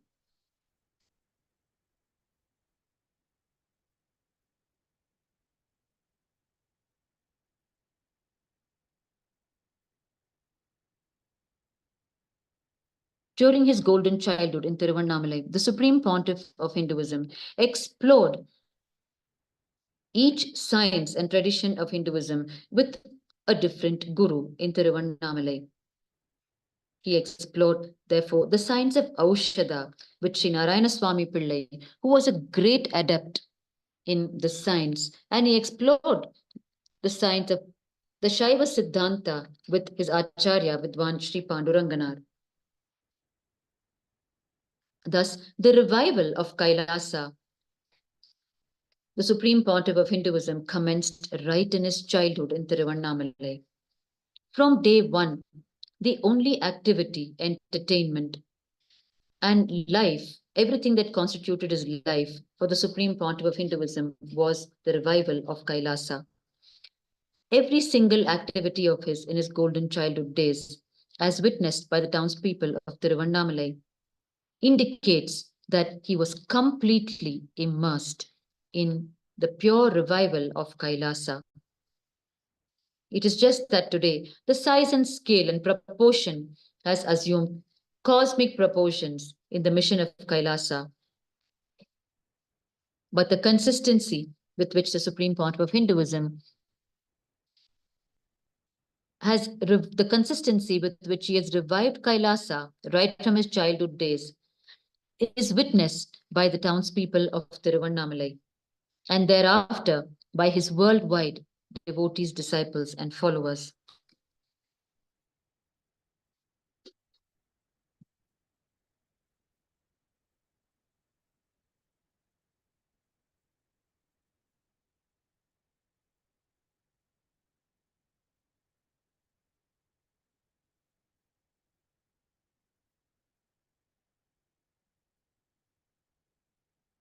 During this auspicious Chittirai Peruvizha Brahmotsavam, Kailasa offers the opportunity to each one of us to offer the best of the best that we can to Paramashiva at the very feet of the living manifestation of Paramashiva, Bhagwan Nityananda Paramashivam, as the direct representative and embodiment of Paramashiva himself, as a direct representative and embodiment of Bhagwan Somasundareshwara and Devi Meenakshi. We have available to us to offer the Pada Puja Seva, the Abhisheka Seva, the Naivedya Seva. The Pada Puja Seva is offering of worship at the holy feet of the Supreme Pontiff of Hinduism, who is the living manifestation of Paramashiva. The Abhisheka Seva is the offering towards the sacred bath of Paramashiva. The Naivedya Seva is the Seva of offering food to the Lord. All of these offerings help us overcome our own deep-seated patterns, emotional pains, and heal us at a holistic level. All of these sevas can be offered during the Chittirai Brahmotsavam every single day by contacting the representatives of Kailasa at this WhatsApp number, which is +1 213 808 3021. I repeat, all of these sevas can be offered, especially during this auspicious Chittirai Peruvizha Brahmotsavam, by contacting the Kailasa representatives at the WhatsApp number +1 213 808 3021.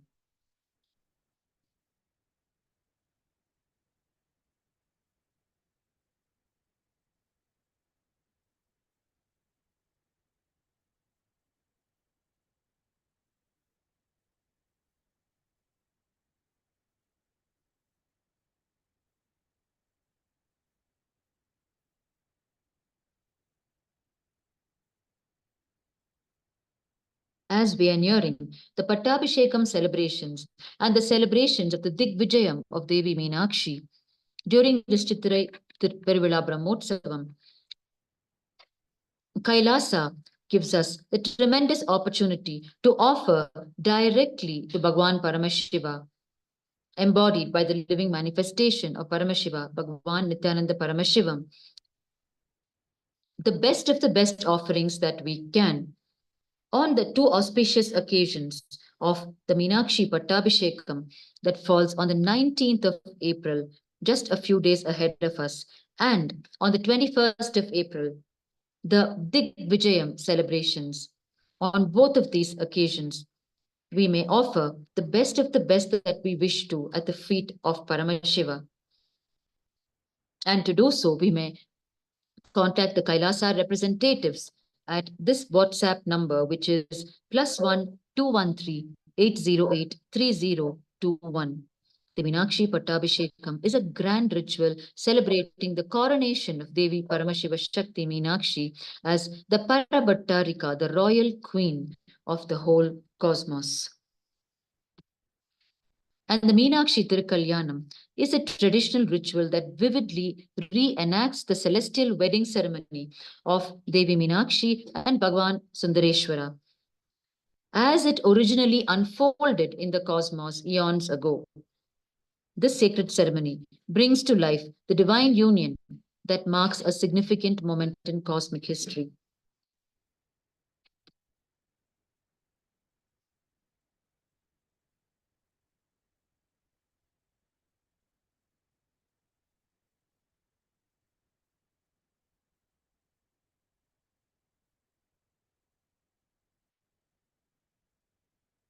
the city of Madurai, is famous for its traditional food, which is the idli, and it is the special instruction of the Supreme Pontiff of Hinduism to make this food item, the delicacy of Madurai, from ancient times, available as part of this Aushadha Annadan that is being served to the people of Madurai. And therefore, especially in the city of Madurai alone, as part of the Aushadha Annadan, the idlis are offered continuously to the people of Madurai, which forms part of the sacred sentiments of the people of Madurai from ancient times. The Supreme Pontiff of Hinduism takes utmost care and personally micromanages the Aushadha Annadan Sevas that happen around the world.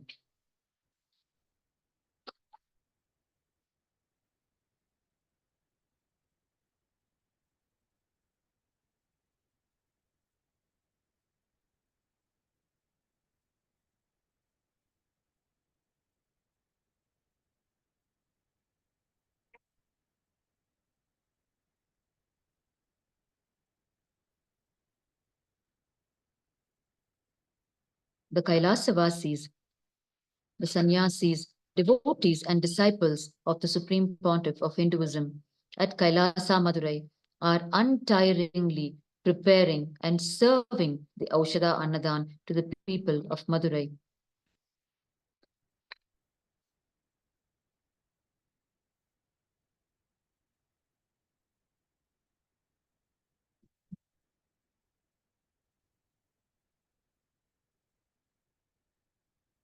In this temple city of Madurai, these 11-day, 13-day Brahmotsavams happen almost every single month. And during each of these festivals, Kailasa Madurai offers the Aushadha Annadan Seva to the people of Madurai and offer the Mandagappadi to Bhagwan Somasundareshwara and Devi Meenakshi, thus inspiring, encouraging the people of Madurai to once again come back to their tradition of offering Mandagappadi to the Lord. Following the inspiration of the Kailasavasis, offering the Mandagappadi to Bhagwan Somasundareshwara and Devi Meenakshi, the townspeople of Madurai are fast getting back in touch with this royal tradition of offering Mandagappadi to the Lord and his consort. When Bhagwan Somasundareshwara and Devi Meenakshi embark on their procession on the Masi Vidhi surrounding the Meenakshi Somasundareshwara temple, the first Mandagappadi they receive is from Kailasa, Madurai. It is with great pride and privilege that the Kailasavasis, the sannyasis at Kailasa, Madurai, offer Mandagappadi to the Lord and his divine consort. In all the major temple towns in India and around the world, the Supreme Pontiff of Hinduism has ensured that the Kailasavasis in the various Kailasa ecosystems offer this Mandagappadi to the Lord and his consort, the deities of the presiding temple of that region. Every time they step out in procession, the Kailasavasis are there offering the first Mandagappadi, whether it is a temple town of Madurai or the temple town of Tiruvannamalai, any major temple town, thus inspiring the various townspeople around the world to get back to this tradition of offering Mandagappadi to the Lord.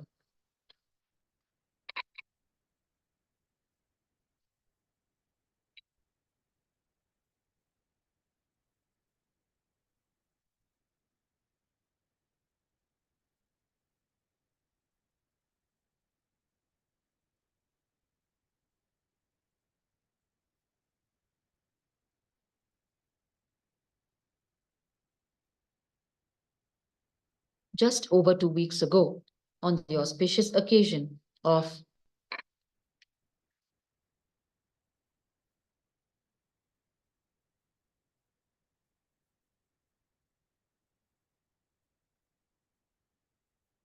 the full moon celebrations,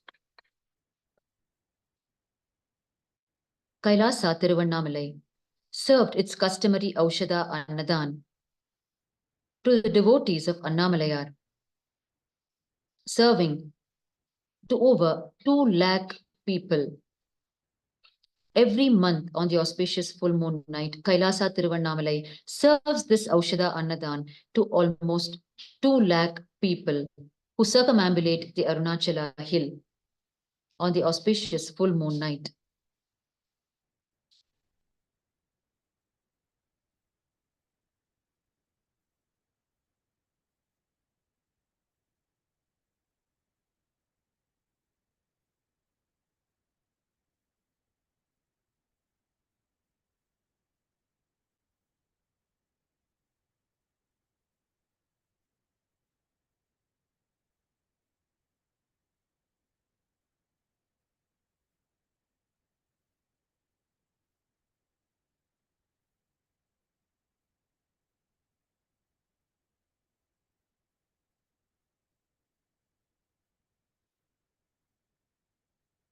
It is the vision of the Supreme Pontiff of Hinduism. His vision statement to Kailasa's Nityananda Annalayas, the 4 temples around the world, in his own words. He has revealed his vision statement. Let us create and share food. Let no hungry stomach be denied food. Let all hungry stomachs being fed, let us not waste the food by dropping it in the stomach which is not hungry or in the dustbin outside. That is being authentic with food. And all the Kailasas worldwide serve sattvic food to the people in the vicinity, as well as at large festival congregations and public places such as temples. And specifically, Kailasa Tiruvannamalai, Kailasa Madurai, and Kailasa Shripuram serve 4 to lakhs of people every month, which have a concentration of people every full moon night from world over. And the Hindu diaspora and the global diaspora recognize the untiring services of Kailasa, the Supreme Pontiff of Hinduism. And they continuously contribute the groceries and condiments to the Kailasa's food banks all over the world.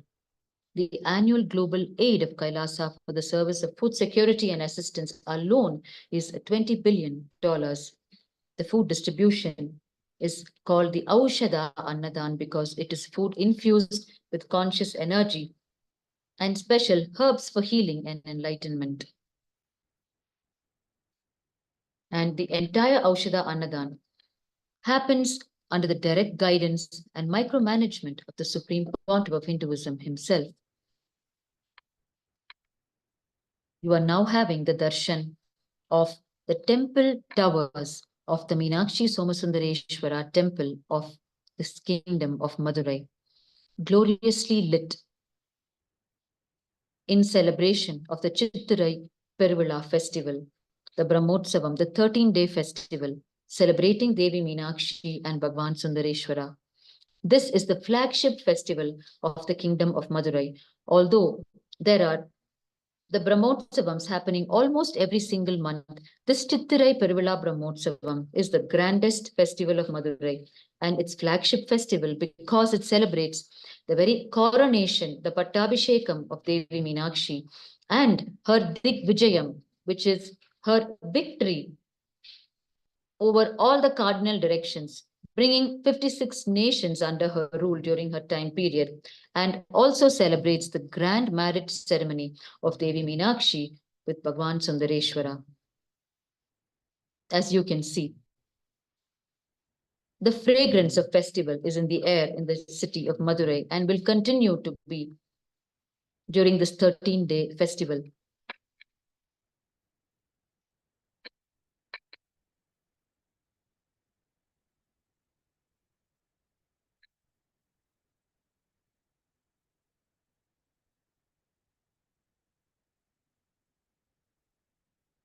This is the view of the Meenakshi Somasundareshwara temple from Kailasa, Madurai. From Kailasa, Madurai, all the 12 temple towers of the Meenakshi Somasundareshwara temple are visible.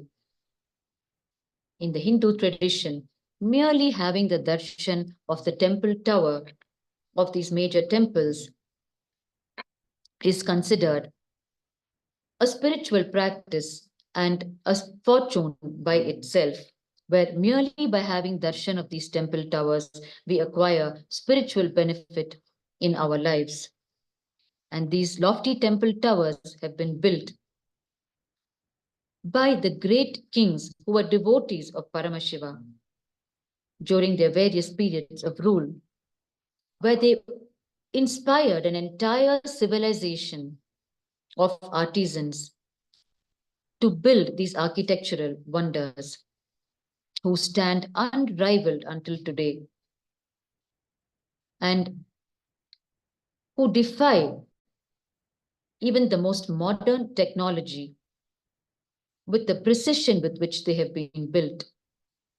In his global presidential addresses, the Supreme Pontiff of Hinduism has time and again revealed in detail the significance of these temple towers of the Meenakshi Somasundareshwara temple, the Arunachaleshwara temple in Tiruvannamalai, the grand temples of Kanchipuram and world over, where entire civilization of people gave their very lives in dedication to building these architectural wonders, knowing fully well that even during their lifetime, they will not see the conclusion of building of these lofty towers, and yet they gave their whole life in sculpting every inch of these towers. They knew that only their future generations would see the temples in their full form, and yet they gave their sweat and blood in sculpting these architectural wonders. That was the quality of human beings that existed in the ancient civilization of Kailasa, which is what the Supreme Pontiff of Hinduism is striving to revive today. The very qualities of those individuals that made such unsurpassed architectural wonders possible till date.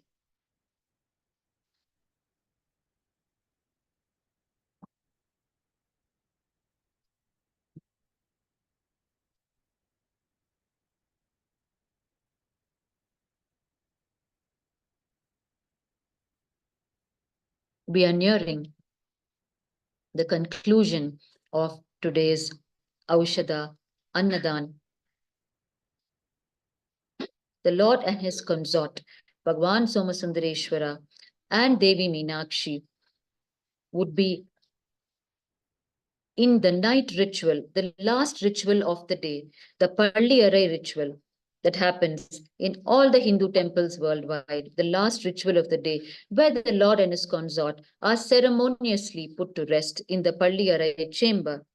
And after that, the devotees retire to their homes. The entire lifestyle in these temple towns is a temple-based lifestyle, a temple-centric lifestyle. The Supreme Pontiff of Hinduism himself literally lived and grew up inside the Arunachaleshwara temple in Tiruvannamalai.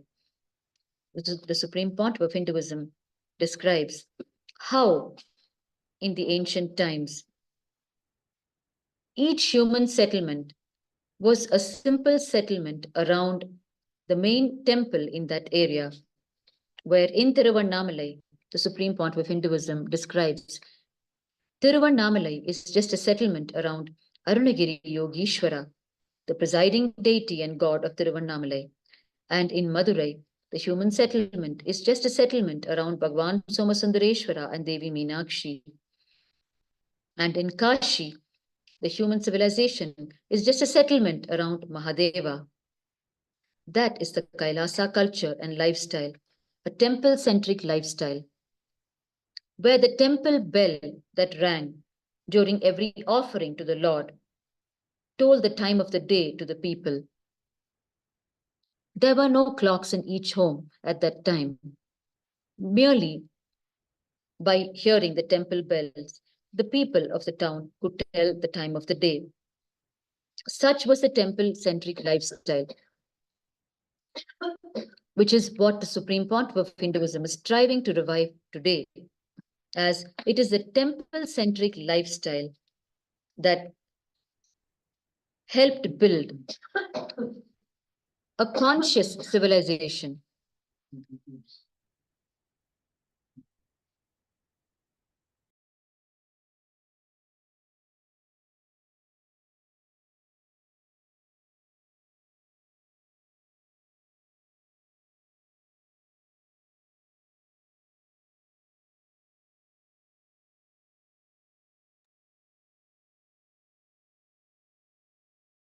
the Supreme Pontiff of Hinduism, has described so often how a temple-centric lifestyle keeps the entire townspeople together, tightly knit as a single large joint family, where the temple brings together the people who easily surface above their small and minor differences, merging into the ecosystem that is kept alive merely by the presence of the temple and by virtue of the temple-centric lifestyle.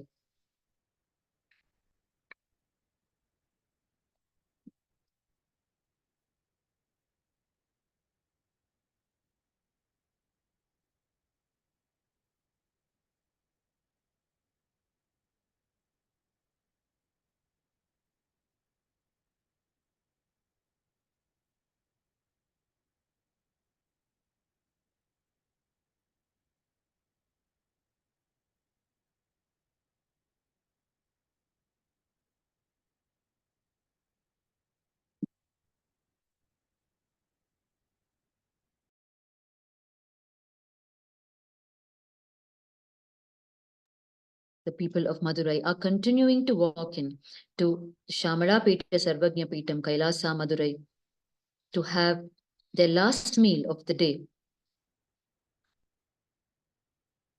In all the Kailasa ecosystems established by the Supreme Pontiff of Hinduism, Bhagwan Nityananda Paramashivam, the people of the place walk in at any time of the day to have their Aushadha meal.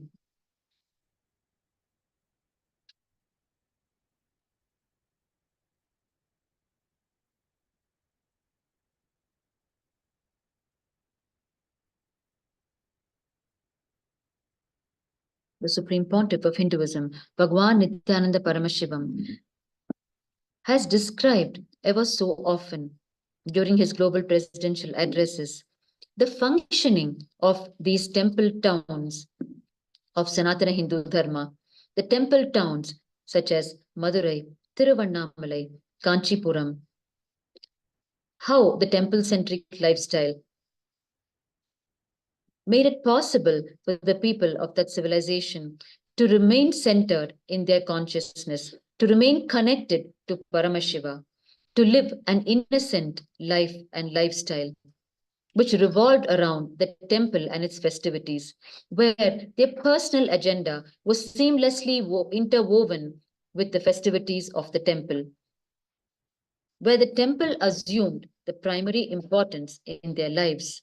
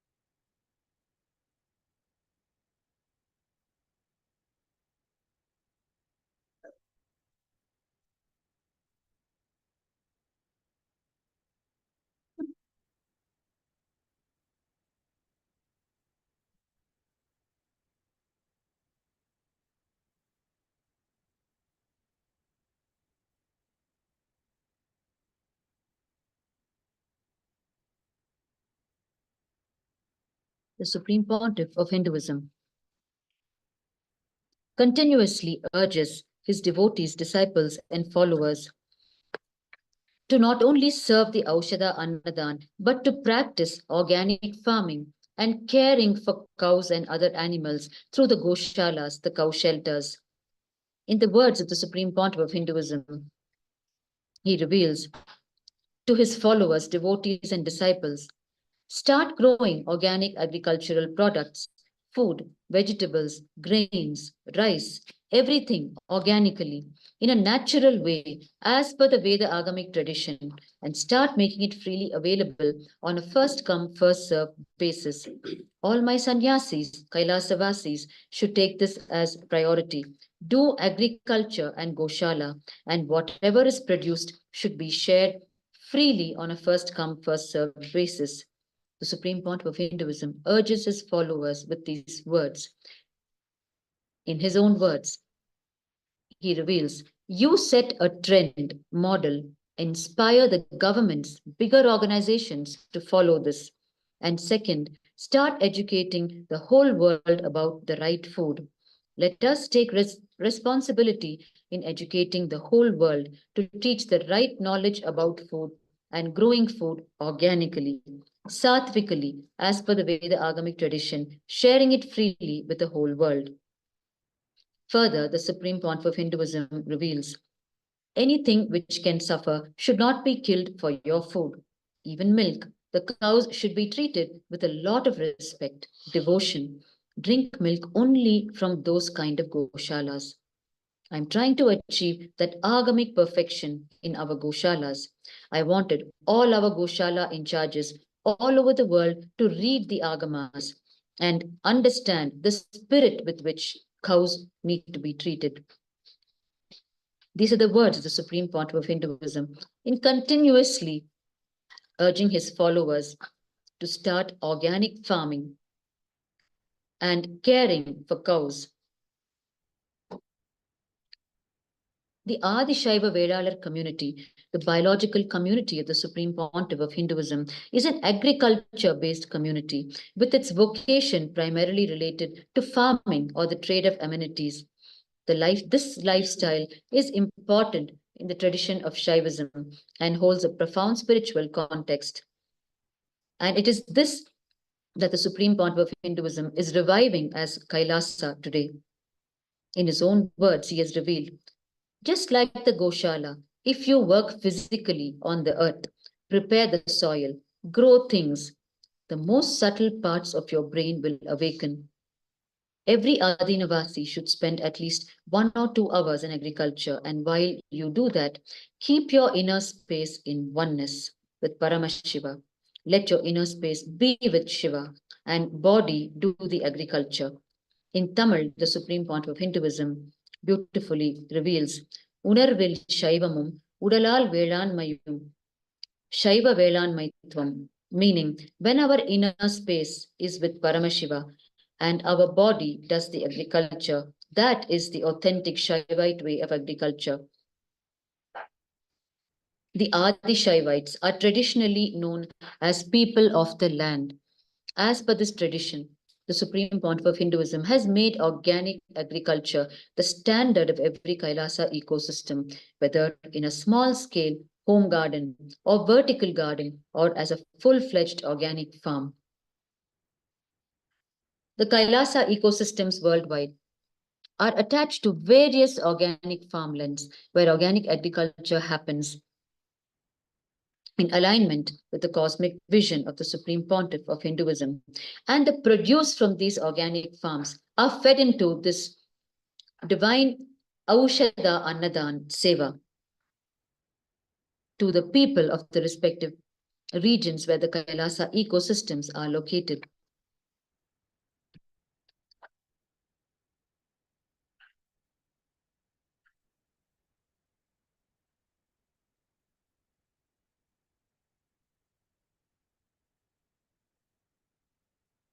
The Supreme Pontiff of Hinduism has declared 5 main pillars of Kailasa in its service to humanity. The 5 pillars being temples, the Annadan or free food distribution, education, monastery, and organic agriculture combined with the Goshalas, cow shelters.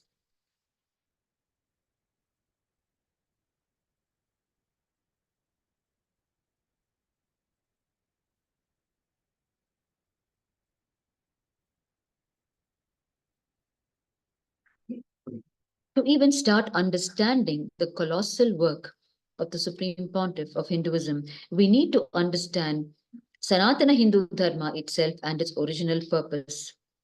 The word Hindu Dharma has originated from Paramashiva himself in the Meru Tantra, one of the sacred texts revealed by Paramashiva to Devi Paramashiva Shakti.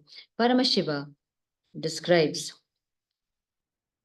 that in Kali Yuga,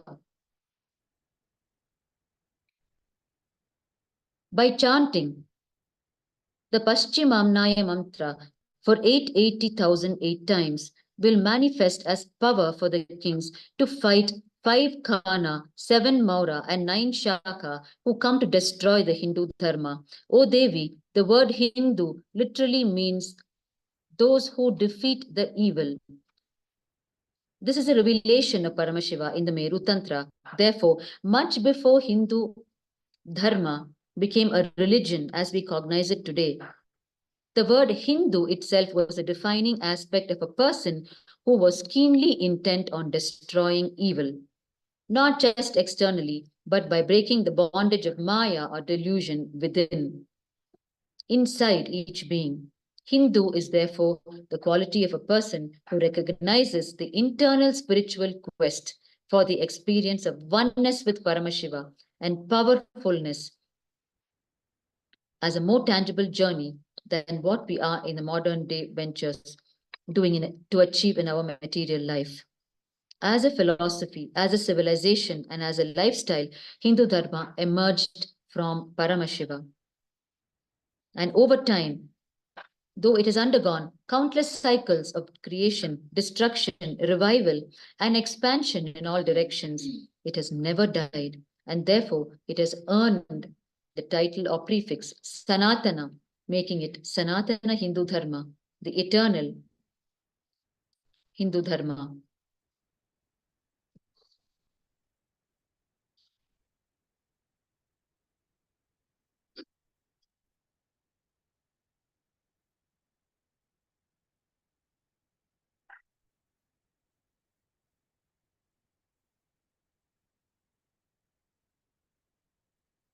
The Aushadha Annadan Seva continues in Kailasa, Madurai.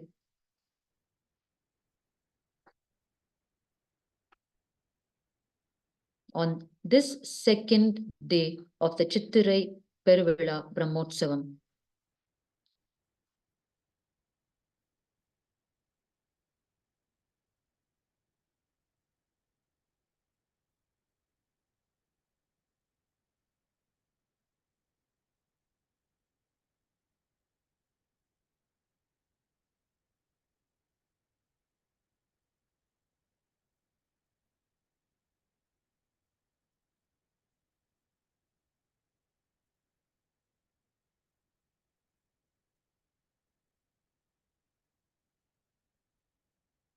Kailasa works to unite all nations for common human values such as global peace, eradicating poverty, religious tolerance, gender equality, women empowerment, child welfare, eradicating illiteracy, sustainable development, animal protection, establishment and support of food banks, holistic healthcare, the revival of ancient heritage of Hinduism, protecting and reviving the science of enlightened birthing and pregnancy, democracy and uncorrupt elections, ethical environmentalism, protection of monks, organic and sustainable agriculture, and recovery of drug abuse, sexually abused victims, vegetarianism, and climate change.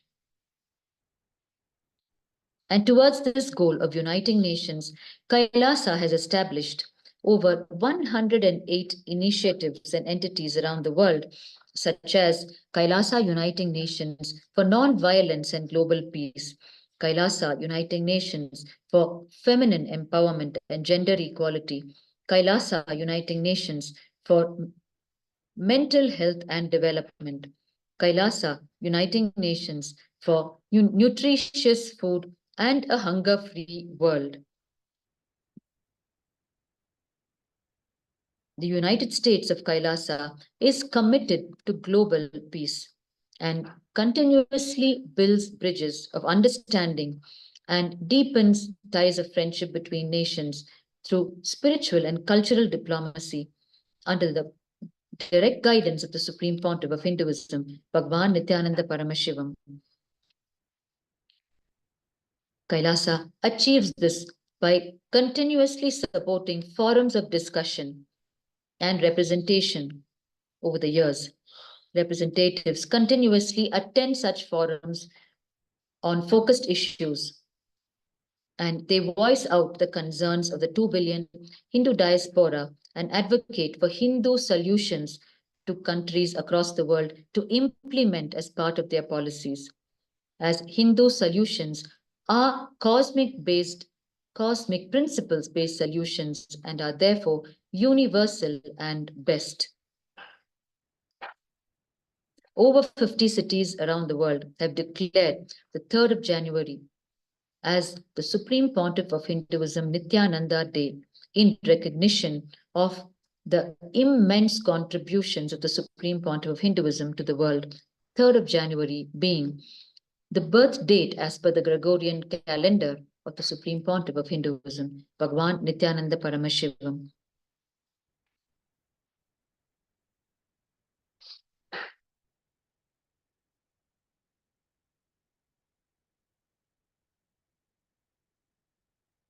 The mission and vision of Kailasa is to have enlightened living as a lifestyle for all of humanity, to share with today's world the practical applications of the science of enlightenment. Kailasa represents the revival of the ancient enlightened Sanatana Hindu civilization based on Hinduism, standing as a bold vision of human potential, peaceful coexistence, organic living, and alignment with nature.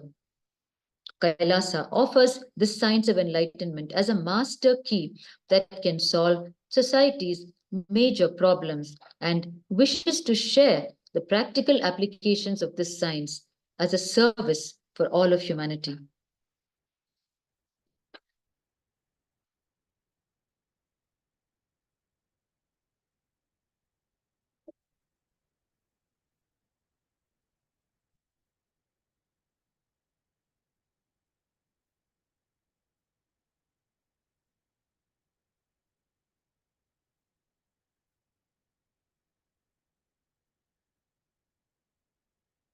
The ancient enlightened Sanatana Hindu civilization existed across 56 nations with 200 Hindu kingdoms, 1,700 Hindu provinces, and 10,000 Hindu traditions centuries ago.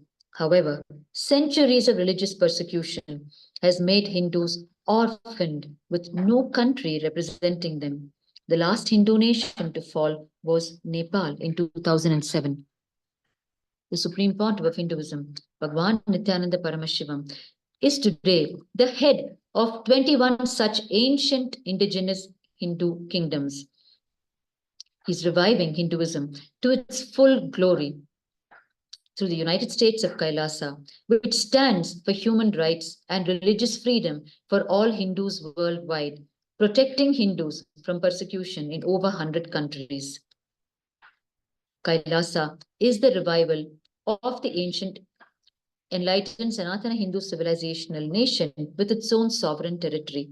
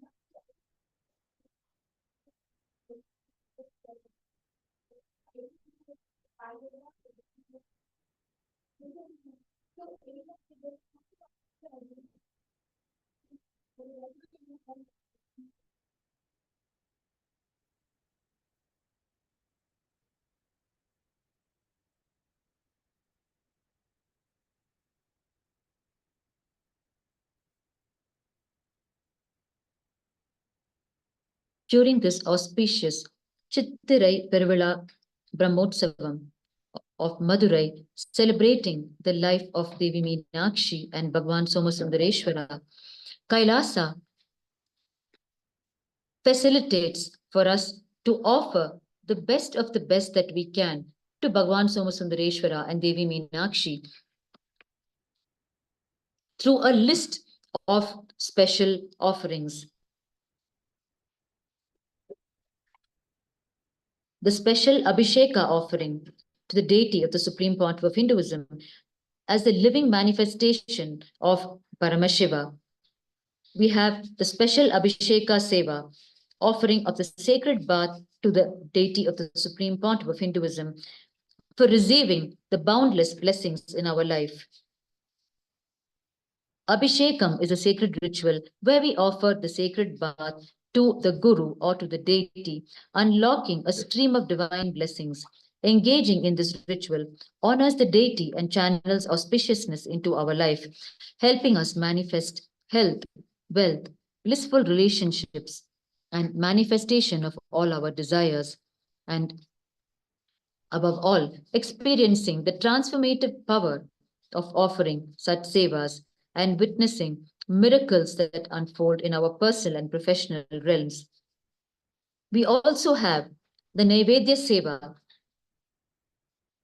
which is offering of food to the Lord or to the Guru. Food is the source of all our patterns, our mental patterns. Food influences our lives more deeply than we often realize, shaping our emotional and physical health through ingrained patterns and responses.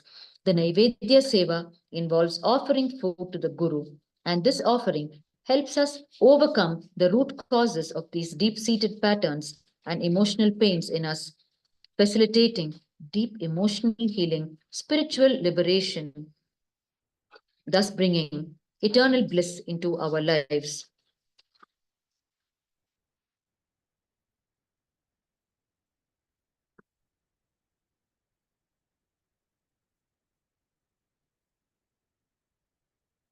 All of these sevas can be offered by contacting the Kailasa representatives through the WhatsApp number +1 213 808 3021. I repeat, all of these sevas can be offered by contacting the Kailasa representatives at the WhatsApp number +1 213 808 3021.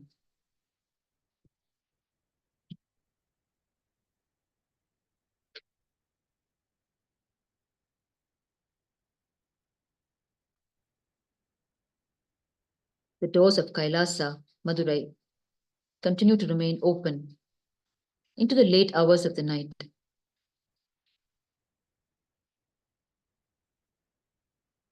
Continuously serving the Aushadha Annadan to the people of Madurai.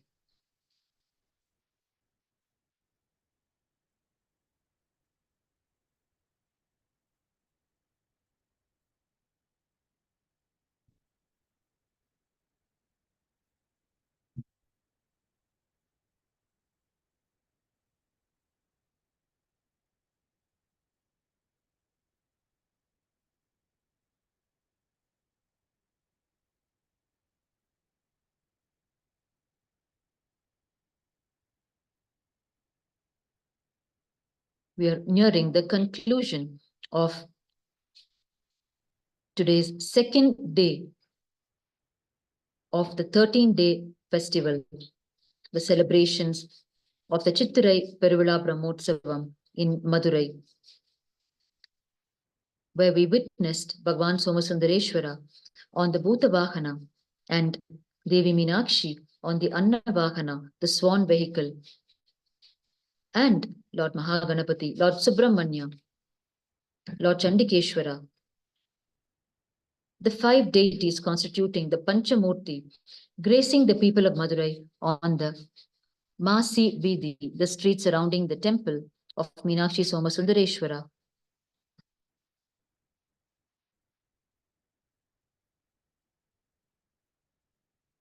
And as we almost near the conclusion of today's celebrations, we are once again blessed with the darshan of the divine temple towers of the Meenakshi Somasundareshwara temple.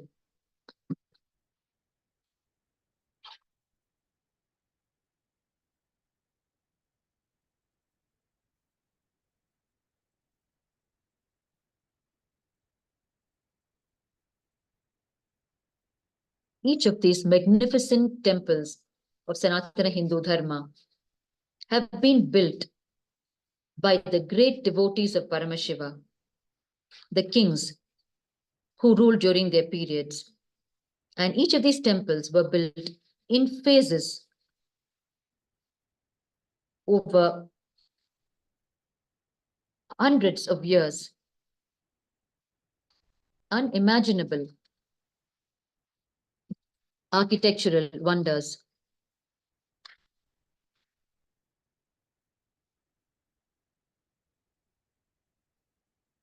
As you can see, the Palliyarai ritual has now been offered to Bhagwan Sundareshwara and Devi Meenakshi, ceremoniously putting them to rest for the day.